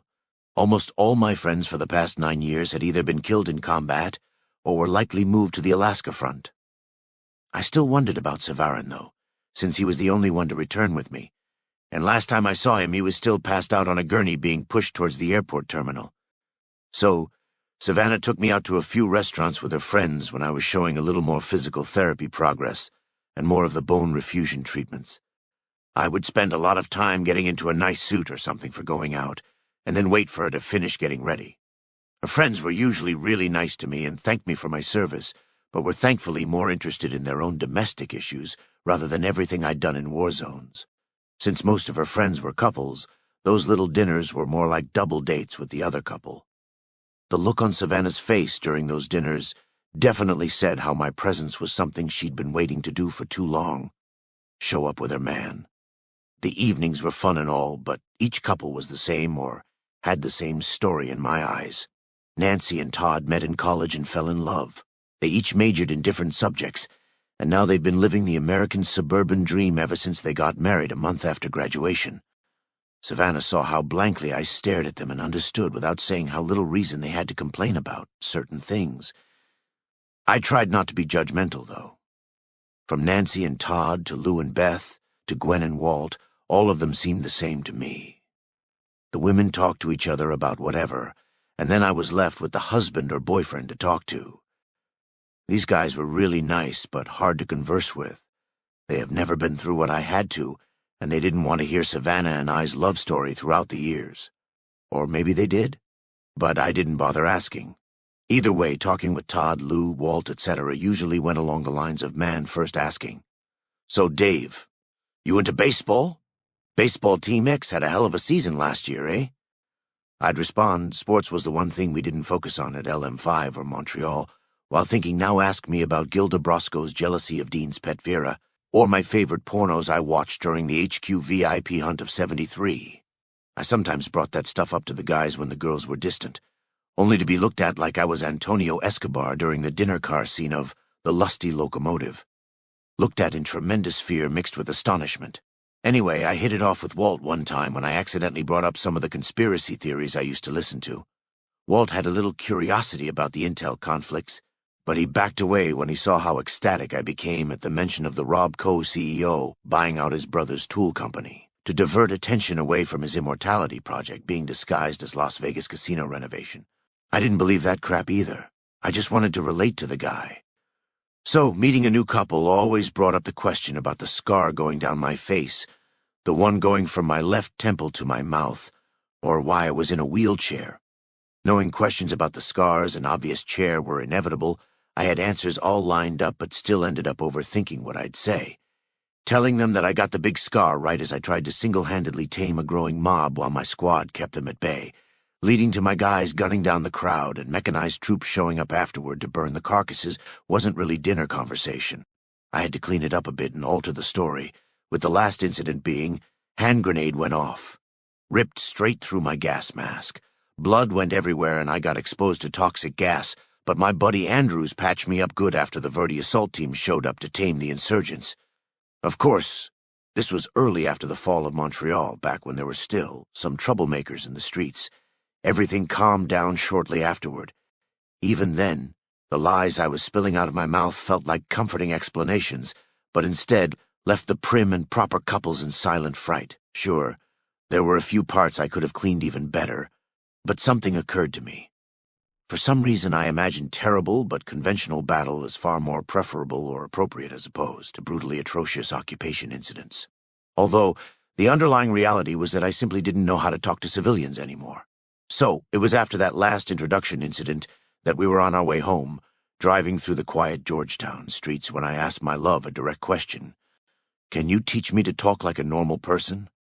Her response was, "What?" But didn't sound too surprised. I told her I don't feel like I can talk to your friends without saying something improper or war-related. I literally plan out what I'd say in my mind, but even then it still comes out in a way that makes everyone uncomfortable. She asked, "You mean like when my friends ask about your scar? With the grenade?" I replied, "Yeah, I'm more used to talking with other soldiers who don't even hear the details or aren't affected by them." I try to tell your friends how I got the scars in a way that is more friendly, but it never comes out right. It's honestly really bizarre talking to these young suburban house couples when I have zero things in common with them. It occurred to me on that car ride that the grenade explanation for my scar was what I told Savannah and Mom as well. Why hadn't I told them the true incident? Maybe at the time it was just still too early because... Never mind, we'll get there. So, she started giving me speech lessons. It wasn't much, and actually a little funny. She would ask a typical question and then tell me precisely what to say. For example, how did you get that scar? Answer, if it's okay with you, I'd rather not talk about it. I'd completely forgotten that I simply didn't have to answer some questions. But, during those speech lessons, it was funny hearing her imitate my voice during the answers, but in an overly innocent and polite way. I obviously knew how to respond to basic questions like, what time is it? Sorta. I knew how to respond, but my answer would still instinctively 1732 or some other military time that always took a second for civilians to calculate. Those silly little lessons brought about responses like the baseball example, which were vague enough to continue on without going overboard in my instinct to relate innocence to atrocity. However, the instinct remained and sometimes slipped through, even in some simple questions that still ended up being somewhat war-related, like, what was the weather like in Montreal? Those ones were tricky in their own way. I never even told Savannah what the weather was like over there. Toxic, forever smelling of decaying flesh and gasoline, and permanently overcast was how it was. But I always found myself responding with, a lot like DC. Like I said, learning simple discourse was pretty strange at the start. Soldiers tend to tell each other everything, and I was trapped in that military environment for 9 years, where the way soldiers talk is a lot different from other English variations, street, Midwest, East Coast, Southern, etc. The military environment was far less censored, and soldiers in Montreal were their own breed within that already strange environment. If it's okay with you, I'd rather not talk about it isn't something a soldier stationed in Montreal has ever said. Other examples of typical soldier talk are the use of repeated acronyms and terms that take on different definitions, but the other big distinction is the topics of conversation. In the military, especially in Montreal and those who were there, conversations were usually about sex, alcohol, gambling, and bitching about command, all of which were on grand display at the rec center, or preferred banter on guard duty or fire watch. That isn't even to mention the hefty amount of psychosis we all grew to enjoy discussing, so take those topics and turn them up to 11 when you think about a psychotically blood-seduced Sherman-loving Monty boy like I used to be. As things changed and the little lessons worked their magic, the internal struggle continued in ways I was able to keep a hold on. Like, one time, a love song began playing over the restaurant speakers and caused everyone at the table, Savannah included, to begin singing quietly and joyfully along. When Sarah, Sue, or whoever saw me sitting there in silence, she asked playfully why I didn't recognize or know the song. I implemented a "I never heard this song before," since it came out while I was away during that couple dinner. As the sappy lyrics entered my ears, I continuously thought I should mention the times I'd heard a sergeant from the 1st Platoon order a new PFC to describe in detail his last sexual encounter before shipping out. Hearing more of the lyrics, I remembered one particular incident where the private had a hefty amount of Sherman, and was oddly poetic about his description of vigorous sex. I joined the packed crowd to hear it as well, and even joined the other ashy Monty boys in shouting for an encore. Bottom line, I didn't mention that incident, but my instinct to do so said there was still much I had to relearn about social discourse despite being able to keep the action in check. A week later, late October, 2076, nearing the end of my first month home, and after being introduced to the bulk of people Savannah had known while I was gone, I was still bound to the first floor of the house, but that was okay. Mom bought a ramp up into the house, so I could just roll on up to the front door, so that made things easier. During days I wasn't in therapy, but Savannah had to work, I enjoyed rolling around the block to pass time with Mom or on my own. Mom was still largely comfortable at home like I remembered, but she did occasionally go out for some errand or another.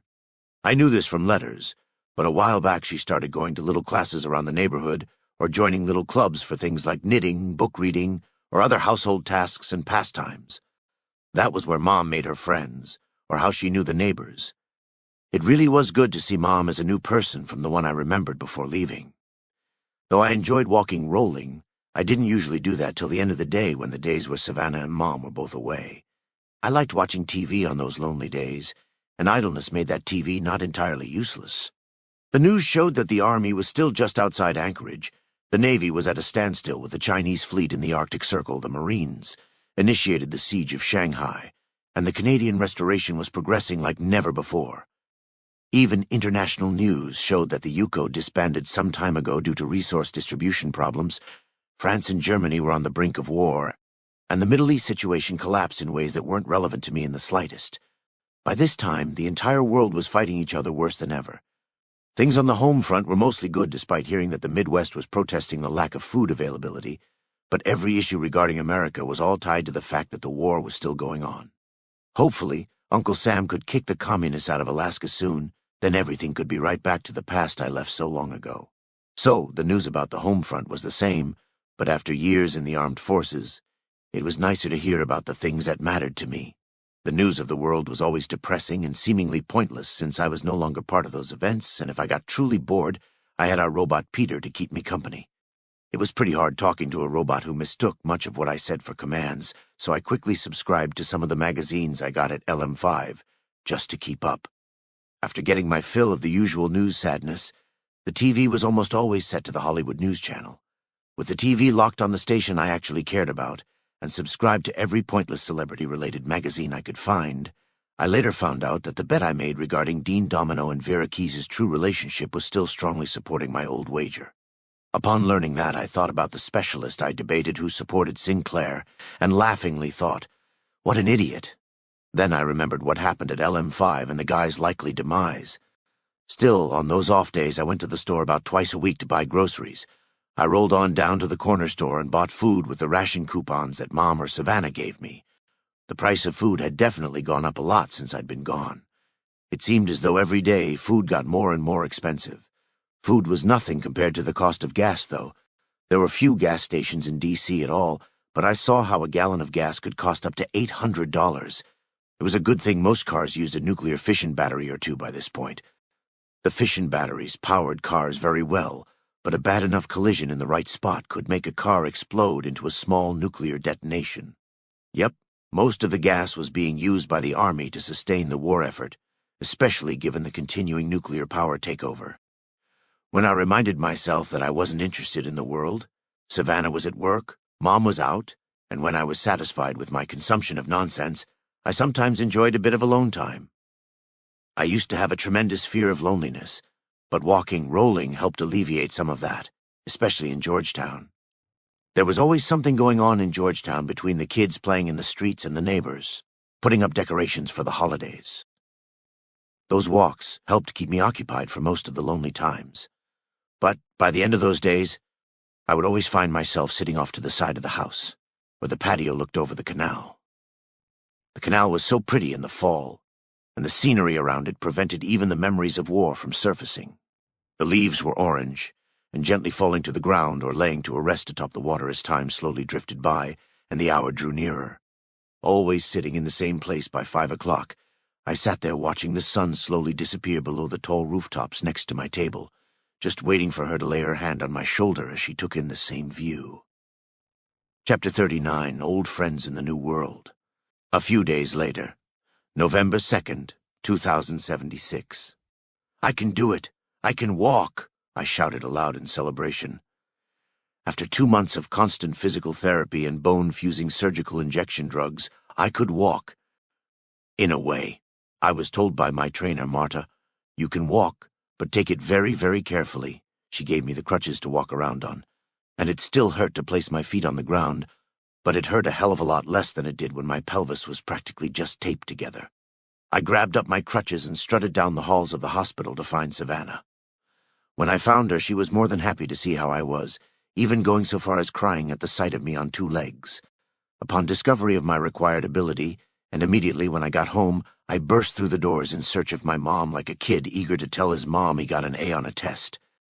I couldn't find her, and figured she must have gone to one of her daytime clubs or activities. So without thinking, I acted on the next immediate thought as Savannah came through the doors and began straightening up the living room. I strutted over to the kitchen cupboard and pulled out the phone book. I looked through the yellow pages for my best friend's name. I came across the Savarin household name in Tacoma and punched in the numbers. After 2 months of being unable to walk and being the happiest I'd been in almost my whole life, I felt like I had to tell the world next if I couldn't tell Mom, and Savarin was the first one I thought about.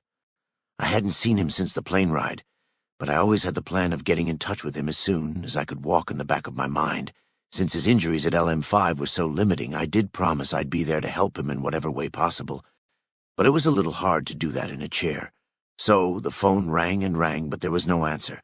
I'd been home for an entire month, but was too focused on readjusting, rehabilitating, and reconnecting with my family to really think about my pal, and almost surprised myself by the fact that I remembered him at all. So I was disappointed when the call wasn't answered. But luckily, his last name was fairly unique, so I could call the household whenever. After hanging up, I stood there for a minute, thinking Savarin was probably just busy, in treatment elsewhere, or still knocked out from pain drugs. Standing there and thinking about my friends, another thought hit me. Where was Brandon? I wondered how he was since I lost track of him too in the airport terminal. I tried calling his old number, figuring he had moved back in with his parents for recovery, but again there was no answer. My best battle buddy and my old friend from middle and high school both lost a leg or worse in the service, and I couldn't ask how they were. I eventually shuffled over to the couch with my crutches and sat there on the couch with Savannah, feeling slightly defeated. Then I realized something. Else, I can go upstairs now. The realization burst from my mouth, startling Savannah, and she smiled, saying, "Go on up, unless you need a hand." I told her some bullshit about how I had to be able to do it myself. She smiled again with a nod and stood from the couch to do something in the kitchen. I forgot that there was an entire second floor to the house. I couldn't go up there since getting home, only because the narrow staircase prevented Mom and Savannah from helping me up in a bulky chair. Either way, I thought, no more sleeping on the couch for me, and hobbled up the stairs to look at each room. The rooms had better, newer and cleaner furniture similar to the downstairs.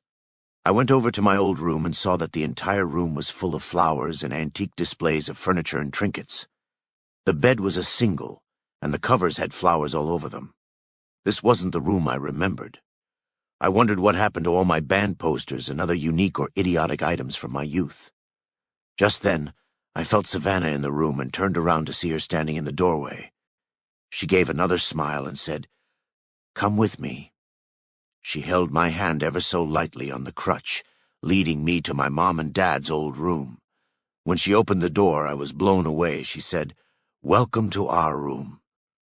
There was a queen bed in the center of the room, 2 dressers along the side walls, and a large mirror in the corner. Once again, there were potted plants everywhere, and the long white curtains billowed slightly from the outside breeze while the afternoon light illuminated the room in a way I could only describe as magical. I didn't even care about my old shit from my youth. I was just excited to see the bed and beautiful new room I'd share with my love. Though I was excited to sleep in a bed with Savannah, I still had to sleep very carefully so as to not ruin the past 2 months of recovery. The doctors said that my pelvis was still like glass as the drugs and therapy finally settled. This meant that despite the progress, I couldn't do the nighttime activities I've waited and psychotically imagined years for. However, I knew when nighttime comes she will be right by my side and sleeping gently in my arms on our bed. The afternoon went on. Mom eventually returned. We went through the hysterics again, and after dinner, the phone rang. Mom got up to answer it, and I continued watching a god-awful Robco infomercial from my spot on the couch. Mom poked her head from the kitchen doorway and said, "It's for you, I think." She brought the phone over to me on its long cord, and I answered, "Hello?" The voice of a woman spoke, and she said, "You called this number earlier today?" I knew right there it was Savarin's number. I told the woman that I was trying to call the Savarin household. She said I had, and I said I was a close friend of Kenneth Savarin. The woman was his mother. I talked to her for a while about how I knew him, and she recalled my name and a few letters from him. We had never met before, so it was nice to chat with the mother of my best friend and battle buddy. Figuring Savarin was still a drugged-out mess like I last saw, I told her I'd understand if her son couldn't talk. I was wrong, because as soon as I mentioned that, she said, "Oh, it's no trouble at all. I'll get him over here." I heard a muffled and slightly aggressive-sounding "Ken! Phone!" There was a distant and muffled Quitcher holler in Birthgiver. After a moment, she uncovered her receiver and said sweetly, "It was wonderful to meet you, David. Almost forgot. Would you want to come?" There was a shuffling sound, a bit of back and forth from what sounded like my pal and his mother, and then Savarin answered with a cheering, "Levin!" That sounded nothing like the man in horrific pain that I last saw in a chaotic airport terminal. I wanted to know what his mother was going to ask, but I quickly forgot about that when Savarin was directly on the other end. Words can hardly describe how good it was to hear from him, especially sounding just like his normal self.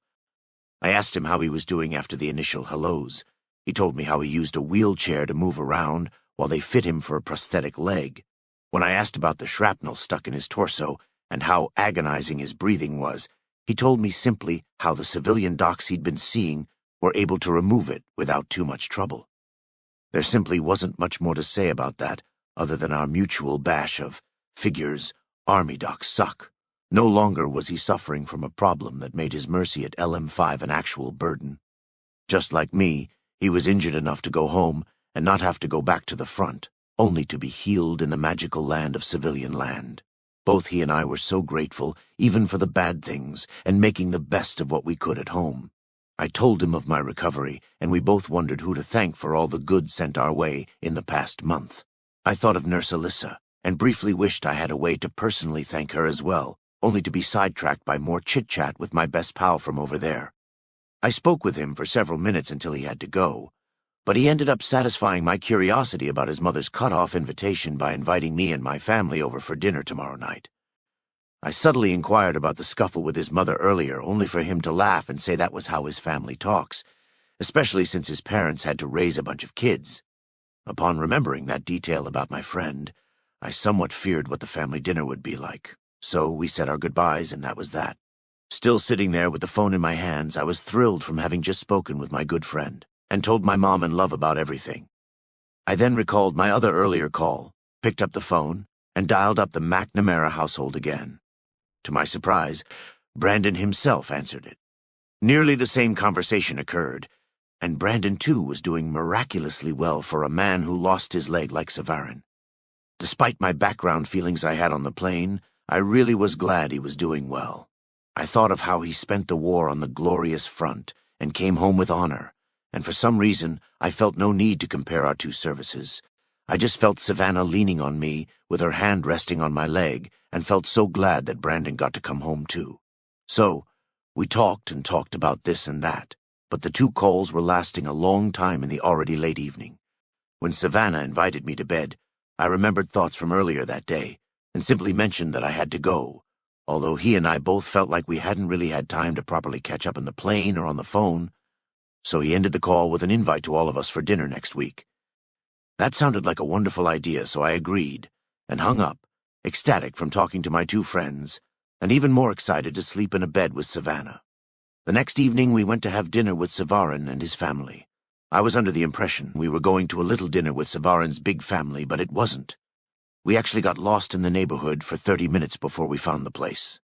And part of the reason was that we couldn't find a place to park.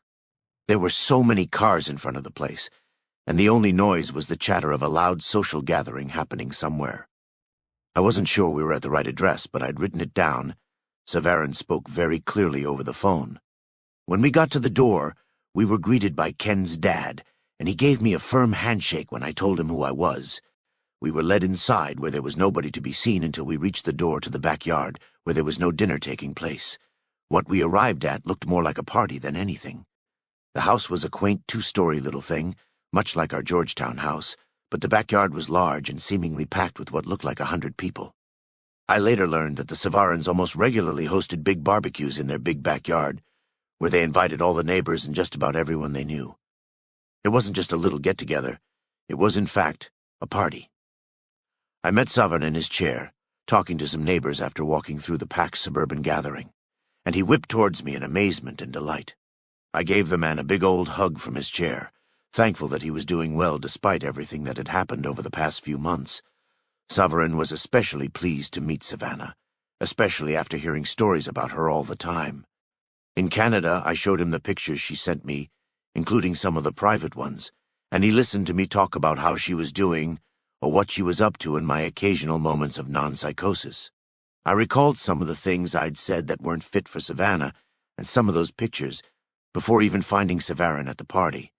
My worry about him bringing up some of that was thrown out the window when he saw Savannah. The look in his eyes said something that wasn't romantic, scheming, or anything possibly negative. The look was more like one you might get after finally achieving something big. Not that I asked about it, that was just the impression I got. But upon the first introduction, and after that look, he threw his arms around her from his chair and then shouted, "So glad to finally meet you, sis." As she and I talked with my longtime friend, it became abundantly obvious to me at least that he felt like she was one of his own family members. As the party went on, we stayed with Savarin but still mingled with the other guests. The night was cold, but the neighborhood teens made a big fire in a large pit that heated the whole yard as the smell of barbecue filled the air. That night was perfect. Despite the cold, a few drinks, talking to good people, holding Savannah, and being accompanied by my best bud was more than enough.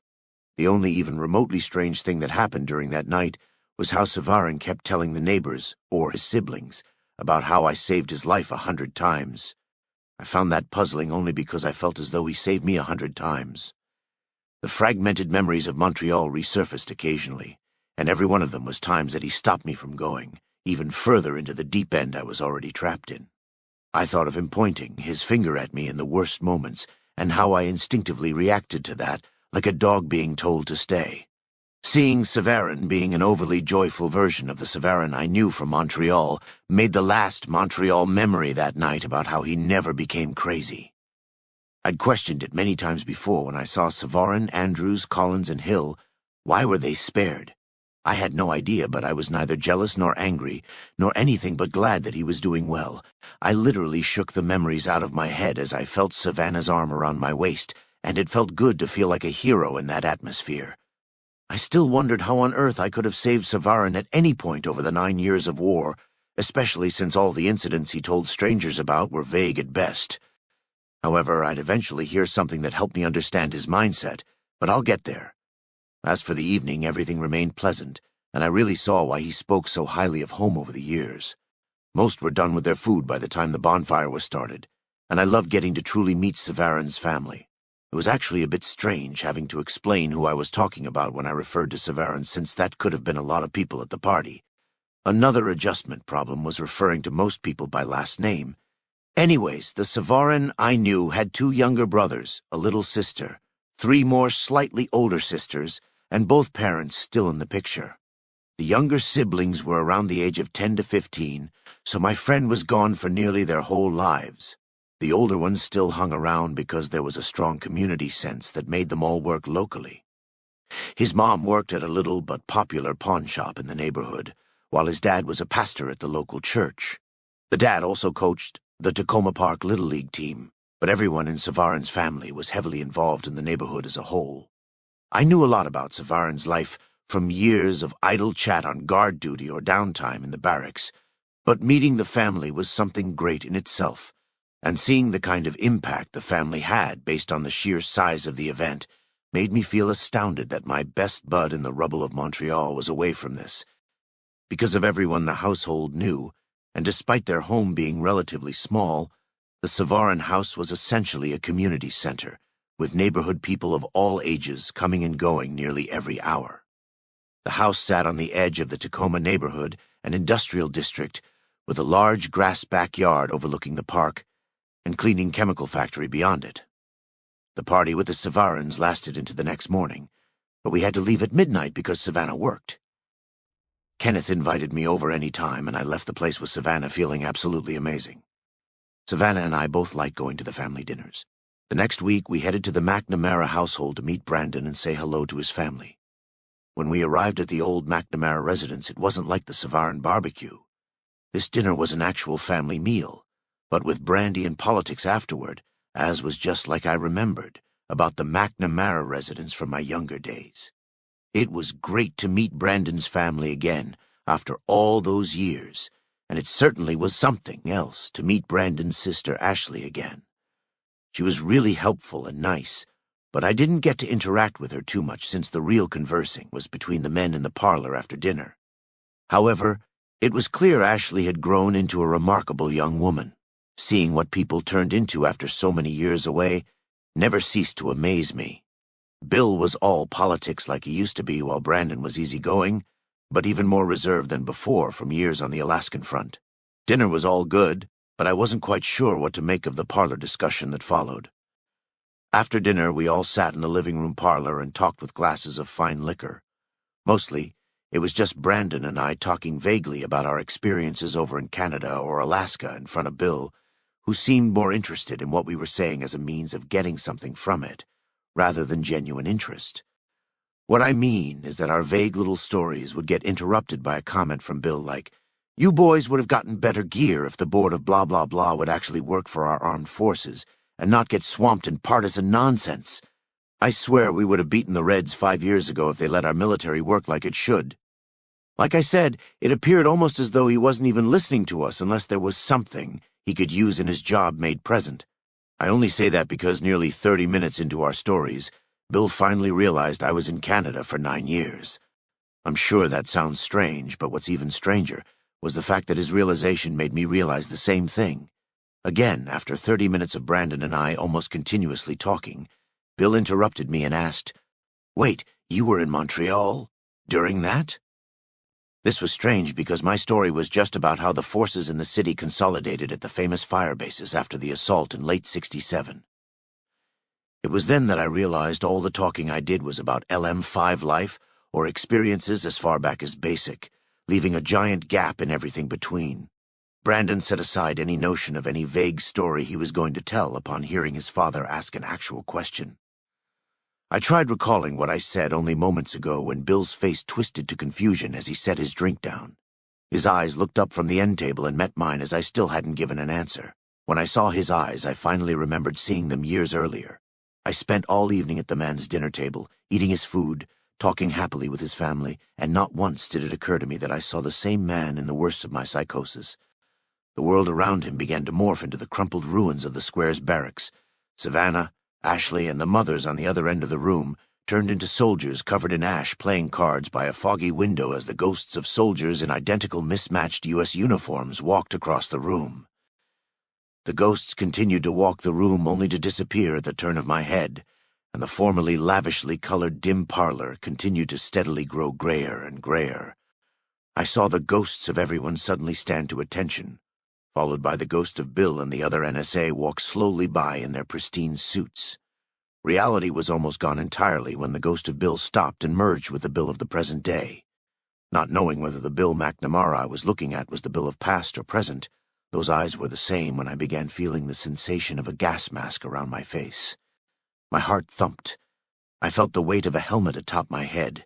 The straps on my mask tightened, and the filter of a respirator lens worked its way slowly across my eyes. The further my vision succumbed to the mask, the more my heart pounded and the heavier I breathed, hearing my breaths muffling more and more from the mask that was becoming more real each time. I felt myself begin to sob as I looked into the unmoving eyes of my friend's father. "I don't want to go back. No, I don't want to hurt anyone. Fuck them. I'll fucking kill them all." I felt myself deteriorating while the tears increased the fog. The face was unchanged, panicking even worse as the world became more and more filtered by the mask. Each muffled deep breath made me cry even more hysterically. I felt my chair disappear from under me, and I was curled into a ball on the ash and rubble-filled streets of Montreal, squeezing my eyes shut as hard as I could, feeling the tears stream down my face, almost drowning in them as they pooled inside the mask.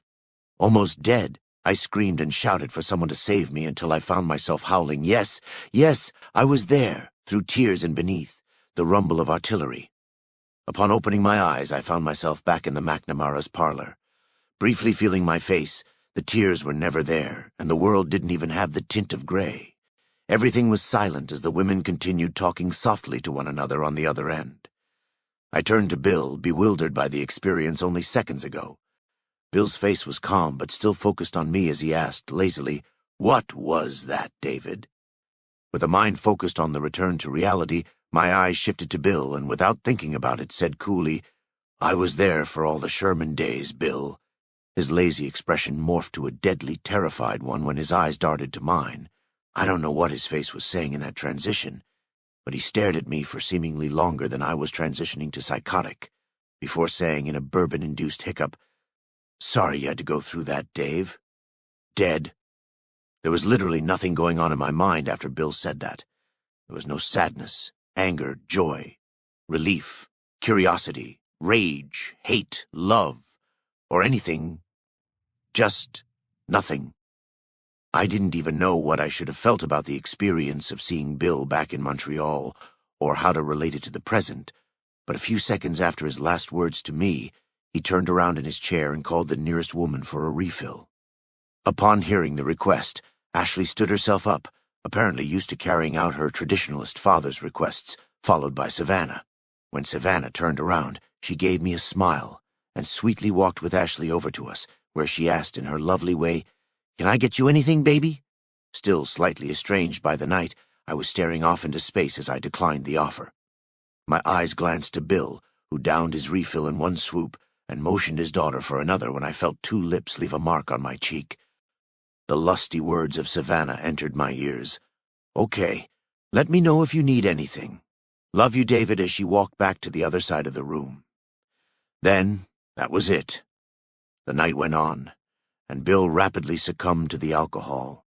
I don't even remember the rest of the evening. Not because I fell into psychosis again, or because of the words of Bill that became more and more incoherent. I didn't even consider the words of Bill, or why my simple answer to his question seemingly made him guzzle liquor. The very second I found myself caring about what he knew or didn't know about why life was the way it was in Annex Land, Savannah would turn from her distant conversation and give me that beautiful little smile again. The world of love would return, and the darkness of horror would scatter. Chapter 40. The Routine of Joy. The Routine of Joy. During that week of dinners, we went back over to Savannah's dad's house. This wasn't the first time I saw him since I got back, though. I saw him and Savannah's sister, Gabriella, almost a day after I got back. They were like a second family to me back before I left. The dinner after the McNamara's was just with her dad. Gabriella couldn't make it because she was busy. When I did see Gabriella, she had done a lot of growing up, too. Her dad, Lawrence Andres, was a very good man and thankful that I seemed pretty well grounded. During that most recent dinner, I realized I actually got a couple of letters from him over the years, but they were mostly just updates on Savannah for when she couldn't write. I remember he always added a little, "Stay safe, David," to the end of those letters, something I vaguely remember scoffing at, enduring wholeheartedly during the bad times. November 7th was when I read the Capital Post newspaper with a headline, "Operation Anchorage Takes Effect, China's Last Stand." The siege of Anchorage, Alaska had begun. General Constantine Chase, Supreme Commander of the Alaskan Front and overall prick to everyone on or near that front, was launching the last stage of his Anchorage reclamation plan. People across the country nervously watched the news as anything could happen. Thousands of soldiers were moving from Canada to the Alaskan Front to support in the assault, while more guardsmen filled the holes in lingering annexation forces. As much as America cared, I didn't at all. The only real difference in my life and the streets of Georgetown was the number of propaganda posters. In other news, Vault-Tec had been posting their flyers all around D.C., encouraging those to be cautious and buy a vault space. Mom always was a little on the paranoid side, even before Dad died all those years ago, so she told me about a few occasions where there were those who cried, "Wolf!" The sirens would blast all around D.C., and people would rush to the vaults whether or not they bought a space. People would either rush to a vault or cower under the nearest cover and pray. Still, no bombs dropped on U.S. soil outside the conventional ones on Alaska. Mom said how she and Savannah met with the people at the Vault-Tec Regional HQ in D.C. on a couple occasions, but they said the employees gave off a strange energy. Apparently, the Vault-Tec reps seemed almost desperate to get signatures, and were far too assuring of their residents' safety. Savannah and Mom put it off, saying they'd think about it. Clearly, Vault-Tec was just a corporation trying to make cash on people's fears during the particularly scary parts of the war in Alaska. Even though the world was chaotic at this point, a threat of nuclear annihilation seemed minimal, but Vault-Tec wanted everyone to think it was a certainty. The way I figured it, if we made it this far through decades of war across the globe between many nuclear-armed countries, it isn't going to happen. The days drifted by as it crept closer to Thanksgiving time. I was still on crutches, but doing much better. Savarin insisted that we come over for that holiday, but we already had plans with Savannah's family. I missed out on so many Thanksgivings, and as much as I loved my pal Savarin, I was looking forward to spending it with Savannah's family. So the day arrived and we walked through Georgetown to her dad's house, which was only a few blocks away if you recall. Each house was illuminated, and the smell of freshly baked turkey filled the neighborhoods. The children and dads played football or baseball in the streets, while nameless relatives watched from the sidelines drinking warm beverages or talking and cheering at the lovely memories being made. I gazed at the happiness in the nippy sunset with strangely joyful tears welling up as I felt Savannah's hand in my own. Gabriella greeted us at the door with much delight as soon as we started up the steps. Hugging each of us as we entered, she was happy to see her sister again, and acting like it had been ages when it had only been a week or two since they last got coffee together. The other family members I didn't know too well and felt more than awkward around all the strangers. Lawrence had my back and fought off many of the curious guests' inquiries with something like, "The boy served in the war, leave him be." At the table, Savannah's distant aunts brought out the food and drinks. The holiday decor mixed strangely with the food, really letting off an enchanting aroma. As more food was brought out, I sat there patiently with Savannah on my left and Mom on my right. I stared into the glowing turkey ready to devour it at a moment's notice, and only awoke from my gaze when Lawrence asked, "David, David." I looked up and he asked softly while the others were still chatting, "Would you like to say grace?" As wonderful as I'd been feeling all evening, the words entered my ears and terrified me more than anything. I was probably the last person God wanted to lead that particular prayer, or any really. I also never said one at a table in front of people I hardly knew. I did think about it, probably longer than I should have. I had a lot to be thankful for, but I honestly wasn't religious, or even expecting the question in the first place. I don't know how much time passed before answering, but people were still talking at the table, and I felt Savannah's hand on my leg when I politely shook my head at Lawrence and even more politely whispered my decline. No trouble, no judgment. Lawrence simply gave me a wink and loudly asserted to the whole table how Savannah's Uncle Mac was dying to say grace after enough happy family jeering and fake protest to make a person gag in literally any other setting. Uncle Mac proclaimed, "I think I still remember a few good old verses from my chaplain days." As Uncle Mac took his spot at the head of the table, everyone bowed their heads, and I did too. As soon as the words Heavenly Father left Uncle Mac's lips, I went deaf. For a second, I thought he paused, thinking of what to say, but then the silence lasted. The silence went on and on and on and on until I finally wondered what was wrong. I slowly peeked up to make sure everything was fine, and when I saw what was in front of me, I squeezed my eyes hard as I could, but the image I saw had burned its way into my eyelids. I couldn't escape it, the calm and reassuring, sympathetic smile of Chaplain Delmont. Shutting my eyes even tighter, I began whispering, "Go away. Go away, go away," still feeling like I was inside Savannah's old home, despite knowing what was in front of me if I opened my eyes. He was there regardless. The image in my eyelids or mind refused to leave, still smiling. After my 1000th go away, the image of the chaplain adjusted in his chair. Before I could jump from my chair at the sudden motion, Chaplain Delmont said, "How could she still love me after so long without being there?" Do you know who said that, David? A foreign wave of relief washed over me as the words, "Me." I said that, slid out of my mouth. The smile grew wider before he said, "That's right. You got one heck of a girl there, David." Remembering all the relived memories being nothing but horror, I unconsciously accepted and felt relieved at this one. Anything that acknowledged the woman I knew sat beside me in reality was fine in my book. I found myself muttering, "She's everything to me," when I noticed Chaplain Delmont mouthing the words as well. Before I could ask what that was about, he asked, "You forgive yourself yet?" Not sure how to answer, I felt another wave of calm wash over me as I said, "I don't know. Maybe the memories are still there, but I don't know." Just like that, the chaplain stood up and said, "Welp, I gotta go, David." Confused by that, I asked, "Wait, why? I'm actually enjoying this talk." The chaplain lifted his shoulders and said, "Gotta make room for Savannah." Before anything else, Savannah appeared behind the chaplain, walking around him and taking a seat next to me in the little office. I couldn't move a muscle with my face transfixed on hers. That smile grew across her lips again. I never get fucking tired of seeing that, especially when I feel her place her hand in mine. I couldn't look anywhere else when I'd see her face. Her lips trembled, begging me to lean in, and I finally closed my eyes to fulfill her wish. As I leaned in, the last words of Chaplain Delmont were spoken, fading further and further into echoes. Love your golden calf, my boy. You, Lord, in the beginning laid the foundation of the earth, and the heavens are the works of your hands. They will perish, but you remain. Lips touching hers, I saw 1,000 flashes of memories from the 9 years gone within only seconds. Finally landing on the memory of seeing her in that airport terminal, everything was still and silent for several seconds before the word Amen sounded all around me. Everyone joined in, the image disappeared, and I looked up to see everyone start eating.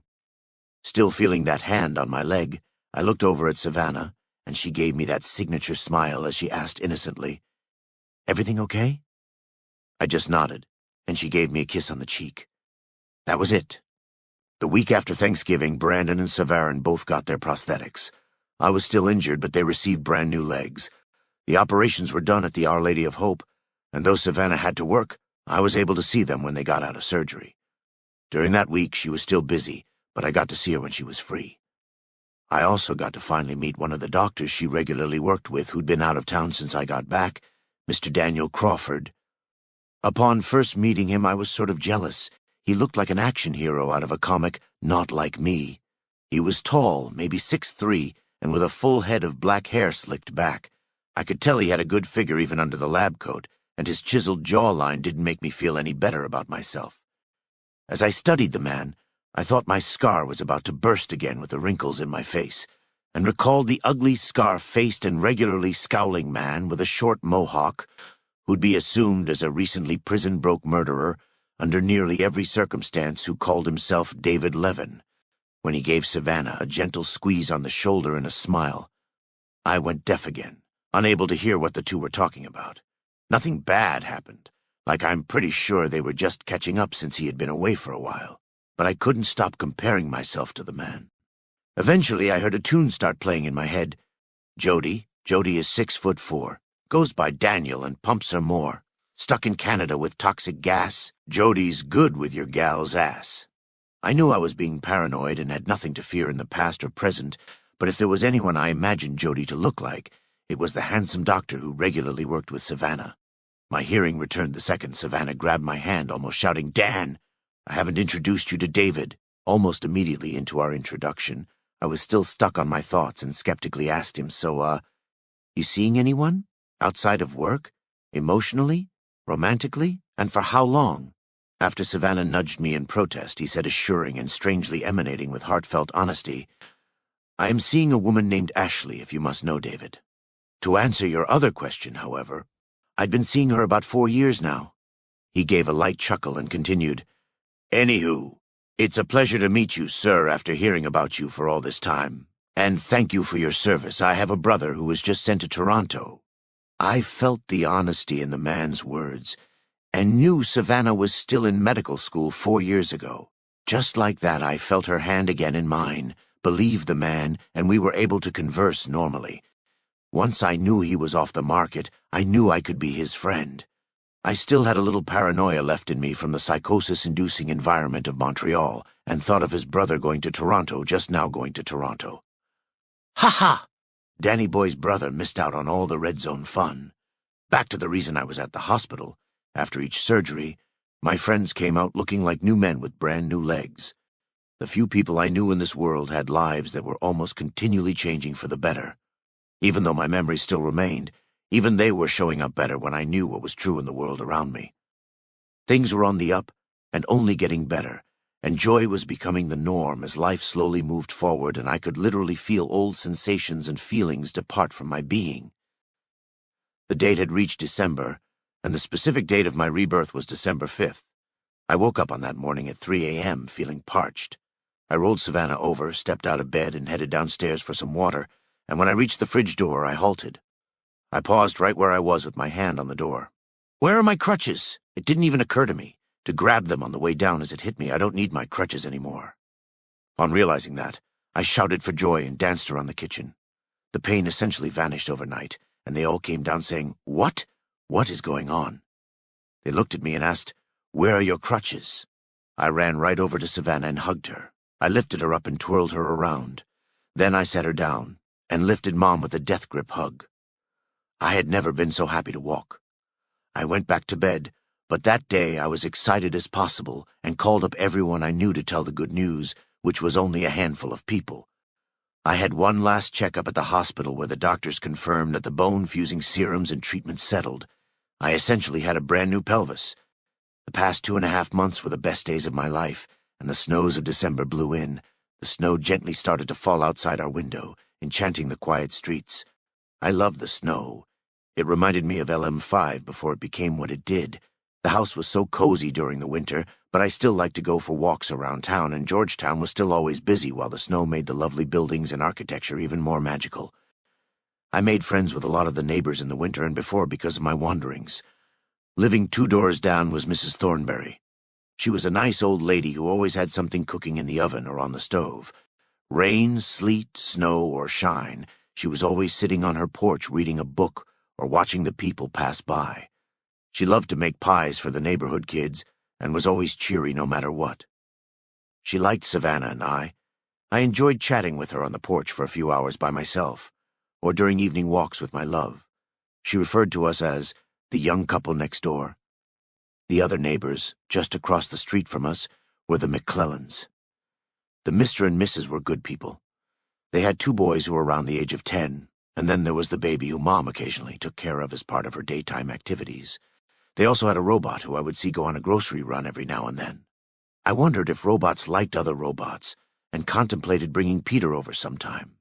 They were the same model of Mr. Handy, so I figured they'd get along. I never took Peter over there, but asked Mr. McClellan how he got his to speak in that English accent. Peter spoke in a robotic, astute way, but Mr. McClellan just said the English butler vocal setting was the factory default. I wasn't a programmer and lacked the funds to change it, and briefly wondered why Savannah had it changed. Anyway, there were also the neighborhood kids and the parents like Bob and Sue, Mark and Amy, Donna and Jim, then Stacy and Rick. They were all good people. The kids referred to me as the army guy. Sometimes at neighborhood get-togethers, I would show some of the people where I got shot or hurt. The scar across my face from that incident in Canada was still very visible, and always conversation material if it came down to it, since explaining things steadily became easier and easier. I still kept my hair short and military, if not a straight mohawk, but I liked the new 5 o'clock shadow thing I had going on. It looked great with my aviator sunglasses. Savannah didn't like the facial hair, though. She always said, "It's too scratchy." I thought I looked tough, so I took good care of the house while Savannah and Mom were at work, but I didn't really like to cope with unemployment. I considered taking up a job as a contractor at the National Guard Depot over in North D.C. A part of me didn't want to do any more military work, and security positions seemed uninteresting. Also, I was still technically crippled according to the Army, and didn't want a struggling recruiter to draft me. I didn't know what to do for a job since I got home, and hadn't even had a lot of time to think about it during recovery and readjustment.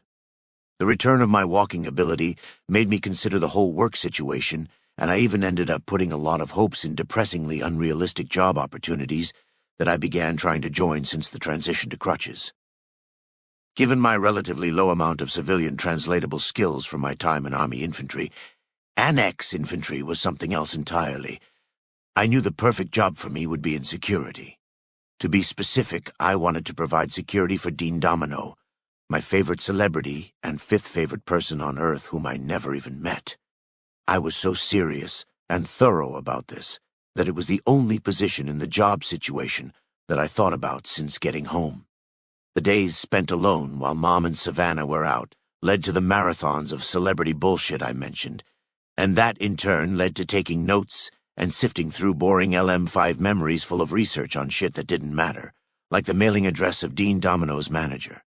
Starting that process back when I was on crutches, I sent letter after letter to that address in California, making sure not to give any impression that I loved that guy and knew everything about him and his games.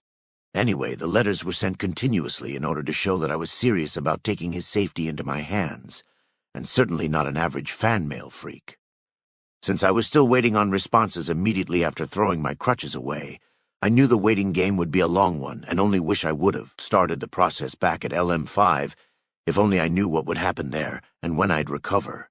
Anyway, during that waiting, I continued to fill my days with hopeful nonsense, With the TV permanently set to those channels, I spent a lot of time doing what I'd done on similar days in my wheelchair, thinking. I was so hopeful with the return of my walking ability that it was easier than ever to see myself strolling the villa streets of Sinclair's little Sierra Madre project at Dean's side. He and I would be such good friends that we'd have inside jokes about how stupid it was for Sinclair to make Dean supervisor for the villa crew. Oh yeah, my resumes definitely let him know that I knew what he was doing being all cushy with Sinclair. I saw myself taking care of all the daily shit for Dean since Mr. Yesterday of the villa crew doesn't seem to care for my man.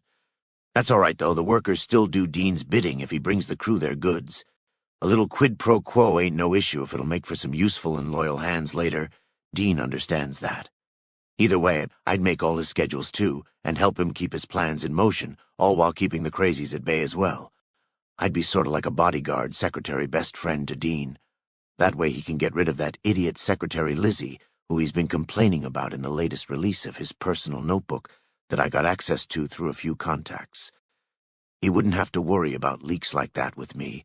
I'd have had his back through and through. What fun that would have been. I'll never know because 3 days after I threw away the crutches, I received a letter from the manager's mailing address saying I was put on a do not contact list. I was sure my name was accidentally added to that list or mixed in with crazy fans, so that was by no means the end of my letters and resumes. Anyway, by the time I got that letter, the sadness I felt from reading that presumed clerical error made me realize I was taking fantasy too seriously, and the lack of a job wasn't helping. Instead of dwelling on my rejected fantasy job, I almost immediately got a job at a local diner. Pretty much just walked in, applied, and was told welcome aboard. The job I applied for was a cashier bartender. I ended up liking the job a lot, and it was simple enough for a 9-year infantryman. The idea first came to me just as we were driving past it on a busy street. We were at a red light, and I saw the crowded line going out the door. The place emanated light as the snows fell, and the crowd bundled together for warmth. It looked like a cozy little haven against the elements. I knew I wanted to work there when I stepped inside and smelled all that amazing breakfast food and coffee. So, the next day, I applied, and the manager told me I could start training at 9 the next morning. I only had to work Monday through Friday from 9 a.m. to 2 p.m., so it kept me busy throughout the week. As I said, I enjoyed working at the diner, but the hours were slim, and I only saw it as a way to get me adapted to civilian working life again. Training was one day and overly simple. My job was to stand behind the bar counter, take orders, mix easy drinks, and talk to people. After the breakfast rush, things were slow, and that was usually when the day drinkers came in. There's something about serving breakfast foods and alcohol that is just enchanting. So, the job was simple, paid okay. I got to chat up day-drinking chumps, and the diner's bartender uniform wasn't hideous like the servers. Can't go wrong with all black. On my walks through the streets and usually on the way to work, I saw the Christmas decorations going up. I said hello to the neighbors and smelled the pies that Mrs. Thornberry made. My life seemed perfect. We also bought a Christmas tree that was fresh from the lot. It wasn't a big one, but it was big enough for our house. After I got off from the diner one day, I put up the first string of lights. Christmas over in Montreal was just filled with empty cheers and lots of alcohol, and putting up those lights created only the flicker of comparison memory. Even then, the memories were becoming less and less terrible, even when she wasn't there. I remembered when one of our guys brought in a dead tree and put lights on it. Some guys hung ornaments made from spent cartridges or clumps of rubble and finished it off with a crude papier-mâché angel slightly resembling a naked woman. The company first sergeant noticed it a few days later and stomped the tree into the ground and walked away. As I put up the lights in 2076, that memory made me laugh. I believe that was the first time I ever chuckled at a memory from over there. I remember thinking that Montreal had finally left me, or at least was well on its way out. As more and more joy entered my life, I remembered the routine of misery in Montreal, the routine of boredom at LM5, and wondered if the routine of joy was finally within sight. Chapter 41. Who She Really Is. Who She Really Is. The Christmas season of 2076 was the best I could ever remember, even before leaving. Though the day itself was weeks away, the magic of December came with the return of my ability to walk, and only got better with a small-time job I really enjoyed, and the memories of pain getting further away.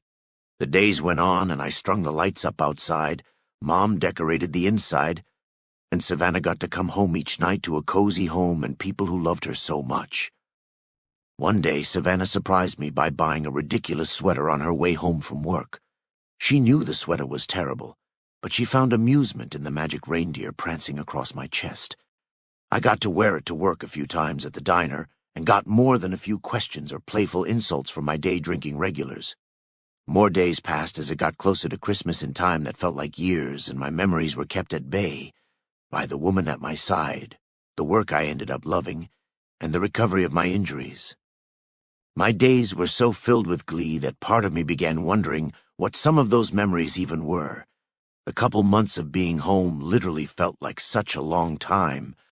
I was making friends at my job, coming home to a wonderful mom, loving girlfriend, and keeping up with my pals who I knew from both my innocent and atrocious pasts. I really did care about Savarin. That may be an obvious thing to say considering how long he and I spent together in Montreal and LM5, both of which were places that felt so far away.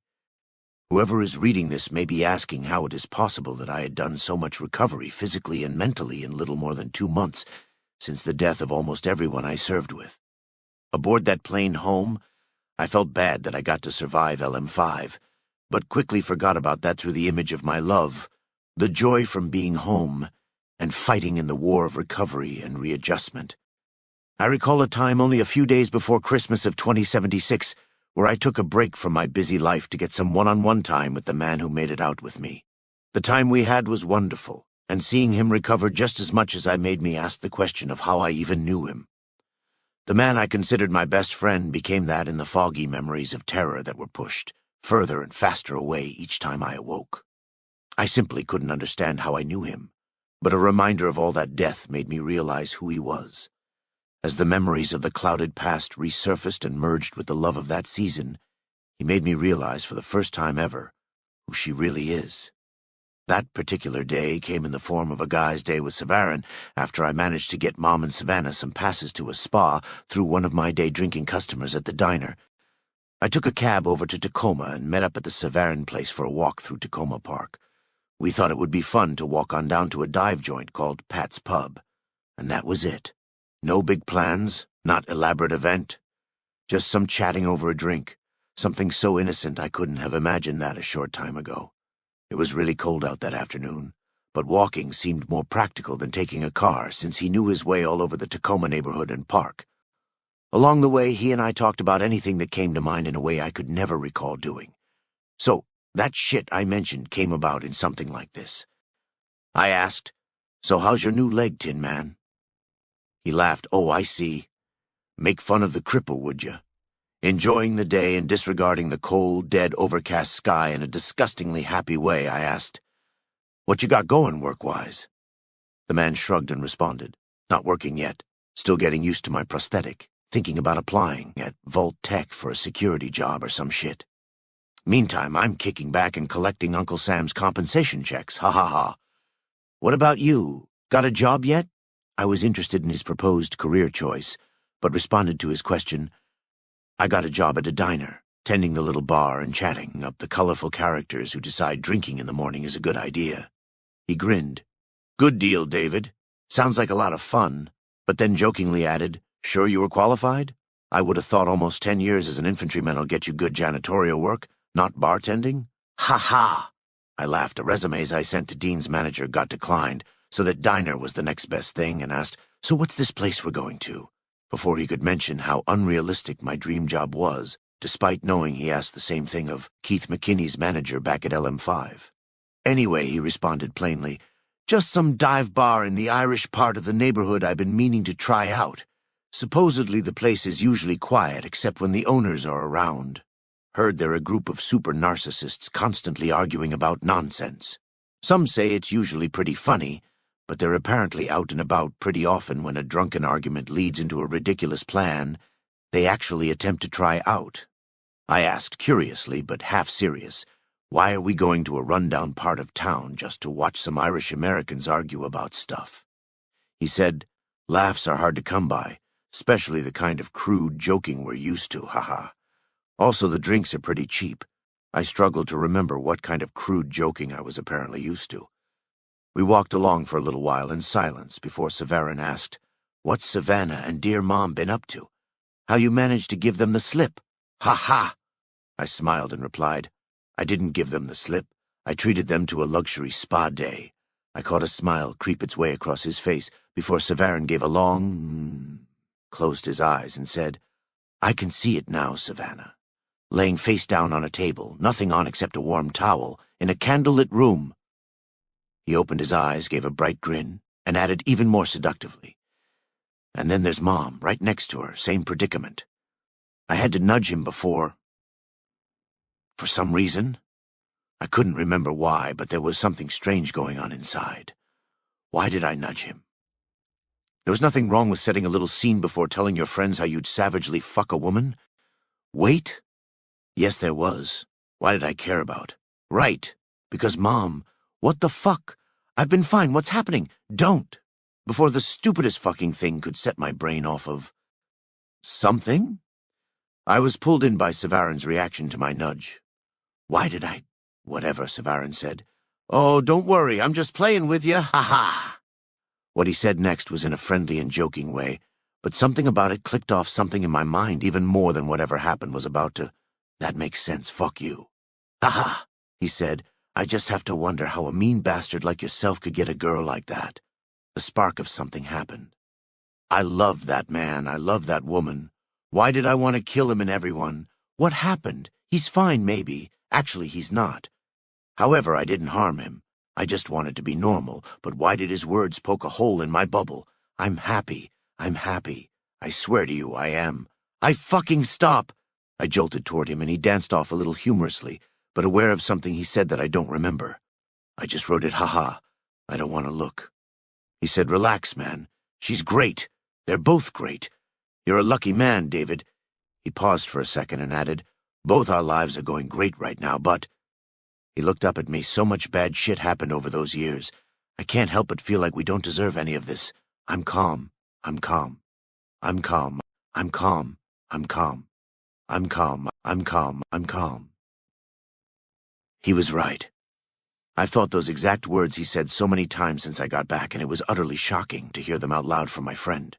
My mind raced to rationalize and process those words, but without thought I blurted out, "Man, she's perfect." He looked back at me and I went on.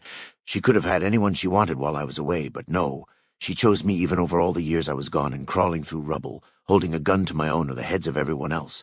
She was there every day in those letters. She never left, not even for a second or while I was making myself crazy. I ask you, how could anyone other than a saint have the heart to commit to me when the past 9 years were so full of misery and absolute shit? How the fuck did she even care enough to show up at that airport, or not even walk away when she took one look at my tortured face?" He was left speechless, unaware of what to even say. I didn't even know what I would say. That little outburst just came out of nowhere. I didn't want any conversations about the past to ruin our day. I'd done such a good job lately of forgetting it even happened, and looked around to find my comfort in the terror, but she was nowhere to be seen. Standing in the middle of that snowy park, I couldn't see her. Not a soul was in sight except for the man standing there tall and upright. The man who had been in every situation of awfulness was standing there watching me. I didn't want him there. I just wanted Savannah. But there was Severin, knowing I didn't want him but was there anyway. The words, "Severin is my bestest friend," floated slowly across my mind, and he was still there. However, I still didn't even know what to do or what was happening again. But emotion and my subconscious got the better of me as I added a final piece from the back of my mind. Now that I have her back, I don't even know if I could live without her again. We were silent for a few minutes, and we both stood there in the cold, recollecting all that pain. I thought I was over. I knew every thought in his head, and he knew every thought in mine. But as the tornado of memory faded, it was all gone except for one last thought. How was he spared? Severin looked up when he felt my stare, and not even the sound of a distant car was to be heard as his eyes met mine, looking more clouded than I ever noticed. He gave a determined nod, and I asked in almost a cry, "How were you spared from Montreal? Why am I so full of trauma? Why were you the one who could calm me whenever I felt myself getting more and more lost? You, Collins, Andrews, and even Hill were so fine, while me, Rollins, Mosby, fucking Reed, and everyone else were dying every day in the ash. There was a long pause, and his eyes never moved from mine. The world was still silent when I finally saw a tear fall from his eye before saying, "I still see all of it. I feel my leg getting torn off every night just as I'm on the edge of sleep. I see all of the innocent killed, and all the red zone fucks who deserved Sherman. I relive it all the time. To answer your question, I wasn't fine during any of it. I just saw you and how completely lost you were. I know being lost took on new meaning in Montreal, but I saw all the death on those streets, and my heart fucking broke all the fucking time. I can't say for sure why I didn't turn into a bloodthirsty Monty boy. I just know that I had some pals who needed to get home, and that was it. I can't speak for the others, or why they died while we lived, but I knew what happened in Montreal was unavoidable, and that I made you promise to get back home. I don't know what to think of a lot of things either, David. I didn't have anything to say, nor do I believe there was anything to say. I don't know what his words meant, or if he did. I don't know why he was spared, or why I was, but I still thought of Savannah. She had some kind of magic ability to love, despite all that time. And Savarin had the magic ability to bear witness to my experience and still find me worthy of getting home. I don't know how much time passed before the issue was ended and we started moving again, but we did so silently. There was a lot to think about and a lot to force back into the darkness of memory, but I think our shared recollection of all that awfulness started the recovery again when Savarin said plainly, "It's all over, David. All that bullshit is in the past now.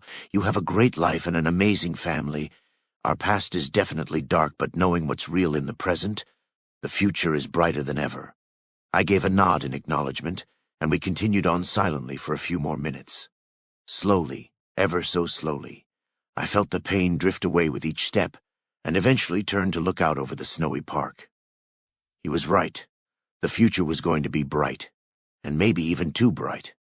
Realizing what was around me in the present, the beauty of the snows, and remembering who was there with me, brought about the final end to mine and Savarin's storms. Though I didn't know it at the time, there was still one person's darkened memories who'd yet have the light of recovery shine upon it. But 2076 was not quite over. With the return of clarity, I saw my best pal of our shared terrible past and who he was in the present. Our silence was forever ended when I said, "I just can't wait to get blacked out in an Irish dive with my best pal." Savarin gave a smile, another nod of determination, and we walked on. We reached Pat's pub by the end of the day and spent the next few hours drinking with strangers. Watching the owners of Pat's pub argue was actually pretty funny and even more amusing with a good buzz going, especially when they stormed out in different groups saying how they were going to solve the U.S. gas crisis that's been going on for decades, and despite the transition to nuclear power. Chapter 42, The Christmas Party. As the days moved deeper into December, things got busier. The newspaper said that the army successfully defended their position against a Chinese counterattack, but the people of D.C. were calm and collective during the holidays. I put up more lights over the next few days, and the neighbors set up theirs. I sat on the side patio any nights looking over the canal in the chilly breeze. I loved watching the waters reflect the lights of the illuminated neighborhood. She sat right by my side each night, and we huddled together to keep warm sometimes, even as the snow started falling. An idle thought crossed my mind one evening in mid-December, and I told her that we should host a Christmas party at our house. She could invite all her friends, and I could invite the few people I knew. She agreed immediately, and started planning it out, dancing with glee at the idea.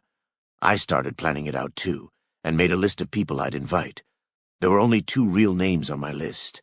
I didn't keep in touch with Brandon as much as I did Savarin, and that was probably because we were separated for all that time away. Savarin had my back in all of the firefights I had ever been in, and held that special place in my heart as my savior during that distant memory of Montreal. I occasionally thought how Brandon didn't even have my back when I had to fight that bully in freshman year. That was no reason to dislike Brandon. We were best friends through middle school and most of high school, and I did have a lot of admiration for everything he went through in his own part of the war on the Alaskan front.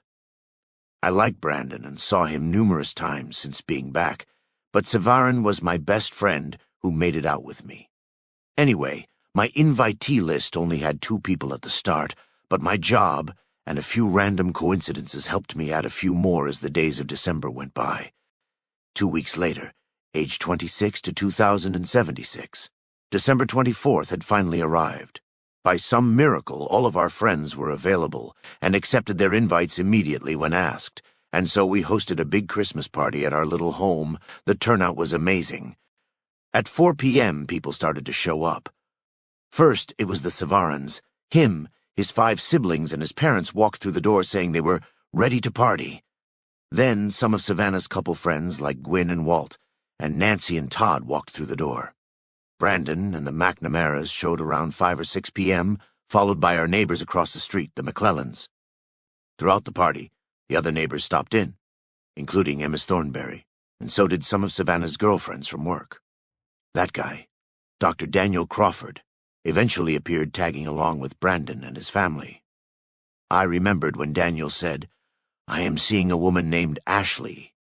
Then I thought, Ashley McNamara? That was Brandon's little sister. Not sure what that meant, but it sort of felt like the planets aligned for Savannah's coworker to be in the same sphere as the McNamaras. Around 7 p.m. arrived, and a new friend of mine also showed up. His name was Frank Olin.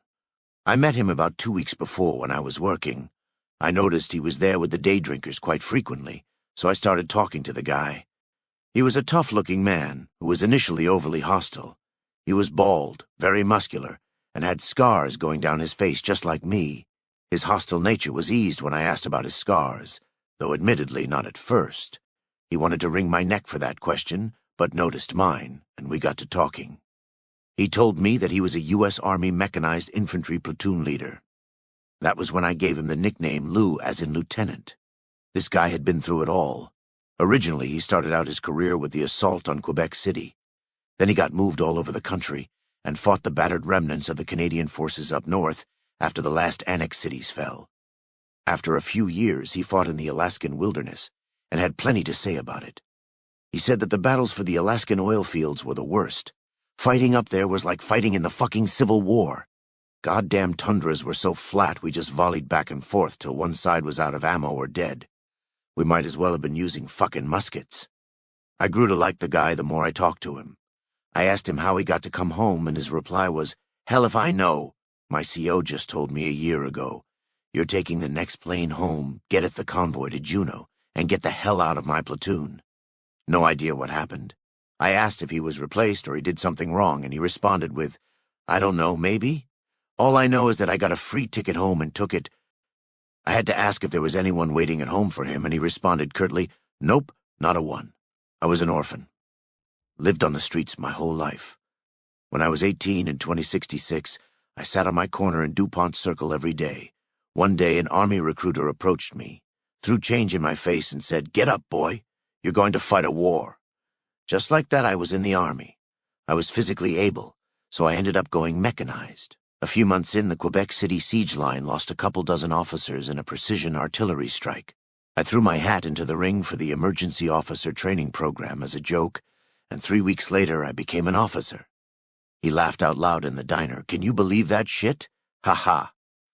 I was astounded, but the command structure in Canada was so jacked up, it didn't take any convincing for me to believe it. He continued. Staff Sergeant Kirkland was the man's name. Guy turned an orphan off the streets who could barely spell his own name into a lieutenant in only a few months. Ha ha. He paused for a minute and added in a distant tone, "I only knew that fuck for a couple weeks before shipping out to basic, but he was the only father-type figure I ever knew. Fuck had 3 kids in Arizona but got himself killed in Alaska once his recruiting duty was up. He wanted the Army to let me know if he died. I was amazed by Lou. After that conversation, I started seeing him come in every day, and so I invited him to our Christmas party. Along with Lou, or Frank Olin, I invited another recent friend. He was similar to Frank in physical damage, but was slimmer and far friendlier. His name was Austin Robles. Robles got 2 of the fingers on his left hand shot off and wore an eye patch. This guy was a United States Marine Corps Rifle Company squad leader. I met him a little while ago when I was still on crutches. I was on my way to the local grocer when he almost hit me in his car. He apologized and said he was in a bit of a rush. I felt like it was an accident, so I wasn't too mad. Then I noticed his missing eye and fingers, which explained why he sucked at driving. He was just like Lou. Robles was always spinning tales about what he went through, but in a more collected and semi-sociopathic way. The guy was particularly interesting to me because he was a Marine. I only knew about the Marines from the Marine Corps Marty comic books. His company was pushed into the city of Taizhou in 2071. He and his guys were under intense artillery fire from the shore batteries. When the vehicles landed in the docks, it was a nightmare. There was a gun behind every crate. The company lost half its men and had to be rescued by airstrikes and concentrated naval bombardments. In the mix, he got shot up pretty badly, but thank God for body armor. Although the body armor didn't stop explosive shrapnel from obliterating his eye and a stray round from taking 2 of his fingers. Robles was sent back to the States and given recruiting duty at some point. He worked a lot of desk jobs and recruited a lot of high schoolers, but then his job led him to D.C. He was relieved of duty here in D.C., after briefly helping to manage the military wing of the airport for Marine recruit departures. By the time of the Christmas party, he lived in a small apartment in downtown D.C. with a short, blonde female roommate he says he hates. After getting the job at the diner, I was grabbing groceries on my way home again and crossed paths with him once more. I told him where I was working, and he started showing up to chat with the day drinkers and Lou before going to his job. Strangely, he got out of the military and started working at an adult video store. Still a happy and fun guy to be around nonetheless. So, there we were at the Christmas party. Everyone was happy and relaxed at our house. All the decorations provided a comfy atmosphere, and everyone socialized with everyone in a giant merging of neighbors, friends of past, friends of present, and my 2 family members, Mom and Savannah. Everyone had a great time at the party as more people showed up and the bottles emptied. Then the real party started. I got the guys to branch off from the main party for a special thing I had planned. Lou, Robles, Savarin, Brandon, Daniel, and I headed down into the basement. We had to subtly slip away from the wives, girlfriends, or family to not rouse any real attention. The basement door was just under the stairs in the living room, so I had to make the excuse that I was going to get more alcohol, which was partly true. Once most of the guys were down the steps, I turned the basement lights on to reveal my setup. I hadn't been down there in a while, but just before the party I went down to set up the round table and place the chairs. Some of the other guys lagged behind a little, and Crawford Daniel was the last to arrive, but when he did, I busted out the hard liquor. There we celebrated, sitting in a dingy basement surrounded by boxes, a dozen bottles of liquor, and a deck of cards. It was just like back in the army, but the memories had been gone for weeks by that point, and I was totally at peace with everything, especially for the occasion. One of the only peaceful and enjoyable parts of Montreal was me and the guys just sitting around a table playing poker and getting wasted after a patrol through the ash. A memory that used to weave its way into the moments of terror was conquered in the best time ever during the Christmas party of '76. Crawford was in and out of the game, because he was pretty much whipped by Ashley while me and the rest of my boys, past and old, enjoyed ourselves, perhaps a little too much. When Crawford went up to check in, he would come back with a few other neighbor boyfriends or husbands. Me and the military guys at the table joked and shouted about these, pansy civilians or worse words, and the more guys who came down, the more we felt the need to prove our machismo alongside more and more alcohol. Each hilariously drunken back and forth was countered when Crawford or the others joked about us missing out on life, but with most emphasis on sex. It wasn't ever a good idea for civilians to bring up sex around drunken soldiers, because that usually and did lead to enthusiastic conversations about the creative places and ways to pleasure oneself in the field. The kind of conversing that would horrify the civilized was discussed with the openness that'd make even the devil say, "That's a little much." So, dirty conversations reminiscent of the military, drinking and losing money was the best thing ever, and just what I needed as more and more alcohol was poured down our throats. In fact, we had so much fun that we lost track of time, and the ability to perceive volume levels or their effects on places outside the skull of who's speaking. It all came crashing down in the most delightful and festive spirit when the women figured out where all the men ran off to. By the time they figured out we were in the basement, we were already drunk out of our minds. Ashley came storming down the stairs for her boyfriend and brother, who were both smashed. I couldn't stop laughing at her in my drunken state, and shouted things like, "I remember when you were so little." Savarin fell flat on the floor at one point, while laughing hysterically at a joke he told 10 minutes ago. Robles started dancing intensely and singing at the top of his lungs, and Lou collapsed into a pile of empty bottles, mumbling about the fucking commie pieces of... Word spread, and the women got their men one by one, until I had to play the host and stumbled up the stairs after them. When I entered the living room, the women were all angry while us fellas were still having the time of our lives. I sort of felt bad later, but the exciting display of pretty suburban women hauling away their drunk husbands and rounding up the kids made me laugh and wish I'd known to purchase a wheelbarrow before the party. With the quiet holiday party turned into a chaotic mess of drunks and frustrated family members trying to fix the situation, I looked around for Savannah only to see her standing there laughing her ass off at the whole scene. I always knew that woman loved me regardless of anything. Stumbling over to her with the circus still going strong, she helped me upstairs, and when she laid me in bed, she said, "I'm glad to see you having fun." Then I passed out. I had so much fun that night, but when my head hit the pillow, I was out like a light. A totally shit-faced light. The next night wasn't quite the same. Chapter 43, Christmas Night. Despite the previous night, I still woke up early because the little boy inside of me was screaming, "Christmas!" On my way down the stairs, I thought about her present while surveying last night's damage. I had gotten Savannah and Mom presents a while ago, but I didn't know what to get for the longest time since the idea of gift-giving was something I'd thought about a lot, but never had the chance to fulfill until returning home.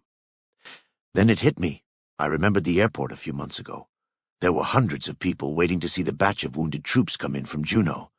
So, around 2 weeks before Christmas, I went to the Capitol Post newspaper building in the L'Enfant district. I asked the people who worked there if they had any pictures from the wounded arrival on the 1st of October. They were actually very compliant when I told them that I was one of the wounded warriors. I was able to go through some of their archives. I found a lot of reunion pictures of the crippled vets with their families, but then I found a pretty clear picture of Savannah and I.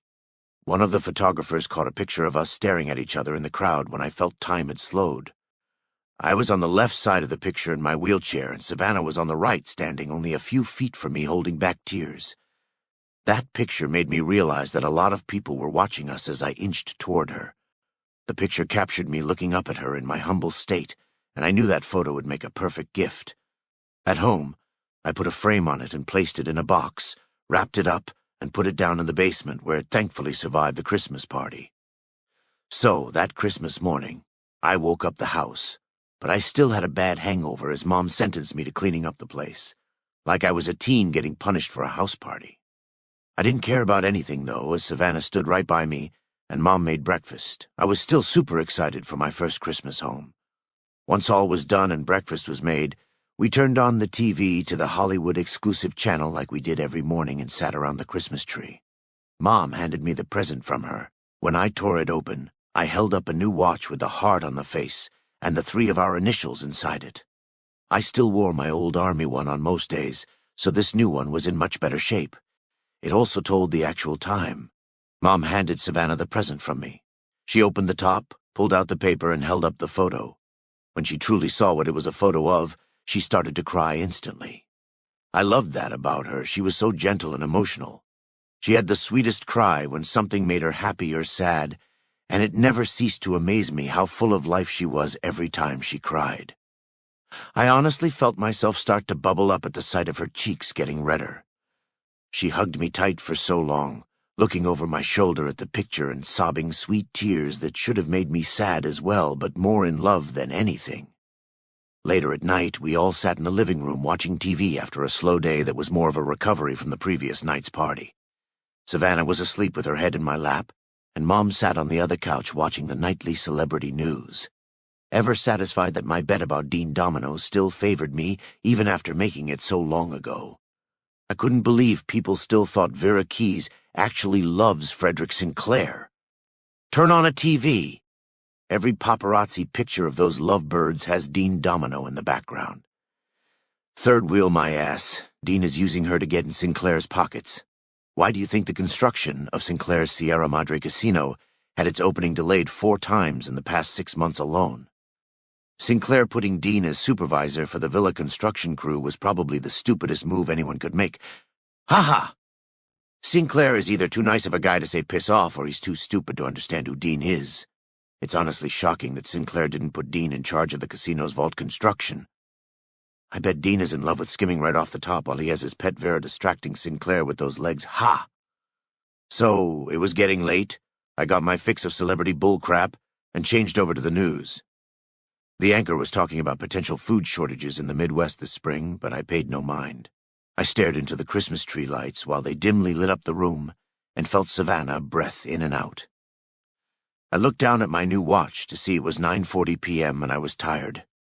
I kissed Mom on the cheek, said goodnight, and lifted Savannah off the couch to carry her upstairs.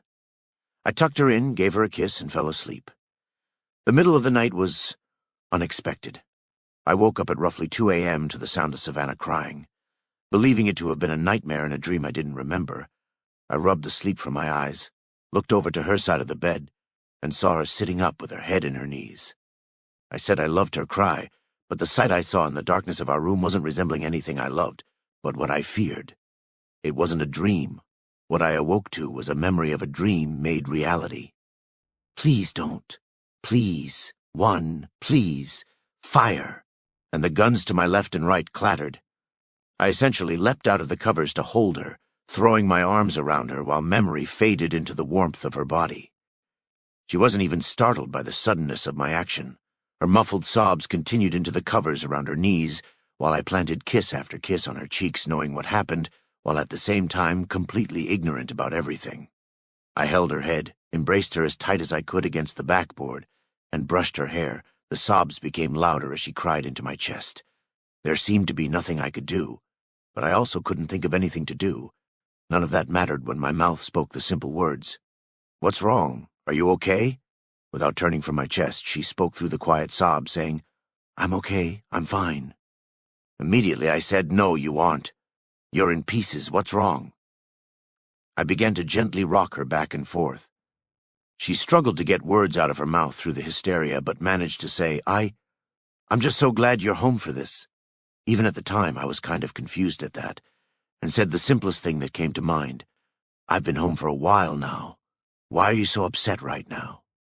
She burst out in even more sobs. "I don't even know. I just saw how happy you were at the party and how great everything is going for you. I'm so happy that you're safe here." I held her tightly, choking down my own feelings. Feeling her pain, I said, "I'm okay and I'm safe now." She burst out in even more sad, happy, and almost angry tears as she raised her face to show it covered in tragedy.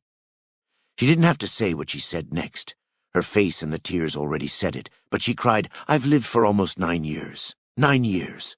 Praying and praying that I wouldn't receive another folded American flag like my brother's." I pulled her back into my chest, terrified at the tragic face I saw, rocking her, and unable to speak my own words. Within those moments, I felt something I didn't feel in all those years, or didn't know I felt. The reality of what happened all those years ago expressed themselves in a new sensation, and I knew in an instant what I did by stepping onto that bus. I felt myself entering my rigged existence. The memory hit me, and I knew just how awfully I treated her just by leaving. She went on, "It was so hard. Every day for 9 years I bottled myself up and opened that mailbox every day feeling hollow, scared, and so dead." She had no other words as she tried to formulate some kind of meaning from the feeling she poured into me. There was no meaning other than the sounds she made upon remembering the torment of being without me and worrying every single day for 9 years. As she cried more and more into my chest, she stuttered, tightening her arms around me. I love you so much, and my joy is just now coming out."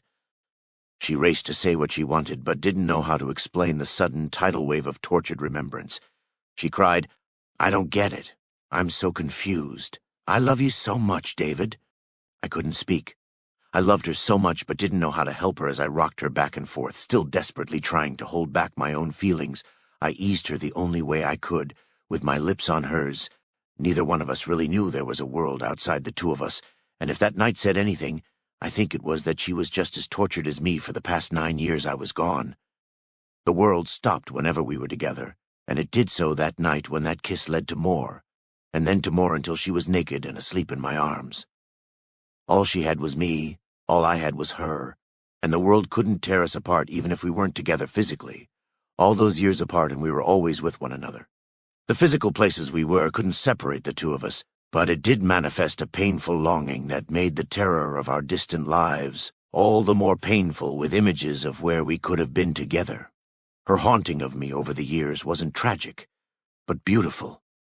I wish I'd known sooner, because if I knew where I'd be on Christmas night of 2076, I would have found the terrors of Montreal and the deaths at LM5 more funny than anything. I had her that night, and there was no way I'd let her leave my arms again after learning what any separation did to her. As I laid with Savannah's warm, bare body against me, I looked into the dark eyes of that innocent woman with the kids who smiled down at us as she hung from my ceiling fan. I saw the corpses of all of them filling the room and watching me hold her, all of them full of bullet holes or with necks contorted by barbed wire nooses, and all with grins on their rotting faces. Feeling Savannah sleepily adjust in my arms, I couldn't help but grin back at the dead and wish them good luck. Chapter 44. End of an Era. 2 weeks later, 2077. The day was January 10th, 2077 when it began. It was 8 in the morning and the household just woke up. I turned on the TV while Mom prepared breakfast. I changed the TV to one of our usual stations, but stopped instantly when I caught the image on the news channel. When I flipped back, I learned my eyes weren't tricking me, and my jaw dropped open in disbelief. The assault on Anchorage had just begun. Right after I landed on the station, the news anchor turned over to a field reporter who was right there on the front line.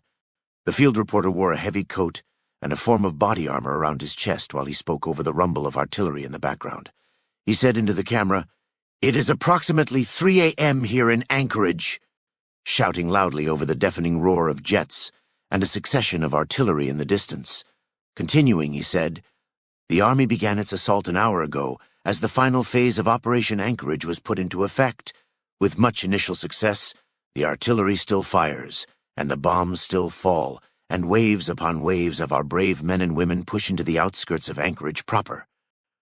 The screen changed to some graphs and numbers related to casualties throughout the operation as I yelled for the girls to come in. The anchor gave his explanation for the numbers, saying, "All able-bodied assets on the Anchorage line are set to storm the city in the following hours. The Chinese still outnumber our troops, but the increased bombing runs of the past 2 weeks lead experts to believe the signal cut out for only a second before coming back," and the anchor went on. "The Navy has sent a fleet through a breach in the Arctic Circle and blockaded Anchorage Harbor to prevent Chinese naval assistance." The feed then cut to a power armor garage on the Anchorage line where soldiers were preparing their equipment for battle. We at National News Network are honored to be able to publicly reveal the Army's new weapon. The T-51B-powered infantry armor has been in use since Operation Anchorage began in 2076, but has been a secret only known to the Chinese. The TV detailed the armored suits. These armored suits are the pinnacle of mechanized infantry combat armor, allowing our troops to chew through the Chinese lines like paper. More and more talk of all the great strides and weapons and sacrifices were discussed, as the focus on the screen flipped from praises of our country's advancements and the exploded Alaskan city beneath a red sky and the northern lights. I couldn't believe any of it. The anchor took the screen as the reporter was cut off. He said, "Army High Command with Vault Tech executives have just advised that the American people get to their assigned vaults in case of a nuclear strike." A big emergency banner ran along the screen as the anchor continued, "There is no activity along our missile defense grid or on the Chinese home front, but just to be safe, we advise that people do so, or prepare to duck and cover." The camera changed to the battlefield images and video feeds. Soldiers already in Anchorage that were issued helmet cams showed the battle up front. Every now and then, the camera switched to somebody else if they got killed or things looked bad as the emergency warning banner ran across the bottom. The gals were glued to the TV as well, but I broke from it for an instant when I saw the battlefield camera switch for the 10th time. I ran to the phone and called up Savarin, who answered instantly. The two of us stayed on the phone all day. He told me to pray for Collins and Andrews, who were likely right there in Anchorage. I knew what it was like to watch my friends, my brothers, die next to me, so the girls didn't bother me when I watched the news all day. They just sat there next to me watching the TV, holding me and praying for our national victory. The battle for Anchorage lasted for 3 whole days. From the first broadcast I saw, the American people were in panic out of fear for nuclear strike in the last phase of the war in Alaska. I heard some of the chaos outside, as people scattered to the vaults if they bought a space or looted in preparation for desperate Chinese retaliation. Then there were those like me who were glued to the TV and watching every moment of the battle. At the end of that first day, it was pretty balanced out according to what the anchors said. But on the second morning, the Air Force launched a monstrous series of precision airstrikes that took out Chinese armor compounds and infantry hotspots. This leaned the battle more in our favor. By the end of the second day, it was clear that we were going to win even as a part of the Chinese fleet tried to counter the American blockade of Anchorage. By the end of that second day, the panic in the streets across America turned into cheers for the upcoming victory. Then, on the third day, it was all celebration. Army High Command declared Anchorage, Alaska, liberated at approximately 10:45 a.m. The streets even just outside our house were packed. People stood outside their houses or even stopped their cars to join crowds of celebrating patriots. The afternoon of that third day, I joined in my neighbors and cheered for joy as we finally beat the communists. I simply couldn't believe it. After almost 11 years of nonstop war, we finally took back the occupied city. The whole celebration in Anchorage was televised. People took to the streets and cheered for the parade of U.S. troops that freed them from the communists. The Alaskans tore down communist posters and burned Chinese flags in the streets singing America the Beautiful. We chased them back into the sea, and through quick work of the diplomats, we secured the survivors' passage straight back to China. This was one of the happiest moments in American history. January 10th was the day the assault on Anchorage formally began, and would forever be known as the day we took our country back. I was thrilled that the fighting was over. Or was it? What were we going to do now? Our goal as a nation had been to defeat the Chinese in Alaska for 11 years, and I had to wonder what was next in America's plan. The Canadian Annexation was still going on, but the relative peace in the past couple years lessened the need for the kind of army intervention I saw and carried out. Canadian restoration was a continuous process, and we just defeated the Reds in Alaska. But there was something else. We still had thousands of troops in the Chinese mainland, and taking back Anchorage didn't end the war. That was the big question. What's next? 5 days after Anchorage was declared liberated, the president gave a speech. He stood on Capitol Hill and said before an enormous crowd that we could hear from Georgetown, with Alaska once again under the red, white, and blue, "We have won a great victory, but the war is not over. As I speak, the Army and Navy are preparing for our advance into the communist homeland. All those who have fought for years on all fronts will not go unrewarded for their incredible courage, valor, and sacrifice. But our war continues on with the stubborn Chinese refusing any negotiations with our diplomats. Maybe things will get back to normal soon, but right now we must remain strong and vigilant, as China won't take their defeat in Alaska lightly. All I ask of you, America, is that you stand with our soldiers and take this time to appreciate those who gave everything to free our own lands from foreign occupiers." After the liberation of Anchorage and subsequent evacuation of Chinese troops, the military was beginning to operate the way it did 50 years ago. Thousands upon thousands of soldiers, airmen, Coast Guardsmen, sailors, and Marines were on their way home. So many fought for so many years under an emergency military procedure that gave birth things like the Sherman Doctrine and limitations on liberties for active duty personnel. The Anchorage liberation was the biggest turning point in our nation's history after so many years of panic and chaos. Where misery became normal so long ago, people were unsure of what to do about the new era of peace, despite the fact that everyone knew there'd be more war to come. In that time, however, the war-weary and gallant forces serving on all fronts were finally coming home, while new recruits were being drawn up from every walk of life. The battle was over, but the war was not. Chapter 45, Forced Remembrance. Forced Remembrance. Late February, age 26 to 2077. Joy and routine creates blindness in the changing landscape of a loving world returning to dreamland. Things were back to normal from the days of my childhood, despite the war still going on and despite the victory. Blinded. It's when you stop keeping track of the days and moments when any change in any way can and will strike. I attended the return of DC's forces in late January. At the airport, the soldiers all got off the planes and entered the terminal to be greeted by thousands of grateful Americans. So many people packed the military wing in an amazing spectacle of patriotism and admiration over the course of several days. I was still there for that first day, and when that first man stepped into view, we all let out cheers as he was followed by mobs of soldiers trickling in from the packed runways by the hundreds. I stayed for the first few waves of vets, but then left after shaking hands and sharing brief stories with enough strangers. America was thriving at this point like never before. We were getting our forces back home. At the same time, we were training more for the fight in China. Prices of everything went down in stores almost overnight, as more veterans joined the job market, making the cost of labor and good cheaper in almost an instant. Although I did hear rumors that there was going to be another draft, despite all the new young volunteers joining up after seeing their heroes come home. An entire generation lived before the invasion. Now, a new generation of soldiers was readying themselves for the imminent fight in China. Canada was calming down even more as the reserves kept hold of the cities. Green zones in all the cities like Quebec City, Toronto, Vancouver, and even Montreal started claiming everything. Canadian restoration was a steady process that had advanced to a point unheard of, and the stories of mass insurrections were fading from the memory of those who saw them like me.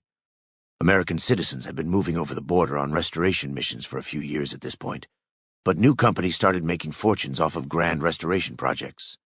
Canada was still in the process of being annexed, but it was rapidly becoming another part of the United States Commonwealth. A week or so before the veterans' arrival, I was talking to Brandon over the phone. I asked if he was going to attend the event, and he said that he couldn't because he was moving away. A little shocked by the news, I asked where he was going, and he said, "I'm going to San Francisco. My dad got me in on a work contract with Poseidon Energy. Turns out that Dad has some connections with some officials there, pulled a few strings, and has me standing in for him on the West Coast. Can you believe that? My friend Brandon was actually moving away. I hoped he did well at whatever was in store for him, but seriously wondered what kind of position Brandon could get with Poseidon Energy even through nepotism." Bill McNamara was a powerful man in the Pentagon, so I pondered how exactly he was linked to Poseidon Energy. However, a lot of that curiosity drifted away with the new changes in my own life and being by Savannah's side. I ended up quitting my job at the diner in mid-February. I worked there for a couple of good months, but I just felt it was time to move on. I met and made friends with a lot of good people there, like Frank, Robles, and even a few white-collar fellas that took their lunch breaks to have a few drinks with the rest of the day drinkers. On my last week there, some business type named Jameson showed us his personal invitation to the opening of the Sierra Madre Grand Casino in October. Being the avid consumer of bullshit celebrity media, I immediately recognized it. Jameson's employer did some account management with Sinclair's finances, and the man was high enough on the corporate ladder to get an invitation. I remember telling Jameson to say hi to Dean for me. He didn't get it. Sinclair's a chump. So I was unemployed after leaving the diner and wondered what to do with my life as something more permanent than pouring drinks at a small diner. Money was a bit tight in mid-late February, and we actually sold our robot Peter to the robotics depot just outside of Bethesda. Some of you probably forgot that there was a fourth member of our household, our robot.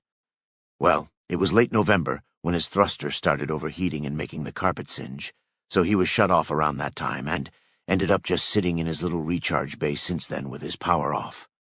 That robot was too much of a hassle anyway, and mostly just clogged up space in our house, so the sale was necessary. As days passed into March, I still didn't pay much attention to the world outside the house or my life with my family. Still, the occasional peek through the world's window showed anything in the news was quite terrifying. The German-French War in Europe exploded in a conflict with the Soviet Union and the Confederation of Scandinavia. India moved into Africa and Pakistan, and the Middle East was a quagmire of opposing clans all fighting each other over everything. The American home front was pretty stable at this point. Recruitment was still happening while the Navy reorganized itself to blockade Chinese ports. By March, Savannah still did her thing at the hospital, and Mom actually got a part-time job at a grocer nearby. A week into March was when the military started to shift over to the West Coast for the push into China. The rationing got tight once again for us at home during this transition.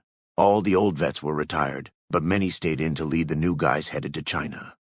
I understood our national position and the ongoing war with China, but couldn't help thinking, what are we doing? We had no real reason to fight, not anymore. I wondered where our diplomats were and why they weren't working around the clock with the Chinese to create some kind of peace with the victory in Alaska. Our government, though, I guess they felt the need to punish them for even setting foot on our soil and starting the war. This was the same government that issued things like the Sherman Doctrine in response to insurrection amid the resource dwindling, conflict rising, yet simultaneously thriving America. Taxes went up in this time and had to help pay for the welfare of the vets. This also crammed the job market. There wasn't a lot of unemployment despite all the jobs getting filled by vets at the outset of the Young's departure. However, the government helped put even more people to work on infrastructure and ordnance, while giant corporations leapt at the opportunity to swipe up more employees and expand into places like Canada that were getting even more established by the day. America was in the most prosperous era since before the invasion, but more conflict was on the horizon, and domestic trouble was brewing underneath the picture of a thriving country. Life for me at home was great and normal. It was mid-March, and Savannah and I had gotten even more serious since that Christmas night. We went on little dates all the time around the capital at different restaurants, and continued our walks through the neighborhood when the cold of winter finally passed. It was like we were teens again. Mom hung out around the house for the most part when she wasn't doing her little shifts at the grocer or continuing her little meetings or activity clubs around the neighborhood. Savannah and I continued our romance like we always had, and I realized her birthday was around the corner. I mentioned I always struggled with finding the right gift for any occasion, but I knew what I was going to get her for her approaching birthday. The big issue was finding the gift since I already owned it, but just had trouble finding it. The gift was something given to me so long ago, but I always remembered it, even after so much time had passed. Still, with all the years gone, it was a struggle to locate the gift, but when I found it, I almost couldn't wait to give it. It was sad because the day I actually found it was in early April, and that was also the day I had to do something I couldn't put off anymore. Bad comes with the good, I suppose. Although, as horrible as I felt doing that long overdue action looking back, I knew I had to do it in order for Savannah's birthday to even arrive. April, age 26 to 2077. The relative peace and ease in my life was interrupted on one particular day in early April. It was a Saturday, and after weeks of secretly searching around the house for Savannah's gift, I'd spoken with Mom. It turned out that the gift was in her personal possession the entire time, and all I had to do was ask for it. So much time was wasted searching covertly that Mom, who was around the house more than Savannah, eventually was on to me. She asked that morning when I was making coffee, and I decided to come clean. She just gave a grin and had me follow her upstairs to her room. There it was. She handed the gift over to me, and all I could do was thank her as the tears welled up in her eyes. Walking down the hall and past Savannah and I's open bedroom door, I glanced in to see she wasn't in there. I heard the TV turn on downstairs and made my way down with Mom. Upon stepping into the living room, I saw Savannah standing in front of the TV watching some breaking news about riots in L.A., New York, D.C., and several other large cities along the east and west coast. I was about to see if Savannah was going to change the channel to one of our normal stations, but she seemed locked on the TV as the anchor, Geraldo Brooks said. Several cities are breaking out with riots after 2 days ago, when information was leaked about our armed forces operations in the early days of the Canadian Annexation. Dozens of pictures and videos of American soldiers committing atrocities, like mass executions, were leaked to several public sources. Once the Canadian-American populace in the U.S. witnessed what was previously considered rumors and insurgent propaganda, they took to the streets. This leads to several questions. How old are these tapes? What has the Canadian pacification really been like? Was what you heard a lie? And is the 2068 Total War Doctrine behind this? Sources say the publicly known Total War Initiative may have only served as a front for true annexation protocol, said to have been named the Sherman Doctrine. Interviews with former annexation troops say that the Sherman Doctrine had never even been seen by those who operated under it, yet served as the primary procedural outline for troops in Canada during the early days of the Canadian Annexation. We ask you, viewer, do you know someone who served in an annexed city between the years 2067 through 2068? If so, what have they told you about what their life on the Canadian front was like? Was what you heard a lie? How were their reasons for never returning for leave explained? Were their letters home altered by a set of Army standards exclusive to their occupation city? Were the soldiers in annexed cities subject to an inhuman set of standards to carry out even more inhuman actions in the streets of annexed cities? We have answers to all these questions, including exclusive footage from Montreal and Toronto, and an interview with an anonymous soldier who was there after the break, but viewer discretion is advised. Savannah turned from the TV, and Mom, who stood next to me, turned as well. Savannah's face was even more broken than the dark face I saw on Christmas night. Her lips trembled, and she asked me a question in a shaking voice while my eyes were locked on the screen that was now showing an innocent commercial for Sugar Bomb cereal. She asked as tears started falling down her face, what exactly happened over in Canada? Upon seeing that face, hearing that voice, and that question coming from a face that just learned a truth too big to hide anymore, the world got closer very fast. I felt weak. The ground approached, but instead of falling to the floor, I somehow fell into the chair opposite the couch. All of my memories were coming back to me again. So much happened in the little time spent home, so many mental battles won by the sight of my love's understanding. It hit me in an instant that she never knew the cause of the memories I battled. She saw the war in my mind since returning home, and understood the struggle without knowing what those memories were about. You take a mind twisted by war and watching friends die in a single battle that sends you home, and you'd think that'd be enough to torture a mind. It wasn't. Not really. I recalled the first conversation I had with Mom and Savannah after returning home and how I'd only explained how I got injured. I thought how they probably assumed LM5 was the sole reason for any potential problems I battled internally, as if that was it. That was only the tip of the iceberg, and a tip that sat upon an enormous block of misery, submerged under the murky darkness of a mind that struggled to grasp what was real. I only got home in October of last year, and here it was, April, 6 months after getting home, and I was so lost in the day-to-day love and happiness that I'd almost forgotten every horrible event of the past 9 years. I didn't really forget them so much as convince myself they weren't real. That was true in the sense that the bodies I would see in the corners of rooms weren't real. But to convince myself that they didn't shape me was very much fake, although that reminder on the TV told me and everyone I loved that the very real past was relevant to the present.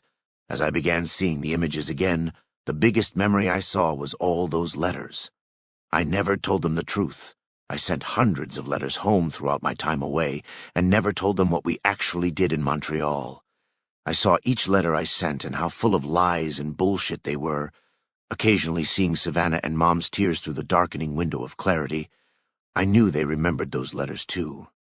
Reading each letter in my brain, both Mom and Savannah sat down on the coffee table across from me crying, and I no longer had to remember the images because behind them was the TV. The commercials were over, and the news picked up where it said it would, playing my memories of terror in undeniable reality. I knew they couldn't see the TV as they faced me, but I could, and they didn't need to see it when they could, see my war-wrecked face staring at the memory made true. I held my head in my hands and thought, where to even begin? As the heavy sobs of my love repeated the question, David, what exactly happened over in Canada? The memories were no longer that. They had become me as I said the only thing I could think of, the same justification I used for my own empty conscience. I followed my orders.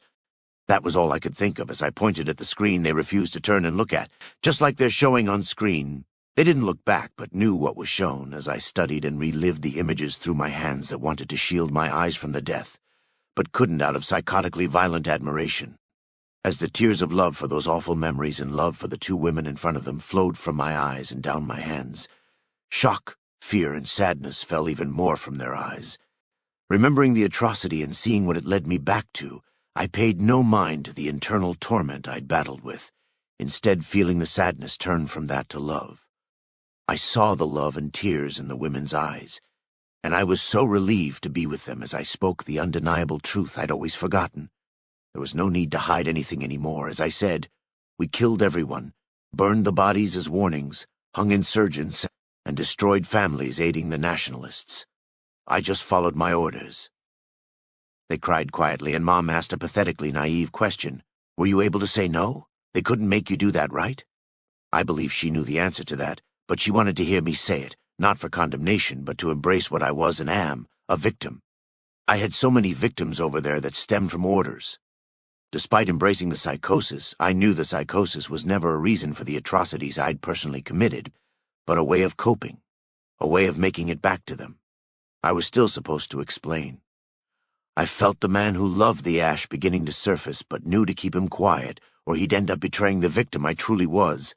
I almost scoffed at the question, but knew to shut up the monstrous psycho because I knew he was only the byproduct of what I'd done. When I saw Savannah, I remembered the psycho who saw her image in everything, but there was no way in hell I'd let him even show his head in the presence of her. I loved him for helping me get back to her, but he was no longer needed, and I would have been damned if I let his usefulness go any further beyond what was necessary. Still, the truth had to be said, and I did as more joyful, loving tears flowed from my eyes. Sherman got rid of all that. All the rules of war disappeared with that fucking thing. It was meant to pacify the populace, but it just made them hate us even more. Calm the fuck down. I said you aren't welcome here. Don't you dare talk shit about Sherman. Ha ha.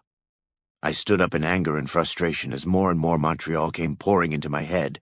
No matter how many we hung from the streetlights, no matter how high we stacked the bodies, no matter how many innocents we made an example of, they just kept coming. And then, just like magic, they stopped in 2073 when we gunned down thousands on the avenue. I went through almost 7 years of horror, unable to change a fucking thing but simply accept what we were doing. Mom was about to say something while Savannah cried quietly, but I interrupted. Sure I could say no, but then I'd have a bag put over my head and get shot. I would have been goddamn fucking damned if Savannah here was going to get another flag in that mailbox, and you, Mom, were going to get a letter saying I got killed for cowardice. I sat back down on the couch feeling absolutely terrible. I couldn't believe that the psycho of Montreal got to do most of the speaking, although he was pretty correct about the reasons I couldn't say no. I knew Sherman was awful and made me what I was, but how could I have kept the 2 women I loved around if the man who enjoyed the killing was the guy who got to explain what happened? It's hard to be a victim when you loved every second of your captivity, at the same time hating it, and loved knowing where it made you end up. I don't make sense, although I battled with what I was, and whether I loved or hated the memories. I felt terrible in not knowing what their thoughts about what I said were. I couldn't decipher whether or not they understood the chaotic fight in my brain and sympathized, or if those tears were from fear at what I partook in to even get home. As the 2 people I loved most in this world cried across from me, I couldn't handle the mystery behind those tears, or even what I said to them, and felt like I wanted to kill myself for the first time in a long time. My hand twitched, much like it did before a patrol in the red zone as my mind scrambled about how to fix everything. I just said, or if there was anything to fix. I thought about everything that had ever happened to me while the tears poured down my face and my hands twitched uncontrollably like I was ready to kill. All of a sudden, my world stopped yet again. I felt a wave of something wash over me. I stood up from the couch and looked down at them, not feeling any of the past minute's anger or fear as the image of terror on the TV morphed into a blackened figure of a person. I knew in some far corner of my mind that the images of Montreal were replaced by the transition to an interview with one who was there, just like the news said previously.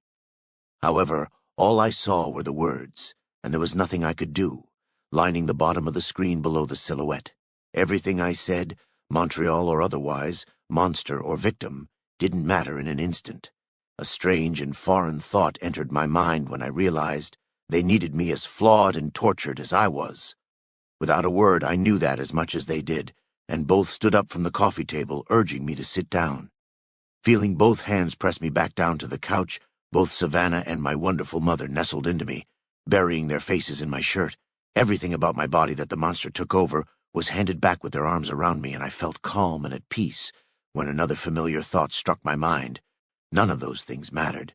They knew what I was, what I'd done, and though they never saw what I was capable of, they loved me anyway, even knowing about the horrors I partook in. They knew that regardless of what I did or what I enjoyed, all they knew, all that was important, was that I was back, and nothing would take me away. The truth was out. They knew what I was able to do, but Savannah still cried her tears into me. The rest of that day I spent consoling the 2 women who I subconsciously thought would run away upon the revelation at what I really was. I looked down at them with nothing but pure love, and both knew that who I was didn't matter when I was around them. Everything was calm. Feeling her tears for me, and if I hadn't said it before, I knew what Savannah really was, pure perfection. How on earth were the 2 women in my life so utterly perfect? The memories surfaced like never before, but I knew what she was. From that point forward, I knew what perfect love was, and even the memories that previously haunted my day-to-day were gone. I was finally restored, and it only took the confession of what I was to be hurled back into a life before I even knew what death was. I know you may not believe me, but I was no longer insane after that day. I don't think? Ha! So, now that the sad confession, monster, whatever the fuck is out of the way, I can tell you about the rest of life from that point in April. I still didn't have a real job. My family got to see my psychotic side, and they loved me anyway, so I was all better. Life went on lovely, all lovely-like. Everything was wonderful at their side, and all was great as her birthday got closer. All the memories were gone, and even the occasional real-world reminders didn't matter when I knew who was by my side. After the cancellation of armed forces parades across the country and government shutdowns of news stations trying to vilify those who were forced to partake, the only real reminder of that world was something I could only describe as Sherman. After the exposure of what Annex forces had to do in the early days, the government fully embraced the exposure and showed it in a good light. Memory of even those who survived the early Annex days were wiped in the day-to-day, and the exposure of truth created a new wave of violence in some Annex cities. The pathetic attempts to restore the long-since obliterated Canadian days were wiped from the earth and twisted into new meaning within the context of a new war about to start across the seas. The world, and myself, embraced the old days of terror in the form of a commercial that explicitly showed the images of Montreal as a way of showing our military's strength and what was to come of any communist in the world. Enlist today, and help bring peace to newly annexed Canada. Embrace the terror, embrace the death, fuck the world. The world is so fucking tight you'll barely last 2 minutes. Oh fuck, it sends me straight to her loving arms. She'll love you anyway, and Mom understands that it was inevitable. The world isn't doomed, this is how the world really is. Violence and death, horror and bloodshed mean jack shit when I have her to hold. Her skin is so fucking smooth, so warm. Her shampoo smells like fucking strawberries. Her cries, she's in love, she understands. I'm so in love. There's no such thing as terror or death when love exists, when love is here, in your arms. Chapter 46, Eternal Promise. 1 month later, May 23rd to 2077. I was always lost whenever I even saw my love, but if there was one thing I didn't like about her, it was her hands. Don't get me wrong, she had the prettiest little hands, but there was something off about them, something I could easily fix. But as things settled back to normal, that little flaw kept bothering me. I mentioned my gift for Savannah's birthday earlier, and I'd been planning it for almost months, as I said in the previous chapter. The day got closer, and I'd been ready since my confession and exposure. The love I felt afterward only made that flaw bigger as the days approached. May 23rd was her birthday, and that was always a special but difficult time over in Canada. I was feeling wonderful by late May as everything settled and new events fell into place. The unemployment issue was still slightly bothering me well into May, but literally nothing truly hurt me anymore after the disappearance of torment in the wake of confession and endless love. The unemployment issue was a nuisance for a few months, but the week before her birthday, an idea hit me, and I applied for a job at my old high school. I was going to teach the military training program alongside the afternoon instructor, and I got the job immediately. However, I would start the job in the next school year, and I was more than excited. So, the coming August was when I would start, but even though I got my unemployment deal all situated, I still wouldn't be getting paid for anything for a couple months. Still didn't mind, though, because I was able to spend lots of time with Savannah alone, and without anything else on my mind but her. When she got off work, we would do some kind of activity or stay in and snuggle up. Then the day arrived. Savannah asked to take that Friday, her birthday, off from work, so we spent the whole day together. I didn't let her open my present until later, but she was more than ready for me to give it to her. We walked all throughout the D.C. Mall. That was her birthday party, just her and I. We fed the ducks at the reflecting pool and visited the Lincoln Memorial. We both stood around the great emancipator looking up at the colossal figure. There I thought back to our family visit all those years ago. I had walked by the Lincoln Memorial so many times growing up in D.C., but only really stopped to admire it on that one day in 2056. At the steps, I thought back to that moment and about Dad. I briefly wondered how he would like me after all I'd been through and where I ended up. He died only a few months before I enlisted, and again thought back to that family trip 20 years ago. He told me I would do great things, and his will said he'd always be proud of me and smiling down. I wanted to be like him so badly. As I thought about it, I realized that I always wanted to be just like my superhero of a dad. He was in the army too, but was only there for the looting of Mexico. He was a sort of war hero when he saved 2 of his buds from a Mexican crossfire, earning commendations and fame in his unit. All I was famous for was killing a bunch of people, most of which didn't deserve it. Not that anything mattered that day, let alone terrible memories that may as well have been fictional stories I heard. Still, I liked that memory from my childhood. I stood there in the moment, recalling where I stood and where I was looking all those years ago. I turned around to see the Washington Monument across the water and recalled the same view when I was young. I remembered being strangely entranced by the monument and thought back to the day before I stepped onto that bus. I was with her that day, and somehow I knew I was ready for the life I was about to enter after seeing something. Just as I felt the wind on my face, Savannah stepped into my view of the monument, smiled, and said, "Come on, let's go." That's what made me ready, her smile. And just like 9 years ago, seeing that smile, I was ready again. We strolled along the path by the reflecting pools, past the memorials to past wars, holding hands all the way. The air was so clean, the birds sang, and she was by my side. The day couldn't have been more perfect. Arriving at the monument, we took the elevator up to the very top, and when we emerged, it was just as amazing as I remembered. I thought back to that date we took to the spot again, but as spectacular as the view was, I knew I was there to be made ready again. The windows all had the little telescopes in front of them, and we joined the other families or couples taking in the view. We looked together out over the city in awe, just like we were teens again, and the 2 of us went to different corners to take in different sights. The Lincoln Memorial was in view, and I could see it clear as day. On the opposite side of the tower, there we saw the U.S. Capitol building, feeling like everything, even our great nation, was beneath us. It was when we were there. After several minutes, our time up there came to an end. She tagged me on the arm, smiled again, and said, "Let's go." That's what I was waiting for the past to repeat itself. I was officially set and ready for what was next. We stood there in the elevator going down to the ground, and upon re-entering the mall, we sat down on a bench beneath the flags. We watched the people walk by, and I noticed everyone on that day seemed happy as could be.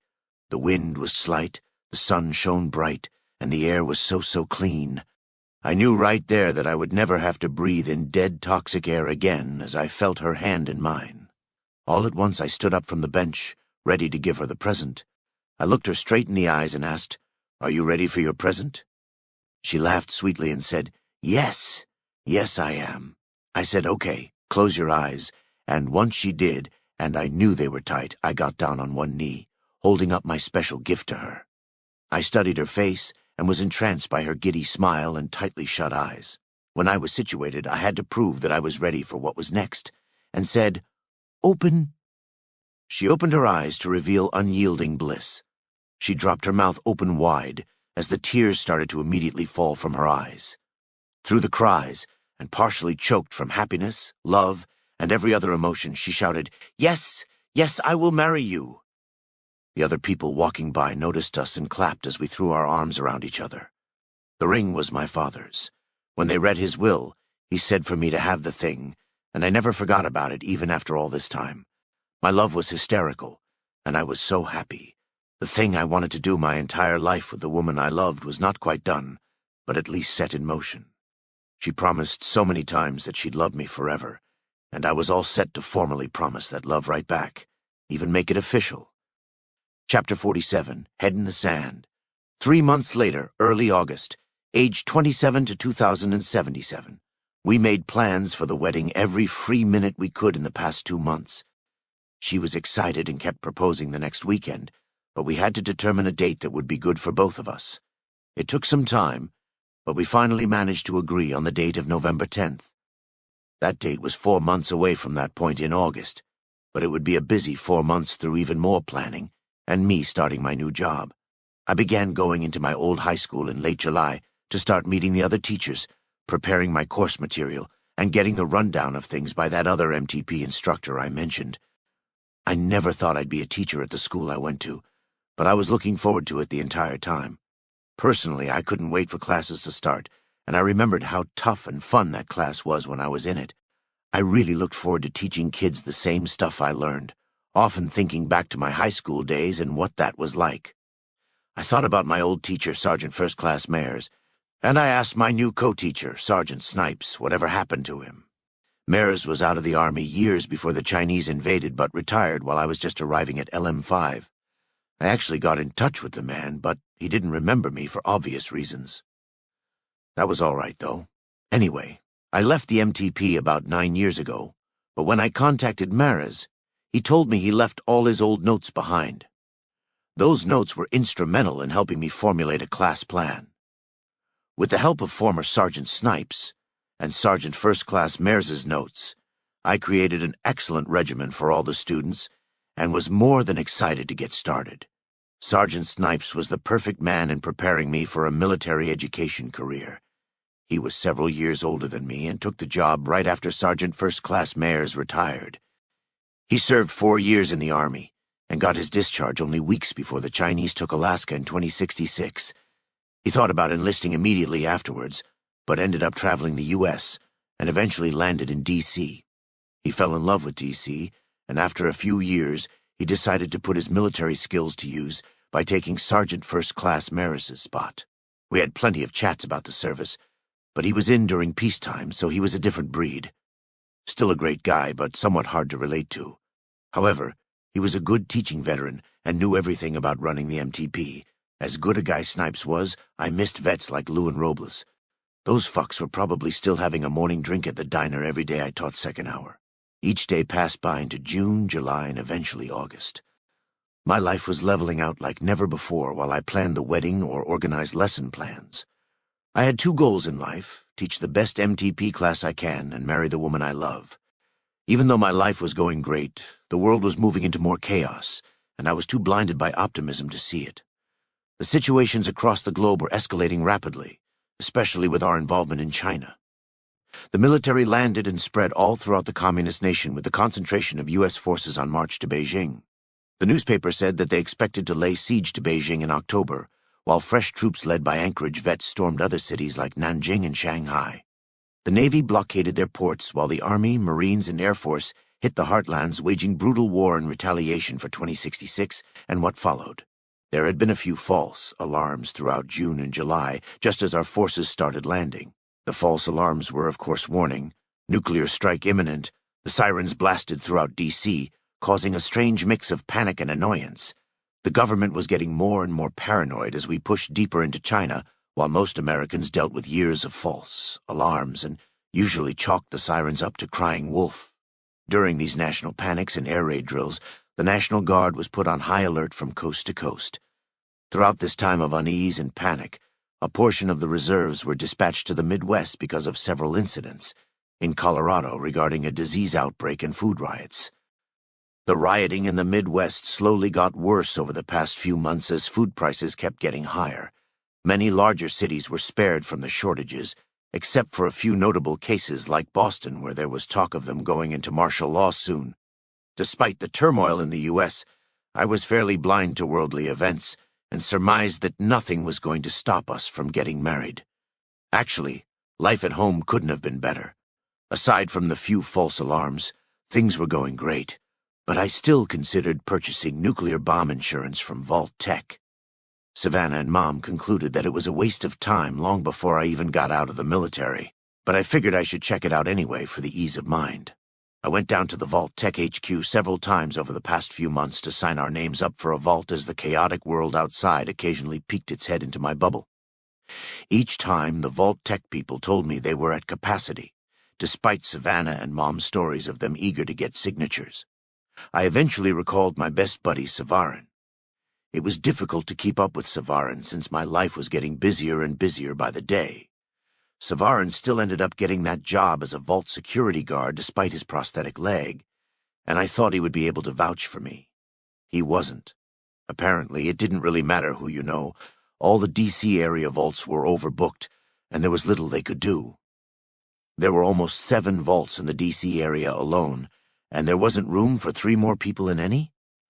They kept sending me letters of refusal saying that I could move to Canada for the vault projects up there, or talking about openings in other states, but that pretty much negated the purpose of the vault project. In the end, I agreed to get my name on the local openings list since that was all I could do. The reps at Vault Tech always told me after those refusal letters that people supposedly canceled their spots all the time. So that was it for Vault Tech, but there were always the Pulowski preservation shelters. I saw ads for those on TV all the time and noticed them on street corners all across D.C. Those weren't real protection, though, and were essentially armored phone booths.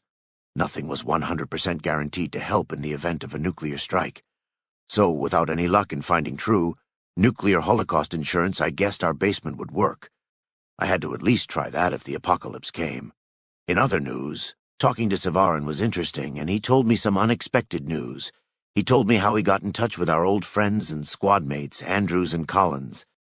Those guys were the last two friends from my old squad still alive after the disaster at LM5. Though they weren't injured enough to go home with Savarin and I, they did manage to make it out of the Battle of Anchorage. Savarin said that they both wished me well and hoped I was doing all right. Both of them fought at Anchorage, but in different units, and were discharged for the mass return of Anchorage vets. I don't know what in God's name inspired them to re-enlist, but they did and went separate ways again. Collins got assigned to a National Guard unit in Denver as active duty support and voiced concern given the news about the unrest there. Andrews was given a unique post upon his re-enlistment, so he was sent to a team running security for some military installation out west.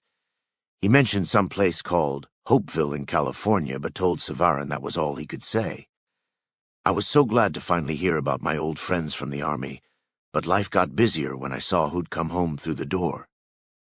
Mid-August, age 27 to 2077. I officially started my job as the new MTP instructor for my old high school on August 12th. The activities board came out at the end of the first school week, and that Monday, it began. I liked this job much better than the diner, despite its unique perks. I knew I didn't want a military job, but with this, I was able to put my military knowledge to use without actually being in the Army.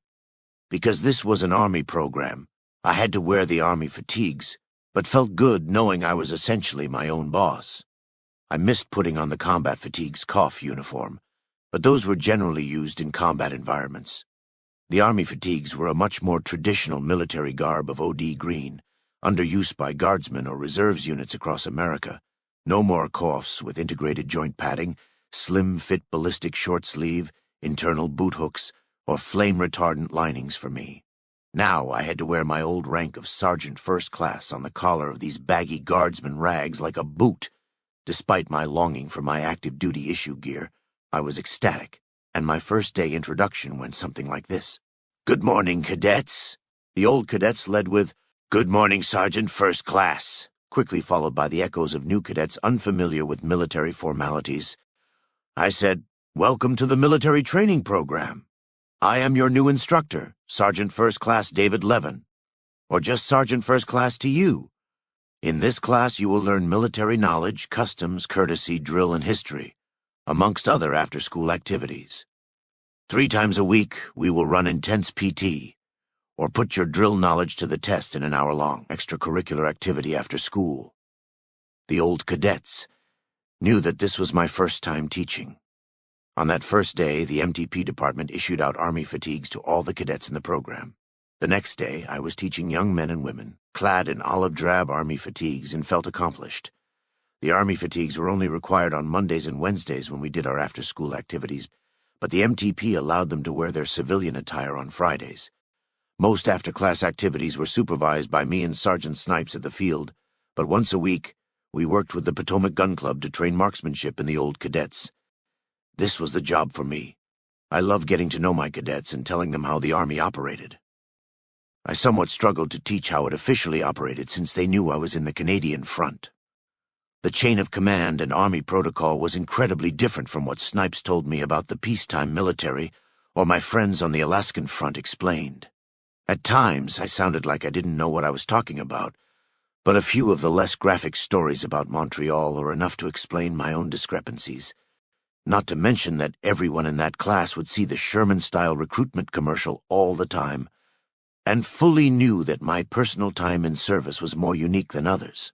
Like, I especially had to explain my week as a staff sergeant before instantly getting kicked up to sergeant first class, and the completely lopsided promotion system I was under, which came off as moon talk to those who knew a thing or two from relatives who served elsewhere.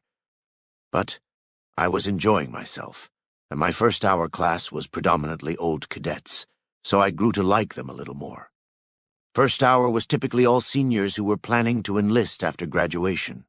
After-school PT consisted mostly of exercise with the new cadets. With the old cadets, we primarily worked through combat maneuvers using dummy rifles or drilled. We never did a lot of drill and ceremony in Canada, aside from forming up for a firing squad, but it's hard to forget some of the things I learned in basic. It was something else altogether trying to teach it, but Sergeant Snipes was more than helpful. After PT or drilling ended that first time, some of the cadets saw me get into the car with my fiancée. The next day, they all inquired about her. I told them she was my fiancée, and they made oohing sounds. It became a ritual for Savannah to pick me up, since she usually got off work as my last class of the day ended, or after I was done with the extracurriculars. Over time, Savannah would pick me up after PT or drill to be met with the shouting of teens saying, "Hi, Mrs. Levin." I liked the sound of that. I adjusted to my job immediately and loved what I did. Not even a month into my teaching career, I was comfortable as could be with life. So, on September 3rd, Savannah and I started to try for it because we couldn't wait anymore. The wedding was in 2.5 months, and we began to try for a baby.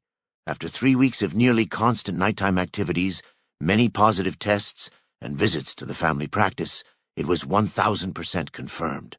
I couldn't hold myself knowing that the love of my life was carrying my child. My class was supportive and happy for us, telling me congratulations for weeks after the news. Mom was more than elated about finally getting to be a grandma.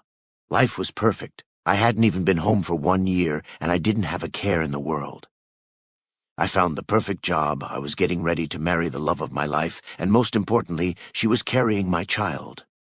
The Army laid siege to Beijing on September 28, 2077. Fuck that. I don't care about any of that. I have a wedding to plan. Such a wonderful mom. Oh, how beautiful Savannah is. We have a few names picked out. It's still too early, but we both settled on Alyssa if it's a girl, and yes, Savannah knows how big an impact Nurse Alyssa had on me. I never mentioned that I thought of her occasionally. Ha ha! Though she's so amazing that I don't think she'd mind. Savannah understands me. She's so amazing I wish I could thank Alyssa for all she did. No idea what happened to her. Anyway, if it's a boy, we both think the name Nathan was good. I don't know why. That name doesn't have any resemblance to anyone I know or anything. I've just always sort of liked that name. Wait, except for Nathan Collins. I miss that guy too. Anyway, Savannah liked that name too. Isn't she the best? Chapter 48. Redemption for the Dead. October 22nd, 2077. I remember the day. I see it. I'm here. I remember all of it. I don't just remember things, I live them, the memories, every day. Every word I've written since starting this story, I live on a loop in my mind 1,000 times a night. Every detail, all of them are me, who I am. Yes, it happened in the past, but the past isn't really the past when you live there every single moment, consciously or otherwise. How can someone say, it's all in the past when the past is what made you who you are? The past isn't just some place that used to exist, no. I am the embodiment of everything past, and my eyes see that past in the present. Who am I? I am a memory. But memories don't exist? You're right, I don't exist. I am everything you read about me thus far. Everything past. Everything that doesn't exist in the present, but everything that is everything is summed up by one big memory that still doesn't exist, despite being very real when the present is still the past. I've always liked TV. I'm watching that TV and it's so dark. I never have to really think when I'm watching TV, and I appreciate the fact I don't have to be stuck in my brain when I'm focused more on what's spoon-fed to me by interesting images. Think about this, it says. Say no more. I'm all yours. Although I don't much care for the show I'm watching and find myself thinking more about the super tiny, itty-bitty lines of fluctuating light on the screen. Have you ever thought about that? When I break it down, narrow my focus, I find the whole thing fascinating. I can see each and every little line emitting light from the cathode rays onto the phosphorus screen, changing in brightness and darkness each and every millisecond, and can see them individually. One little dim light next to its brothers and sisters, who might be a little lighter or darker, depending on what the signal is telling them to be.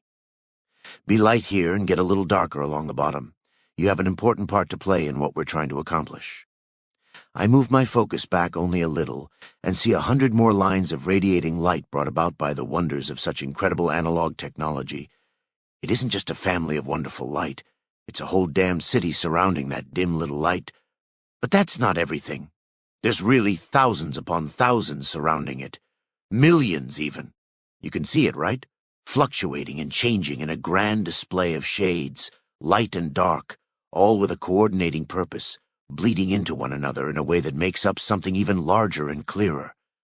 Broadening the focus, you can see how all those little dim and bright tiny vertical and horizontal lines of varying lights make up something you don't want to see. What you see is not something unique and interesting. What you really see is a scary image saying the army is about to launch their assault on Beijing. There ain't nothing new is in the news about that. War isn't new. Death isn't new. If there's anything that never changes, it's probably war. But what does death have to do with, you know? Never mind, I don't want to think about that.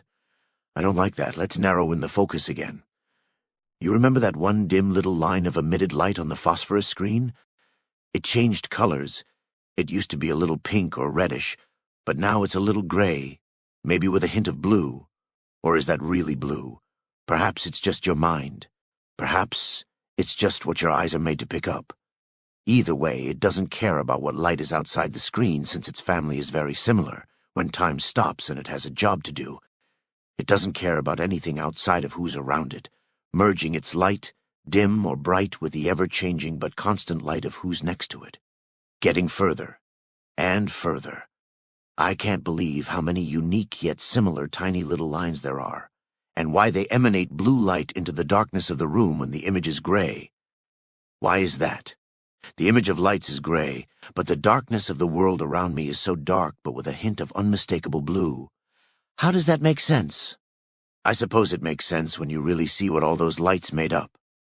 There it is, the return of Montreal. Enlist today. Embrace the horror. Yes, they deserved it. But it's all I can see when I look outside, and I'm so tired of seeing that. Why can't the world just go away? Then it happens. The commercial is gone, the news is gone, the TV is off in an instant. All those dim and bright little lights are plunged into blackness, along with the terrible images they all made up. I get up from the couch when the TV shuts off and hear the noise outside. It's about time I investigated anyway, and upon looking out those windows I remember how this all started the week before. Everything began to spiral out of control. October 15th through 17th or whatever. The television broadcast told us that several other Chinese cities were already being stripped and razed to the ground while U.S. forces threw everything at them. Everyone across America was in panic as more unrest broke out across the Midwest and West Coast. Several American cities were under lockdown, martial law, and even quarantine. The diseases in Colorado were about to spread. Food riots in major cities were met with lethal force from guardsmen. Workers took the time to violently protest automated robotic replacements, and chaos about communist infiltrators fanned the flames. In D.C., the sirens blasted throughout the city a few times a day, and the price of food reached record highs. It was October 22nd, and the last time I stepped outside the house was a week and a half ago. The price of a loaf of bread was $100, but that wasn't the issue. The suburbs largely stayed quiet, but everyone in the city looted their local stores for food, and people fled the chaos for their assigned vaults. I managed to save up a lot of canned food and water over the past few months, and so I stored them in our basement. That day, the 22nd of October, the electricity shut off, making the TV and lights go silent. As much as I loved and admired those wonderful little lines of light, they were gone, never to be seen again. That was all right, though, since the last thing I saw on the TV was that commercial reminder of what I'd done and how I'll never escape it. Despite the fun spin, it's still me, ha-ha. After seeing the mess outside, I sit back on that couch and hold Savannah and Mom closely as we sit there waiting. I think to myself, when will this be over? How are Savern and his family doing? Where are the McNamaras? Are they safe? What will happen to us? There's nothing to do but sit and wait for the chaos in D.C. to die down. The clock hits 10:000 p.m. and I'm scared. 2 days before this point, I boarded up the windows from the inside but just locked the front door. I left cracks between the boards so I could look out and keep an eye on the street, but I wish I didn't. All I need and even want is them. I don't need to know what's happening outside when Savannah's in my arms and Mom's resting on my shoulder. But I know the world loves to get between us, and I fucking hate it for that. I left those cracks to keep an eye on it. To know when it's coming so I can gag it with the barrel of my pistol, blow its fucking head off, and blow my own load at the same time. Don't need to save anymore.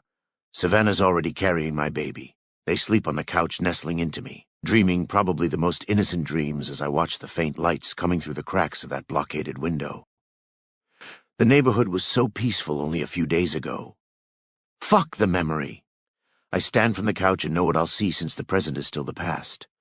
Just as I thought, the looters are trying to bash open the door to the McClellan place. I feel the cold, hard barrel of my shotgun in my hands at all times, knowing he's ready. Every now and then, a looter comes up to my door, bangs on it a few times, but still doesn't see me watching him through the cracks. As horny as my weapon is, I tell him to keep quiet. The world will move right along if you don't stand out. I've been ready, but I made Savannah a promise that I won't be him again so long as she's with me. I turn to the couch, see her curled up and sleeping. She stretches and adjusts into Mom, laying in each other. Such a beautiful picture. I have no intention of seeing what's out those windows. I know I should, though, if anything, just to keep that beautiful picture lasting forever, so I do. The looter leaves to join the crowd at the McClellans. It's 1:20 a.m., a new day, the 23rd of October, and the number of looters grew and grew. Now there are dozens fighting each other in the streets. The faint sound of gunshots are heard through the front door, and I look to the left side of the street. Some National Guard units are setting up a roadblock, but the looters steer clear of them and even take the occasional pot shot. As the minutes drift by, more and more National Guardsmen show up with members of the DCPD. At the same time, more and more looters arrive on the opposite end of the street. I don't know what's next, so I awake my mom and love. They stir awake, the act only hastening with the muffled gunshots in the world outside. I tell them to head down into the basement, and I, of course, join them. I hadn't been down in the basement for a while, so the air's really stuffy. With everyone in the basement, everything's great. We're here, we're safe, all I need is them.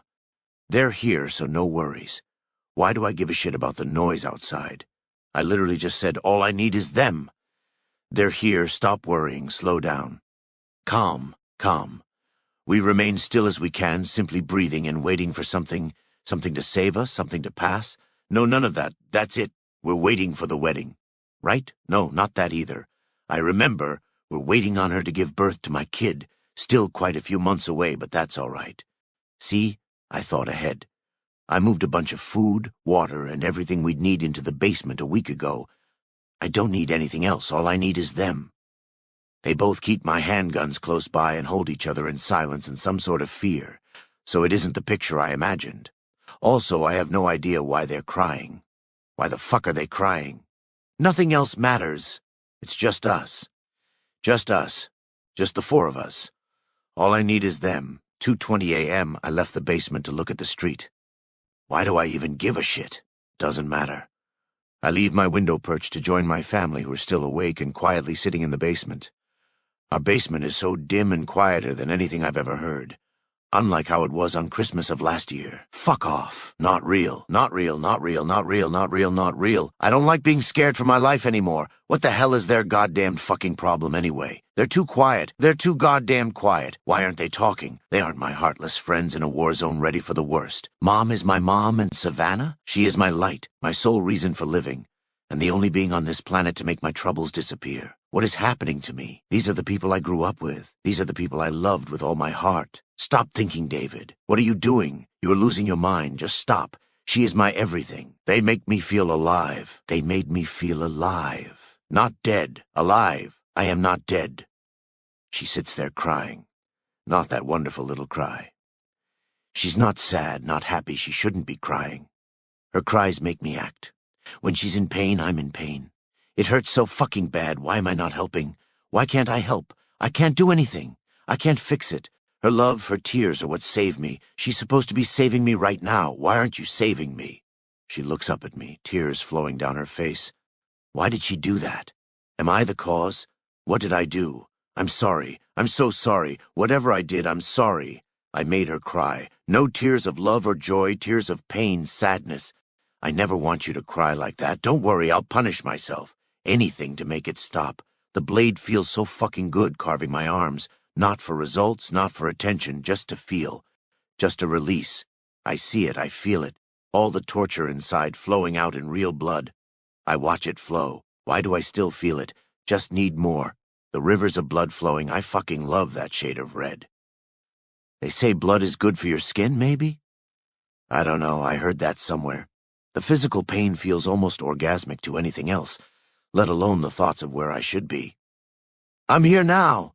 What am I talking about? More and more blood and still she's crying. Why? I punish myself already, so don't worry. I hate myself enough for the both of us. Don't really need help with that. Why aren't you saving me? I hate me, she is me. I don't want to hate you. I can't hate you. It's impossible, so stop fucking trying. I love you. I can't blame them for anything. They did nothing wrong. I'm a psycho. Always have been, always will be. Don't stop loving me, I beg you. The hours are gone. They're still crying for me as I show them the monster I am. They still love me. They wouldn't be crying if they didn't, but I wish they'd stop crying. The fact they care means more blood needs to pour down my chest and arms. Little more, open a scar or two just till the pain stops. Why isn't it stopping? Stop crying! The tears stream down their faces as they watch me carve away at my arms and shout at the thoughts to go away. They can't tell me to stop. Maybe they're too shocked at what they see. Maybe they know I deserve it. They understand me. I wish I understood them better because I can't explain the tears. What's sad about me getting what I deserve? Someone else has to punish you. For some fucking reason it doesn't count if you do it to your fucking self. Why, though? I'll happily harm, carve, stab, slice whatever or wherever if I earn it. It feels good when it's justified. It makes it stop. Red, pain, blood, I want it. It hurts. Careful now. Not too deep. Just a little down the river. Cross it all you want, but don't go too far downstream. So much pain feels so good, but it doesn't end since they're still fucking crying. Stop. Please. 5:24 a.m. Safety. The world? Why did you save me? Oh, ha-ha! You didn't, you fucking sneak. Credit where it's due. Saving from one thing literally only means death in another thing.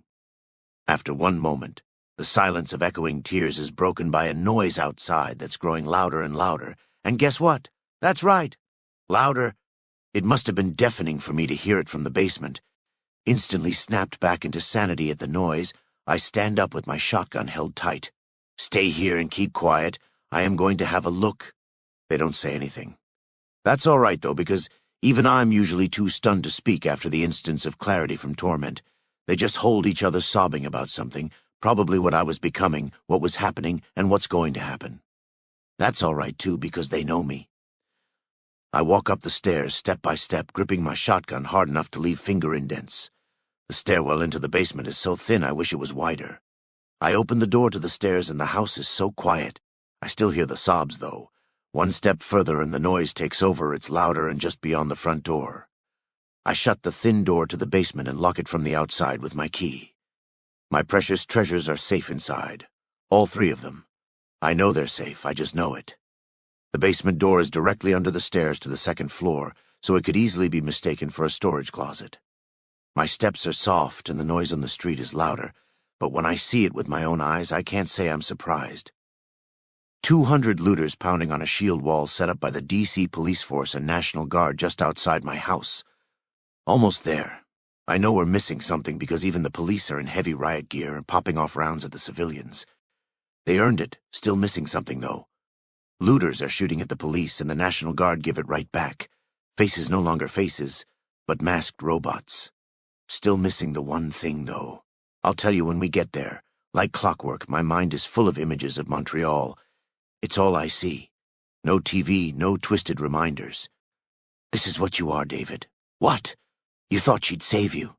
Maybe for a bit, but you know what's next and we're not nearly fucking done. Yes, she can save me, she's just sad. She thinks you're a fucking freak. Look at your fucking wrists, all slashed up and still not clotting. Haha, that's love. I know she'll love me. I know she does love me. More blood needed. I need to do it. That'll make the world go away. She's still crying and none of it will go away. The noise is too fucking loud and she won't stop crying. I'm sorry. Someone make it stop. I can't handle it. The world wants to come in and it's too loud. I just want to hold her again. I don't want to hurt myself anymore. As soon as I turn back to the basement, the door bursts open. I raise my shotgun and blast one of the figures trying to enter. That figure is a soldier, it's me. Always wondered what it was like to be a red zone nationalist. No time to think, though. A small object flies at me through the doorway, and there it is. I know what it's like to be part of a CRT TV's resolution. Light, and then black. I fall to my knees and the thump on my head brings out the darkness. But then it isn't so dark. After the thump on my head, I don't feel anything anymore. The void and blackness are interrupted by a flash and a heat so intense that I could feel them both wash over me. The intensity of the light pierces my eyes, through my brain and out the other side, feeling like the back of my skull is slowly, ever so slowly shattering. It hurts even worse than I thought. I needed this. I can't think about her when the back of my skull is too busy getting smashed to pieces. Just like the TV. Don't have to think anymore. And then, the encore. Oh, what wonders that flash did. I almost forgot to talk about that heat.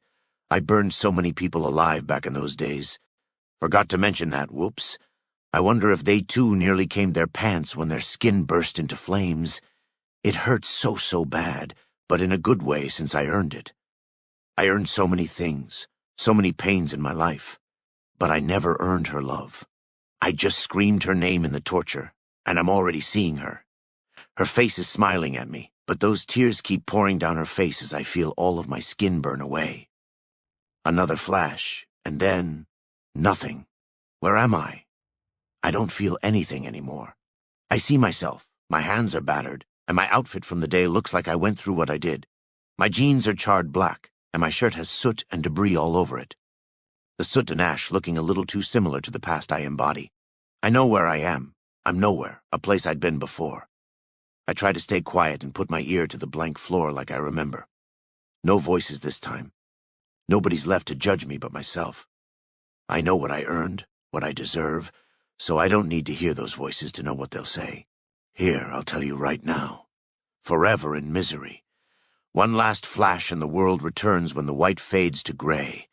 There is a loud crashing sound, and my eyes are fixated on what's all too familiar. Chapter 49. Forever and Always. Unknown. 2077. There it is. I told you I'd let you know when that one missing thing came. I see it all the time. I lay there, here, staring into an abyss of dark and gray. I try to lift my head to look around, but I can't. No ability to hear or even stand. It feels like 100 bricks are on top of my body. Then I notice that my right arm is loose. As I move my arm back and forth, the feeling of dirt trickles down it. I loosen my arm and pat my torso to feel my body, and notice there are bricks all over me. One by one, I lift the bricks off my torso and clear the debris, pinning my head down. I begin to hear as I lift my head, and ash pours out of my ears. My hearing returns, and I begin to hear the sound of fire crackling all around me. I look down from the darkened gray, and the first thing I saw is my house. The sounds of collapsing objects and fire are the only things to be heard, and around me, everything is ruined. Ha ha ha! Of course I'm back. My house is a blackened mess, and the fires engulf the neighborhood around me. Frantically, I brush all the rubble off my arms and legs. When I uncover each limb, I feel the pain of incineration. My arms are dark red, and my legs almost through the blood-spattered tears in my jeans. As I stand, I see all of it. Here I am, among the skeletons of those police, soldiers, looters, and neighbors, all rendered down to what they should be. I stand amongst them atop my rubble throne as the king over the dead. Of course I made it out, and I can't help but look to the sky to see that last missing piece in the picture of my life. That darkened gray sky, all too familiar to Montreal, with the same air smelling of rotting burned corpses and war. Then I remember it. I snap to look at my watch, remembering my gift. only to see that it was broken on the time, 9:10. AM or PM? Who cares? I take a step forward, feeling the bones crack beneath my burned shoes, and look down at the piles of charred skeletons littering the street. Stepping over the dead always seems to happen to get back to her. Just then, a part of the McClellan house collapses behind me, reminding me that my house still stands nearly untouched. Sucks to be them, I run straight to the house through the wide-open door. Black skeletons dot the living room, and the door to the basement sits there shattered into pieces, stopping my heart. I'm terrified. Were they discovered by whoever was trying to break in? Thank goodness I see the lock still locked under a pile of ash, still locked. What happened to the door then? Who cares? Breaking the rest of the basement door, I run down screaming, "Savannah! Mom!" There at the bottom of the stairs, I see them. A lone light bulb still somehow dimly flickers in the middle of the room, showing them to me. There's no denying it anymore. They're gone. Always have been. They've been gone since I started telling you this story. They lay here in the middle of the floor as black corpses, just like all the others. I don't understand it. What happened? Why? Why did this happen? Why did this happen to me? I know why. Ha ha ha. What happened outside? I know that too. Montreal never leaves. It's too much to bear. I fall to my knees and cry. I thought they would make it through anything. I thought we would make it through anything. Why am I all that's left? I don't even have a blade anymore. I'm stuck with it now. No memories, no torturous thoughts, no reminders needed anymore. This is reality. And she won't stop crying. I hear her sobbing right beside me on the floor of that basement, one lasting echo that won't stop for all of eternity. Never again will I hear that sweet little cry she made when she was so in love and happy. The only thing I hear now is that twisted and contorted cry when she felt the torture I did. The cry of what I was becoming even with her, the cry of those past tortures made real in the present day. It's so real I put my ear to her mouth, but there is nothing. No breath touching my ear, no tears on her blackened face, but even then I still hear her sobs. It's so faint, yet so loud, and each haunting sob echoes throughout the basement, thundering outside under the roar of the inferno, finally disappearing into the still and lifeless gray sky. I feel her warm body, reliving her soft, smooth skin, only to know what she's always been the second I see the truth. I remember the feel of her hand in mine, seeing her smile at me as I close my eyes. Although, something's different this time. I feel something in her hand. Unable to see from the tears of insanity, I release her little hand and open my eyes again to see something fall from our hands. It was a note. I stumbled back into the stairs and read it. Dear David, in case you live to see this, I want you to know that I have always loved you and always will love you in the next life. Don't ever give up on anything. Don't take a shortcut just to be with me. I want you to see this all through to the end. Remember that I will be with you forever and always. Savannah, Andres, Levin. She crossed out her last name to write mine. She loved me so much and I loved her more. I abandoned her in her final hours. I can't believe I abandoned her. The past had finally returned, and to top it all off, I never said goodbye. Again, left with that final question, why did I live? I'm always the last person to deserve living, yet I'm all that's left when everyone else deserved it more, especially her. The words of her note echo in my ears, and my sadness turns to rage. What do those words even mean? Don't take a shortcut? What the hell does that mean? She didn't know what she was talking about. I can't just go on. There is no drive anymore. No happiness either. Nobody waiting for me. Only her cry. Beneath the stillness of the house and the fallen world outside, all is so unbearably quiet. Yet still I hear her. My rage subsides when I remember where it got her. I see her lying there, stiff and charred, and I know it's all my fault. She said she'd always be with me, and I believe it. All I hear is her, but I see each crack in her body, remember what was, and know without any denial that she is gone. She's gone. I don't want her to be. She won't stop crying, and I panic. I collapse onto her corpse and sob into her, hearing her all the while. Don't leave me, please, I beg you. Haunt me every day. Everywhere I am, let me see you. I'd rather be tortured forever than live without you one day. Just don't go. Please just stop crying. I can't stand knowing I hurt you. I'll do whatever you say. Don't leave me. I don't know how long we cried together, but I heard her letter echo, and it still didn't make sense when I see what's true and in front of me. I hear those words, I want you to see this all through to the end, and find myself working my way up the steps. Images of her contorted body make up my entire vision, and I hear those words on a loop until I find myself looking outside through the shattered glass. Not a hint of sunlight anywhere to be seen. Ash and debris cover the scorched living room, and the streets lay full of bones and ash. The buildings all across the neighborhood are just frames or heaps of brick, and the glow of fire hovers over the ruined city. Following the glow of distant fire beyond the dead gray mass of hollows, I finally see it.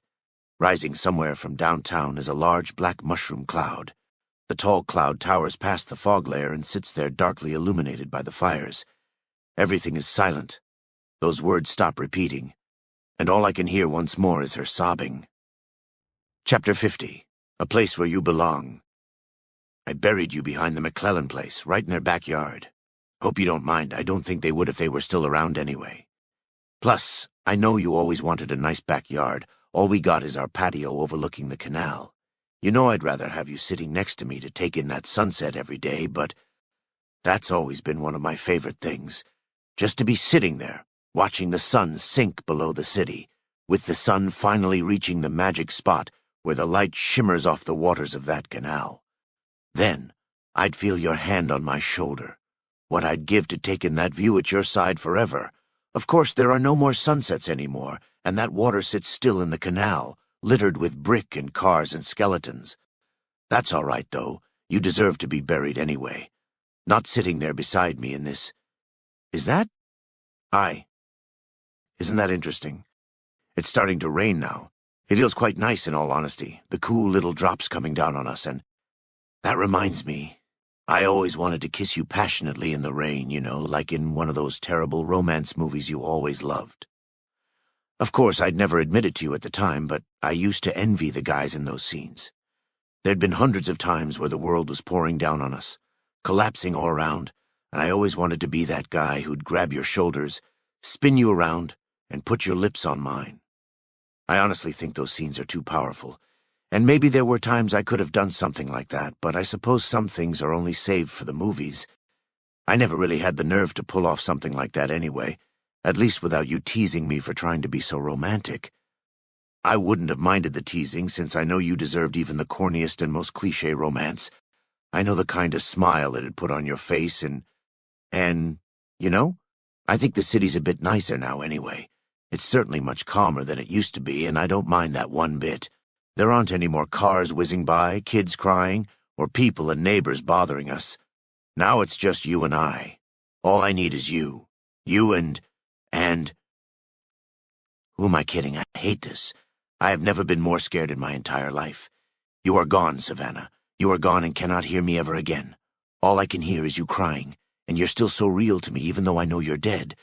I'm so alone in this world, I'm all that's left, but everything's dead, and I still see you in every corner only for you to go away the instant I turn to look at you. I really wish you'd stay.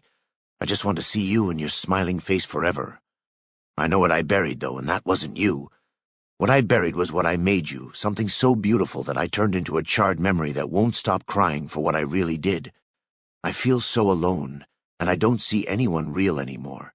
All I see is their remains, and I know they're back. I've never been so knowingly abandoned before, but still feeling like thousands of eyes are watching me from everywhere all the time. I know those eyes aren't only yours because I still feel it, even when you disappear again and all I see are those skeletons covered in ash, only half buried by the ruins of something that was so good. Everywhere I look, the ashes of the innocent are all that I can see. I don't hear their screams, their shouts, their pleads, not even the wind or the tap of rain.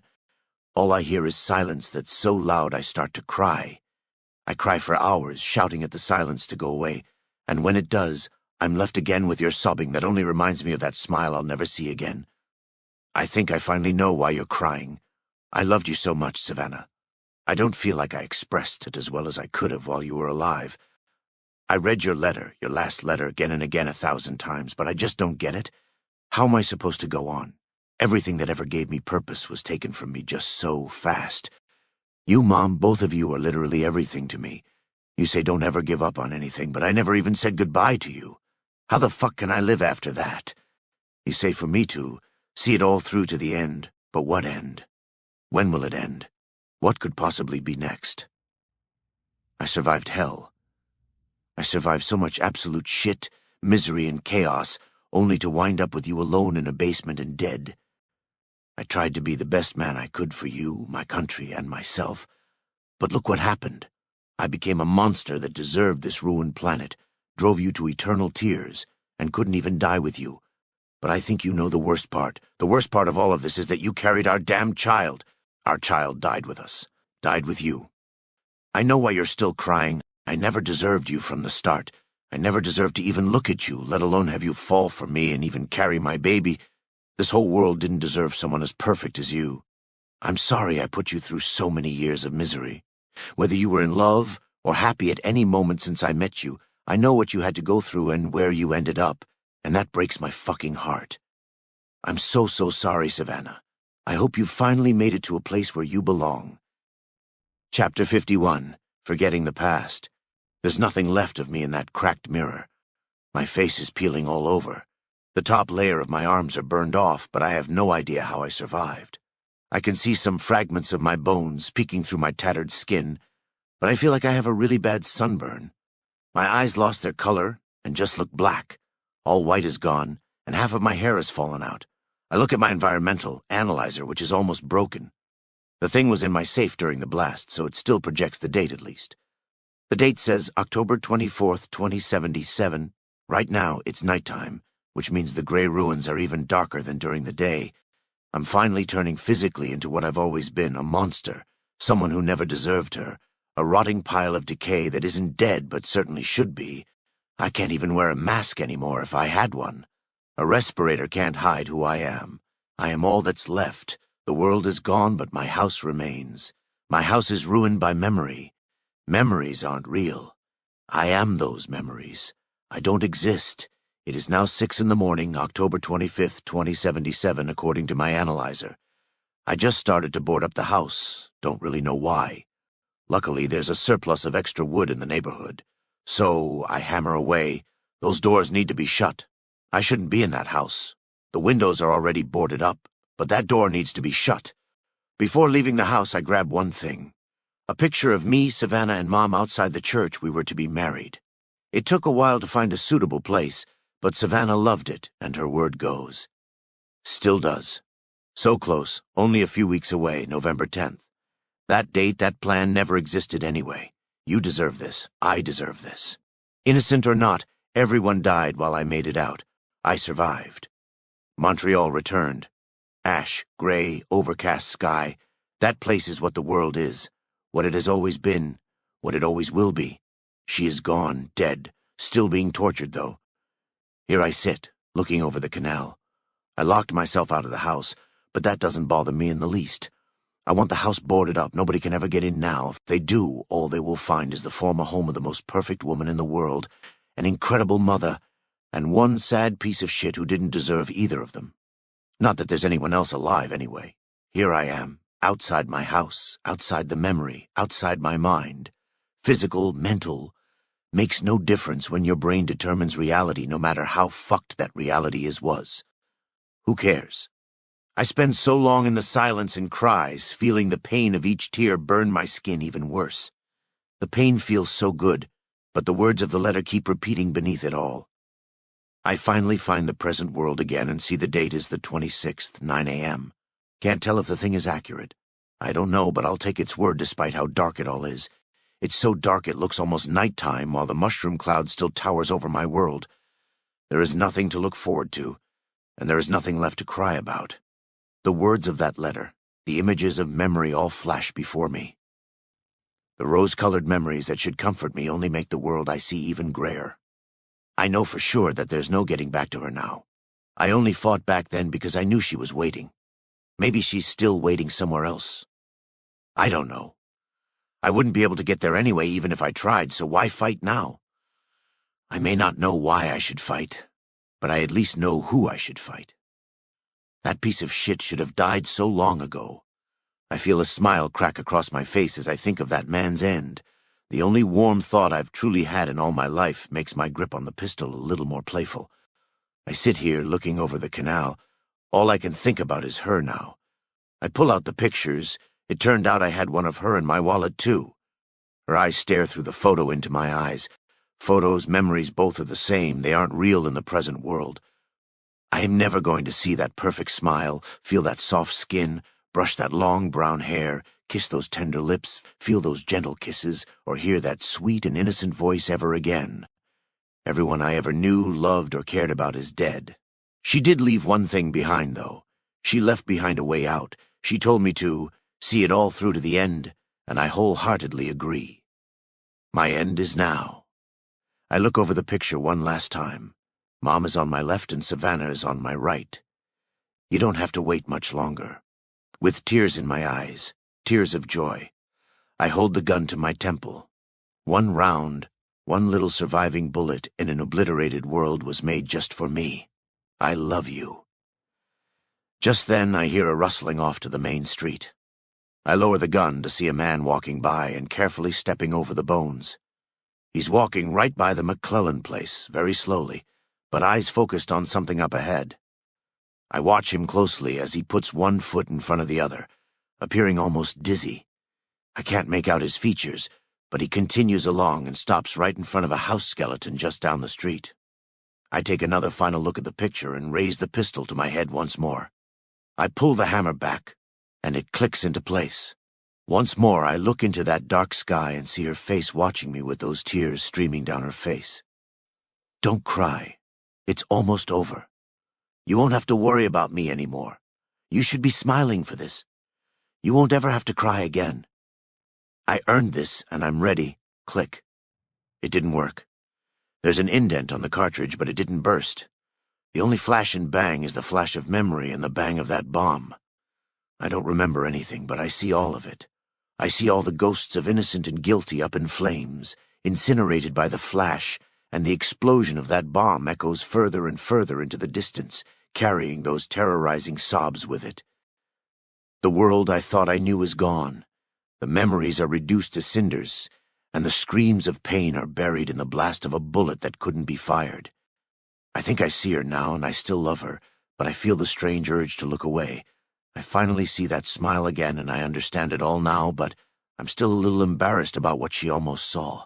I see that beautiful face, and despite that righteous urge to look away, I need to see it since I know that face won't change, even after I say what I've had to for so long.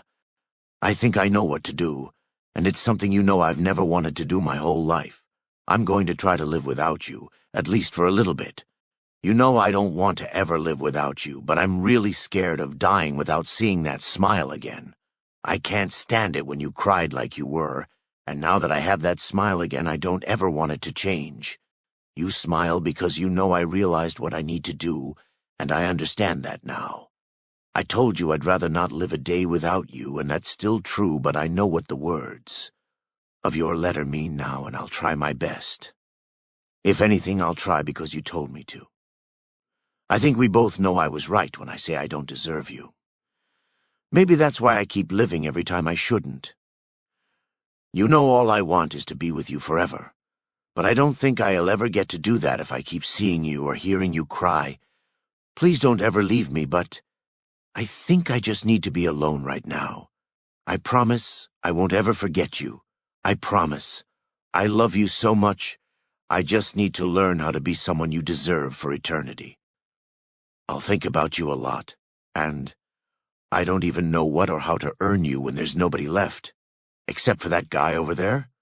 I'll miss you like crazy, so please don't forget that I'll always love you, forever and always. Goodbye, Savannah. I hope to see you soon, but I think you know there's a few things I have to do first. Love you. Bye. I look to the dark sky, feel the familiar bits of ash land on my face, and breathe in the oh-so-familiar scent of a poisoned world. It's true. I don't need a respirator this time.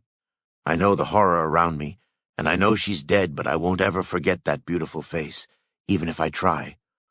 I don't want to try, but I still see the dead around me, and know I only have to look to the gray blanket over the earth, and recall that the past I embody isn't real in the present.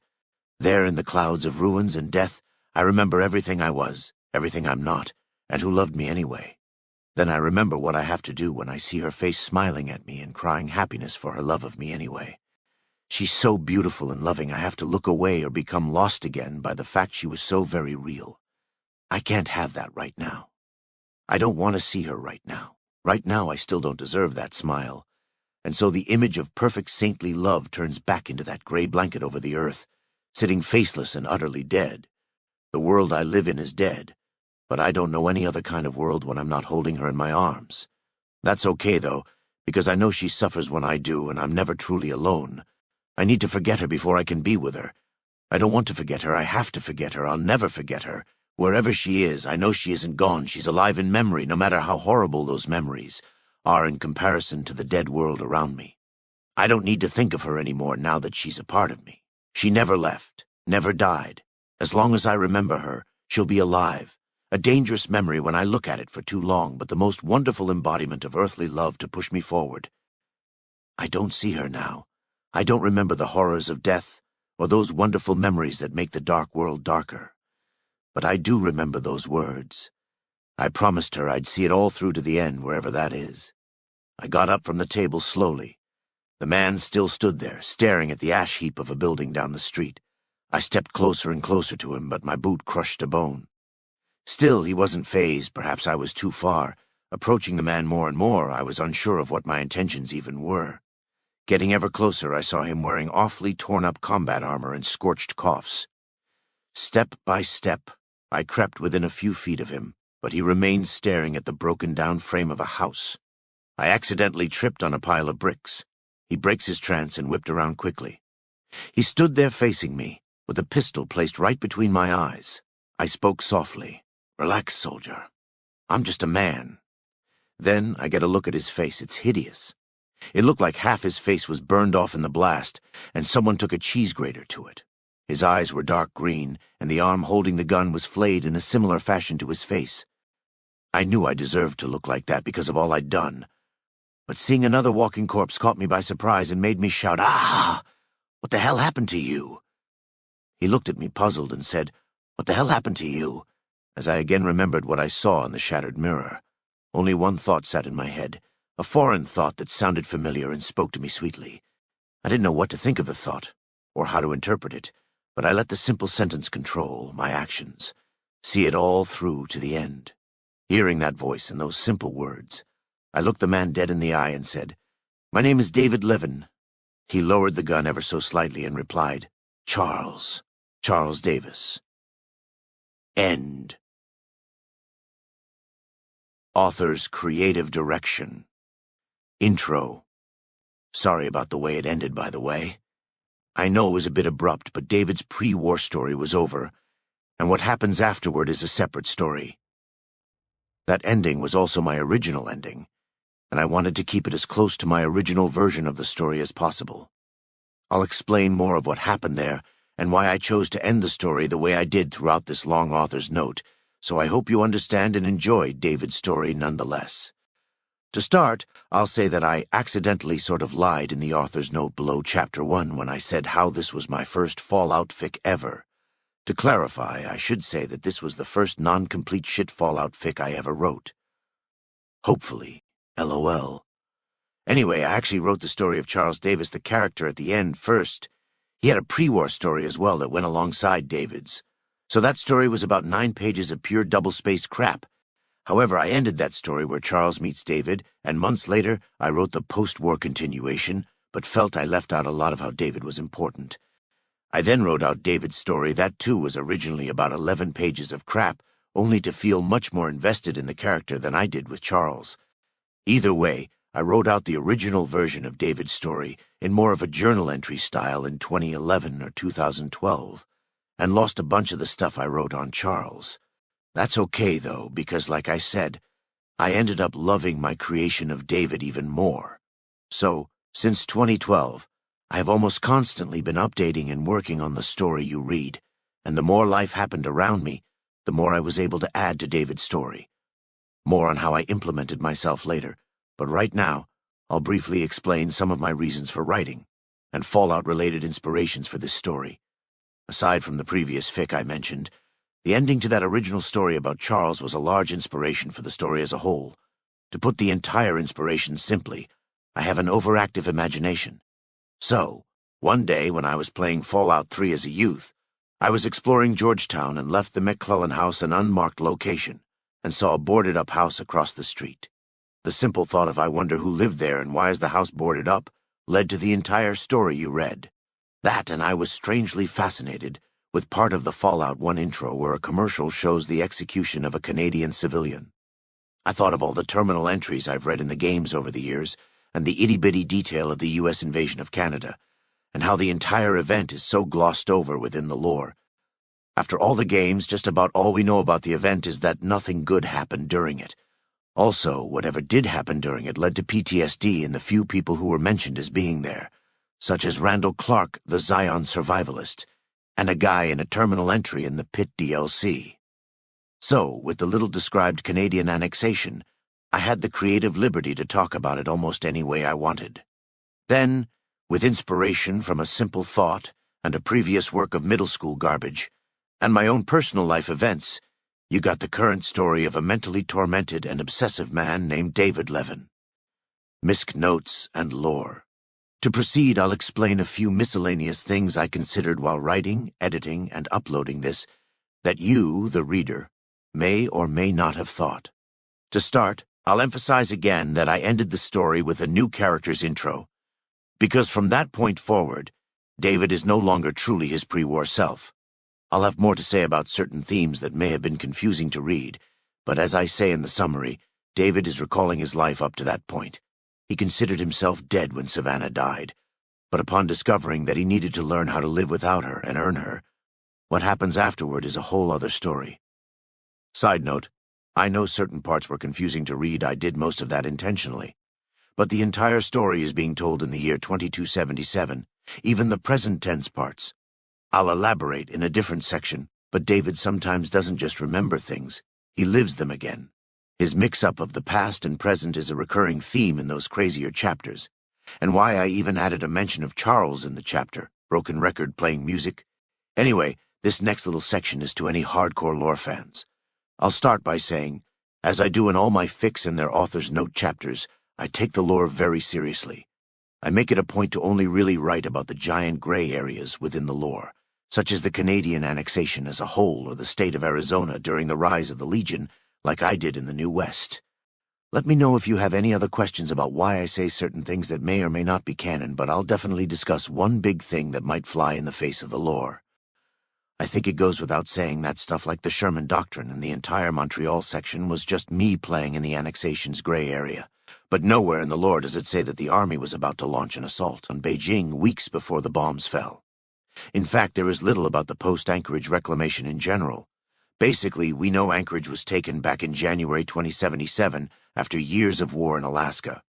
We also know that things like the Gobi and Yangtze campaigns are mentioned in a couple of games, like New Vegas and Fallout 2. I can elaborate on those little talked-about campaigns, and may even explore them in a future fic, but we don't really know when they ended exactly. My description of the lead-up to the bombs falling came from the fact that I don't believe there was just an immediate peace after America took back Anchorage, and we also know that relations with China were still very poor. However, I found it hard to believe that there were 10 months of sunshine and rainbows and violent domestic issues after a decade-long conflict where someone decided to randomly flip the board on October 23, 2077. I don't think it is outside the realm of possibilities that America consolidated its forces and went into China sometime after its dramatic successes in Alaska.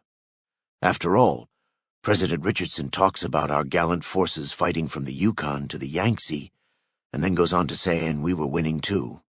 Then, those damned Reds launched. This implies that there was some sort of battle still going on up to the 23rd that even lead to the assumption that China launched first. Of course, his testimony should be taken with a grain of salt, since we don't officially know who launched the bombs first, but I decided to play off that and imply that there was some sort of dramatic war situation going on before the world went up in flames.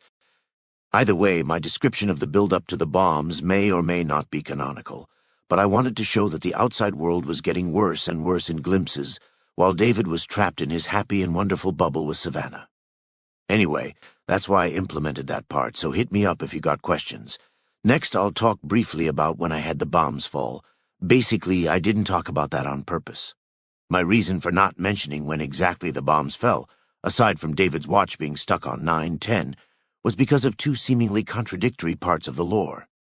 Of course, we see the bombs fall on Massachusetts firsthand in Fallout 4 during the early morning of the 23rd, although in the intro for the new Vegas DLC's Old World Blues and Dead Money, they mention or show illustrations that the bombs fell on the night of October 23, 2077. I find it a little strange that the entire East Coast could have been obliterated in the morning and the West Coast could fall in the evening, when the entire nuclear war is described as taking place in only a few short hours. In the end, I had David blast the mysterious hallucinated real home invaders before the morning and night of the 23rd. That way he'd be stuck in his psychotic and unconscious void during the entire thing, only to awaken to a ruined world that spared him yet again. Still pertaining to that part in the end of the story, some may wonder what was happening outside David's house before the bombs fell. Well, there are numerous hints in the games that something bad was happening across America shortly before the bombs fell. Whether it was the food riots and martial law in Boston, the Van Buren-described chaos happening in Denver, or even the riots against robotic replacements described in terminal entries within the Pit DLC. From all I gathered, the peaceful serenity we see before the bombs fall in Fallout 4 was something seemingly exclusive to the suburbs. I feel like the chaos across American cities leading up to the bombs would have certainly affected D.C. and the neighborhoods immediately around it like Georgetown. With that, I saw a violent domestic situation outside David's Georgetown home to be the perfect way to tell David that Montreal was about to return. A picture of civil unrest getting brutally put down beneath an overcast and poisoned sky. I don't feel it's necessary to elaborate on this next bit, but I will anyway because of a humorous encounter I had with one of my army friends who read this story. Yes, I do understand that some of the details on military procedure are not true to life. When that friend I mentioned read this story, he reached certain parts about the combat, and I remember him saying something along the lines of, "Yeah, that part was cool, but that's not actually how the Army would approach a building like that." I really did appreciate his input, but I had to emphasize that this was fan fiction since he wasn't really a Fallout fan. I created things like the Sherman Doctrine and made it a point to emphasize what a mess the annexation forces were in order to counter things like what my friend said, LOL. I understand the Army wouldn't hurl bodies at a fortified skyscraper. I understand the Army doesn't currently use laser rifles or have troops in armored exoskeletons. I understand that the Army likely wouldn't get rid of things like leave, even in emergency situations. I showed the Army the way I did in order to paint the troops under annexation units as something so atrocious that nobody would be able to truly grasp what it was like to be there. That was part of the reason I had David go crazy. In the first versions of this story, I largely painted the same picture and conditions you read, but had David come out totally fine around 9 years later. After enough iterations over the years, I figured a guy who was so in love with his girl back home would turn into a true blue psycho in a place that's all rubble, has poisoned air, and has millions of people in every direction that want him dead, let alone the fact he was exempt from things like leave, forced into a monotonous procedure, and forced to commit atrocities against the hostile populace. You try to come out sane after that. LOL. Lastly, I feel I should address why this story may not feel Fallout-y at times. I again will have more to say about my personal implementations and parallels with David's character, but I'll say that this story may not feel like a Fallout fic at times because this is about David. This story isn't really about the annexation, about pre-war life, about the war with China, or anything other than what David personally went through. I essentially made a story about David Levin, but used the Fallout universe as a background more than anything. Of course he follows the Fallout timeline and partakes in Fallout events, but if you were ever wondering why I didn't mention things directly or undeniably Fallout, if you were wondering why I didn't feel the need to mention his favorite breakfast cereal being sugar bombs, that's again because the characteristics of the universe were only a background. Like, I had a lot of fun writing about David's fascination with Dean Domino and the entire Sierra Madre love triangle puppet show, because it reminded me of certain things and habits I've seen in people, while at the same time reminding the reader this was still in the universe we all love. In the end, if you're wondering why there were entire chapters without even a hint towards the things we see in-game, it's because David is telling his story without really thinking about the broader context he's in, if that makes sense. How I wrote this. So, how did I choose to write this? Or, Why did I choose to write this the way I did? I'll reiterate the present tense thing when I say that everything written is actually David talking about it 200 years later. However, the memories of what he went through and the life he lived before the bombs impacted him so deeply that he doesn't remember things so much as live them again in his mind as he's telling the story. His description of certain parts sent him back to the moment. And that's more or less how I came up with the crazier parts, or tried to pound in the idea that our protagonist is not well in the head. As I mentioned in the author's note below Chapter 1, I wrote this story and did much of the editing for it in a stream of consciousness style. What that means is that I basically put myself in David's shoes and started writing the first things that came to mind, whether or not they made sense or were even chronological. If you've never tried writing like that, you should. It's actually a lot of fun. I don't know about whoever is reading this, but sometimes my thoughts jump from one to another in a way that wouldn't make sense to anyone but me. I sometimes think about that scene in the movie Due Date where Zach Galifianakis asks Robert Downey Jr., "How's your arm? Do you think Daryl slept with your wife? Have you ever been to the zoo?" Basically a completely illogical set of questions that wouldn't make sense to anyone unless you were following the specific thought trail he was on. So, I'm saying that it is really easy to go from one thought to another and gather answers to your mind's questions that may seem absurd. Thinking about it now, the reference to that movie can also be an example of how I wrote the story and am writing out his author's note, however. Any parts that may not make sense to the reader have made perfect sense to me. Sorta. At the time, at least. The added bonus to that style is that if anyone has trouble understanding what they read, the paragraph, section, or chapter can simply reinforce the not-too-well upstairs characteristic of David. To put it bluntly, if you didn't understand what happened in the last chapter/chapters, or how David got this from that, perfect. If you did understand what happened, I'll pray for you and let you know you're not alone. You are loved. LOL. Wipes away lone tear. Anywho, though David isn't me, I might as well explain a little bit of why I said I implemented parts of my own life in this one. Now, I've obviously never committed atrocities in Canada as far as Interpol knows, JK. And though I have served in the military, I was never in combat, spent time in a toxic dead city, survived a nuclear apocalypse, yada yada. Alternatively, I have found myself trapped in pretty inescapable situations and places while obsessing over people and even ideas of perfection. I won't go into details since I've already had to pay someone for that, but I'll say one thing, though. After you escaped that place, found that perfect person, place, job, etc., and held it tight, that's when the world can and typically does rip it away from you out of nowhere. There'll be more to talk about with my theme of idolatry, but I know firsthand what it's like to have something you saw as perfect taken away. Then, you're stuck in some place even worse than before, your mind. The world outside your brain is shattered, dead, and all that's left is the memories of what you no longer have.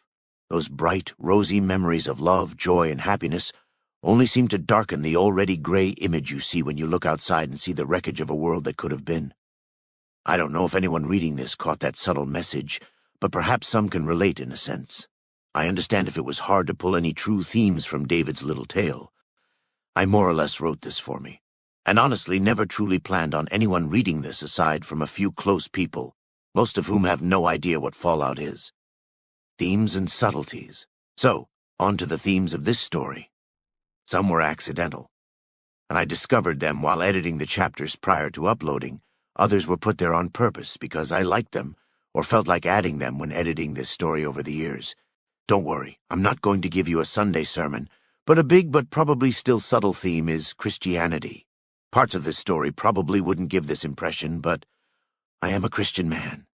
I'll admit I wasn't always so, honestly. I spent about the first 21 years of my life calling myself anything but that. In fact, the chapter where David speaks to the chaplain was loosely based on a time when I was essentially forced to speak to a military chaplain during my time in service. That man, too, had a smile I could only call too understanding, and the bottom line was that I wanted none of what he was selling me, as if he was trying to sell me anything in the first place. He had answers to problems I didn't want to hear. After all, I had my Savannah to comfort me, no matter how destructive the memory or idea was at the time. In the end, I was shocked at how well he related to me after lowering his collar, but I still wanted none of it.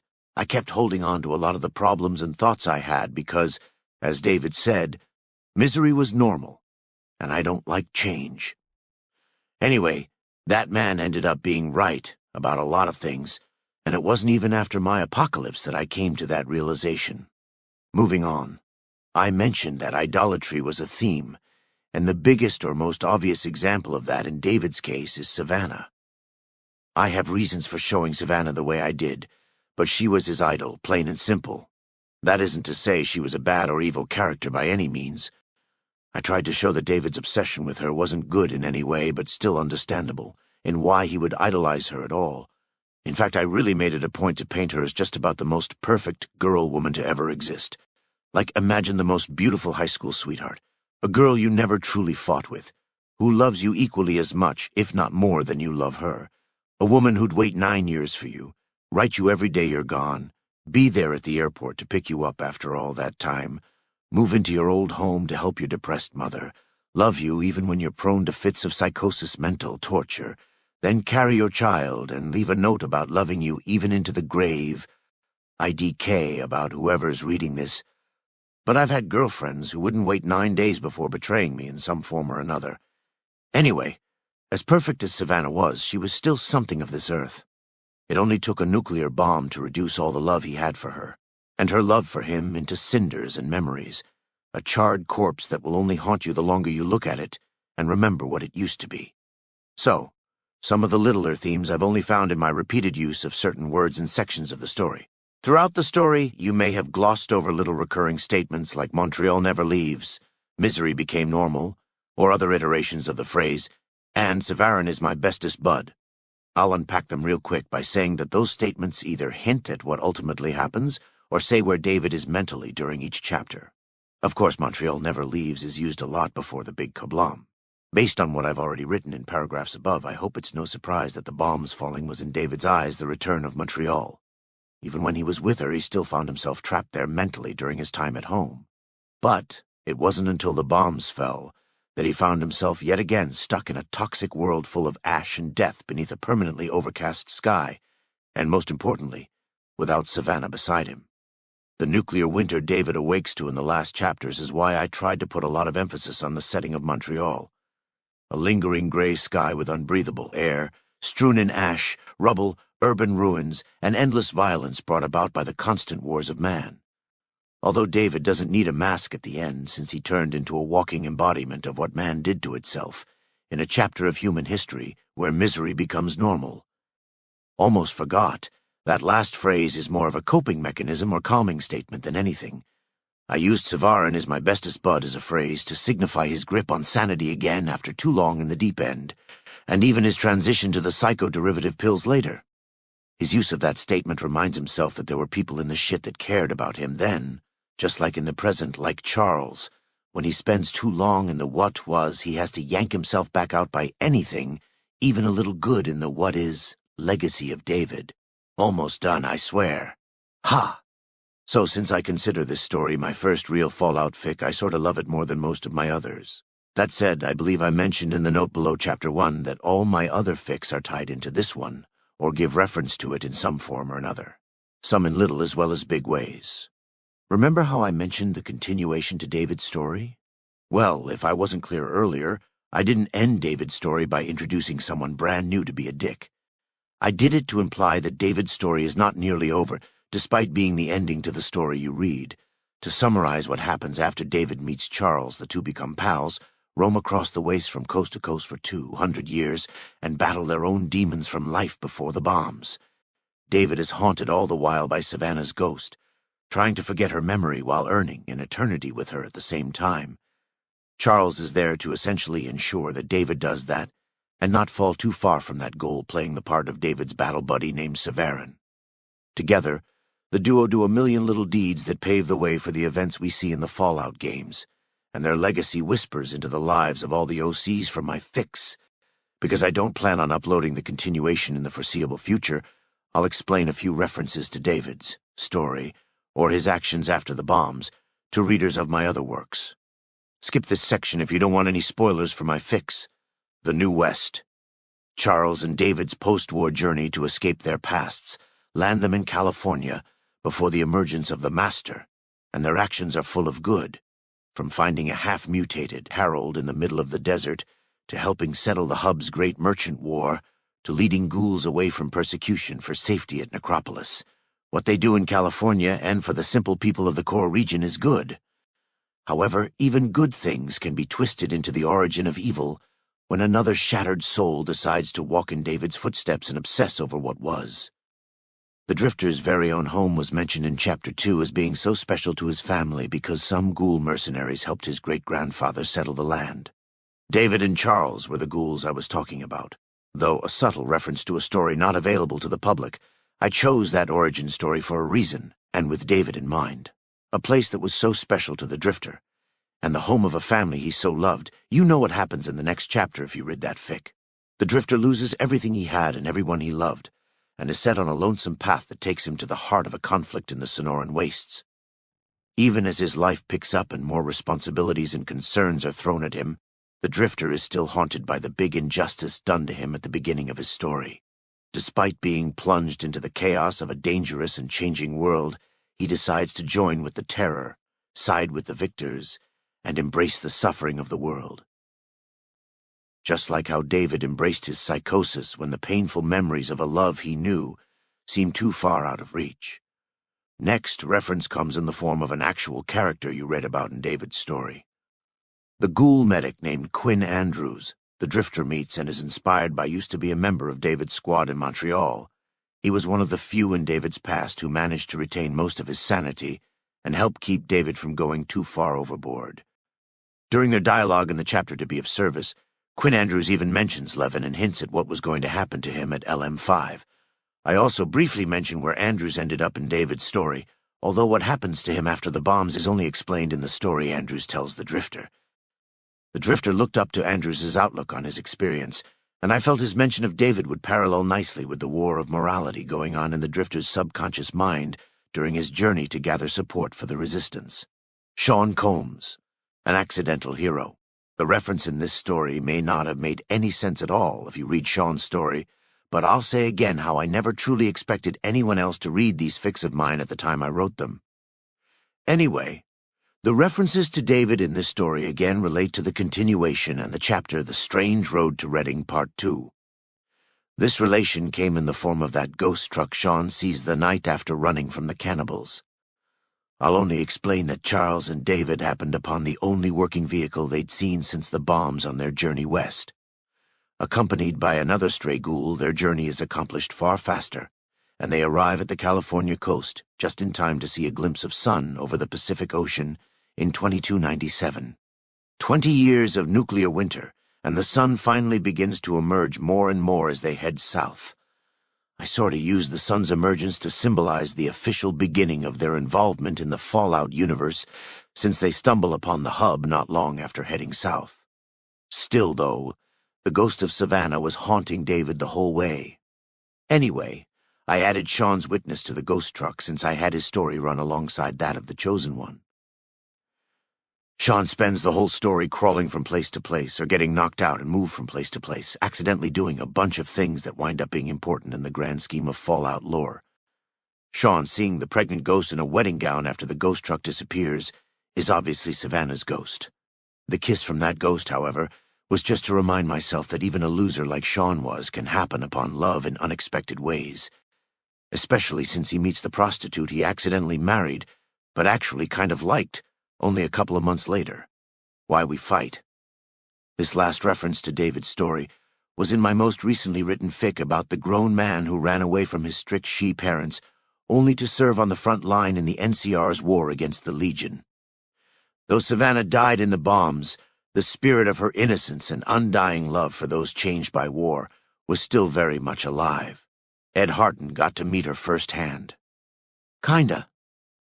After Ed's injuries send him home, he awakes on the medical transport caravan to the voice and calming hands of a woman of the NCR Army he describes as an angel medic. Though the injuries he discovered happened to him were severe, the angel medic was more than enough to console him, and even make him nearly fall for her instantly.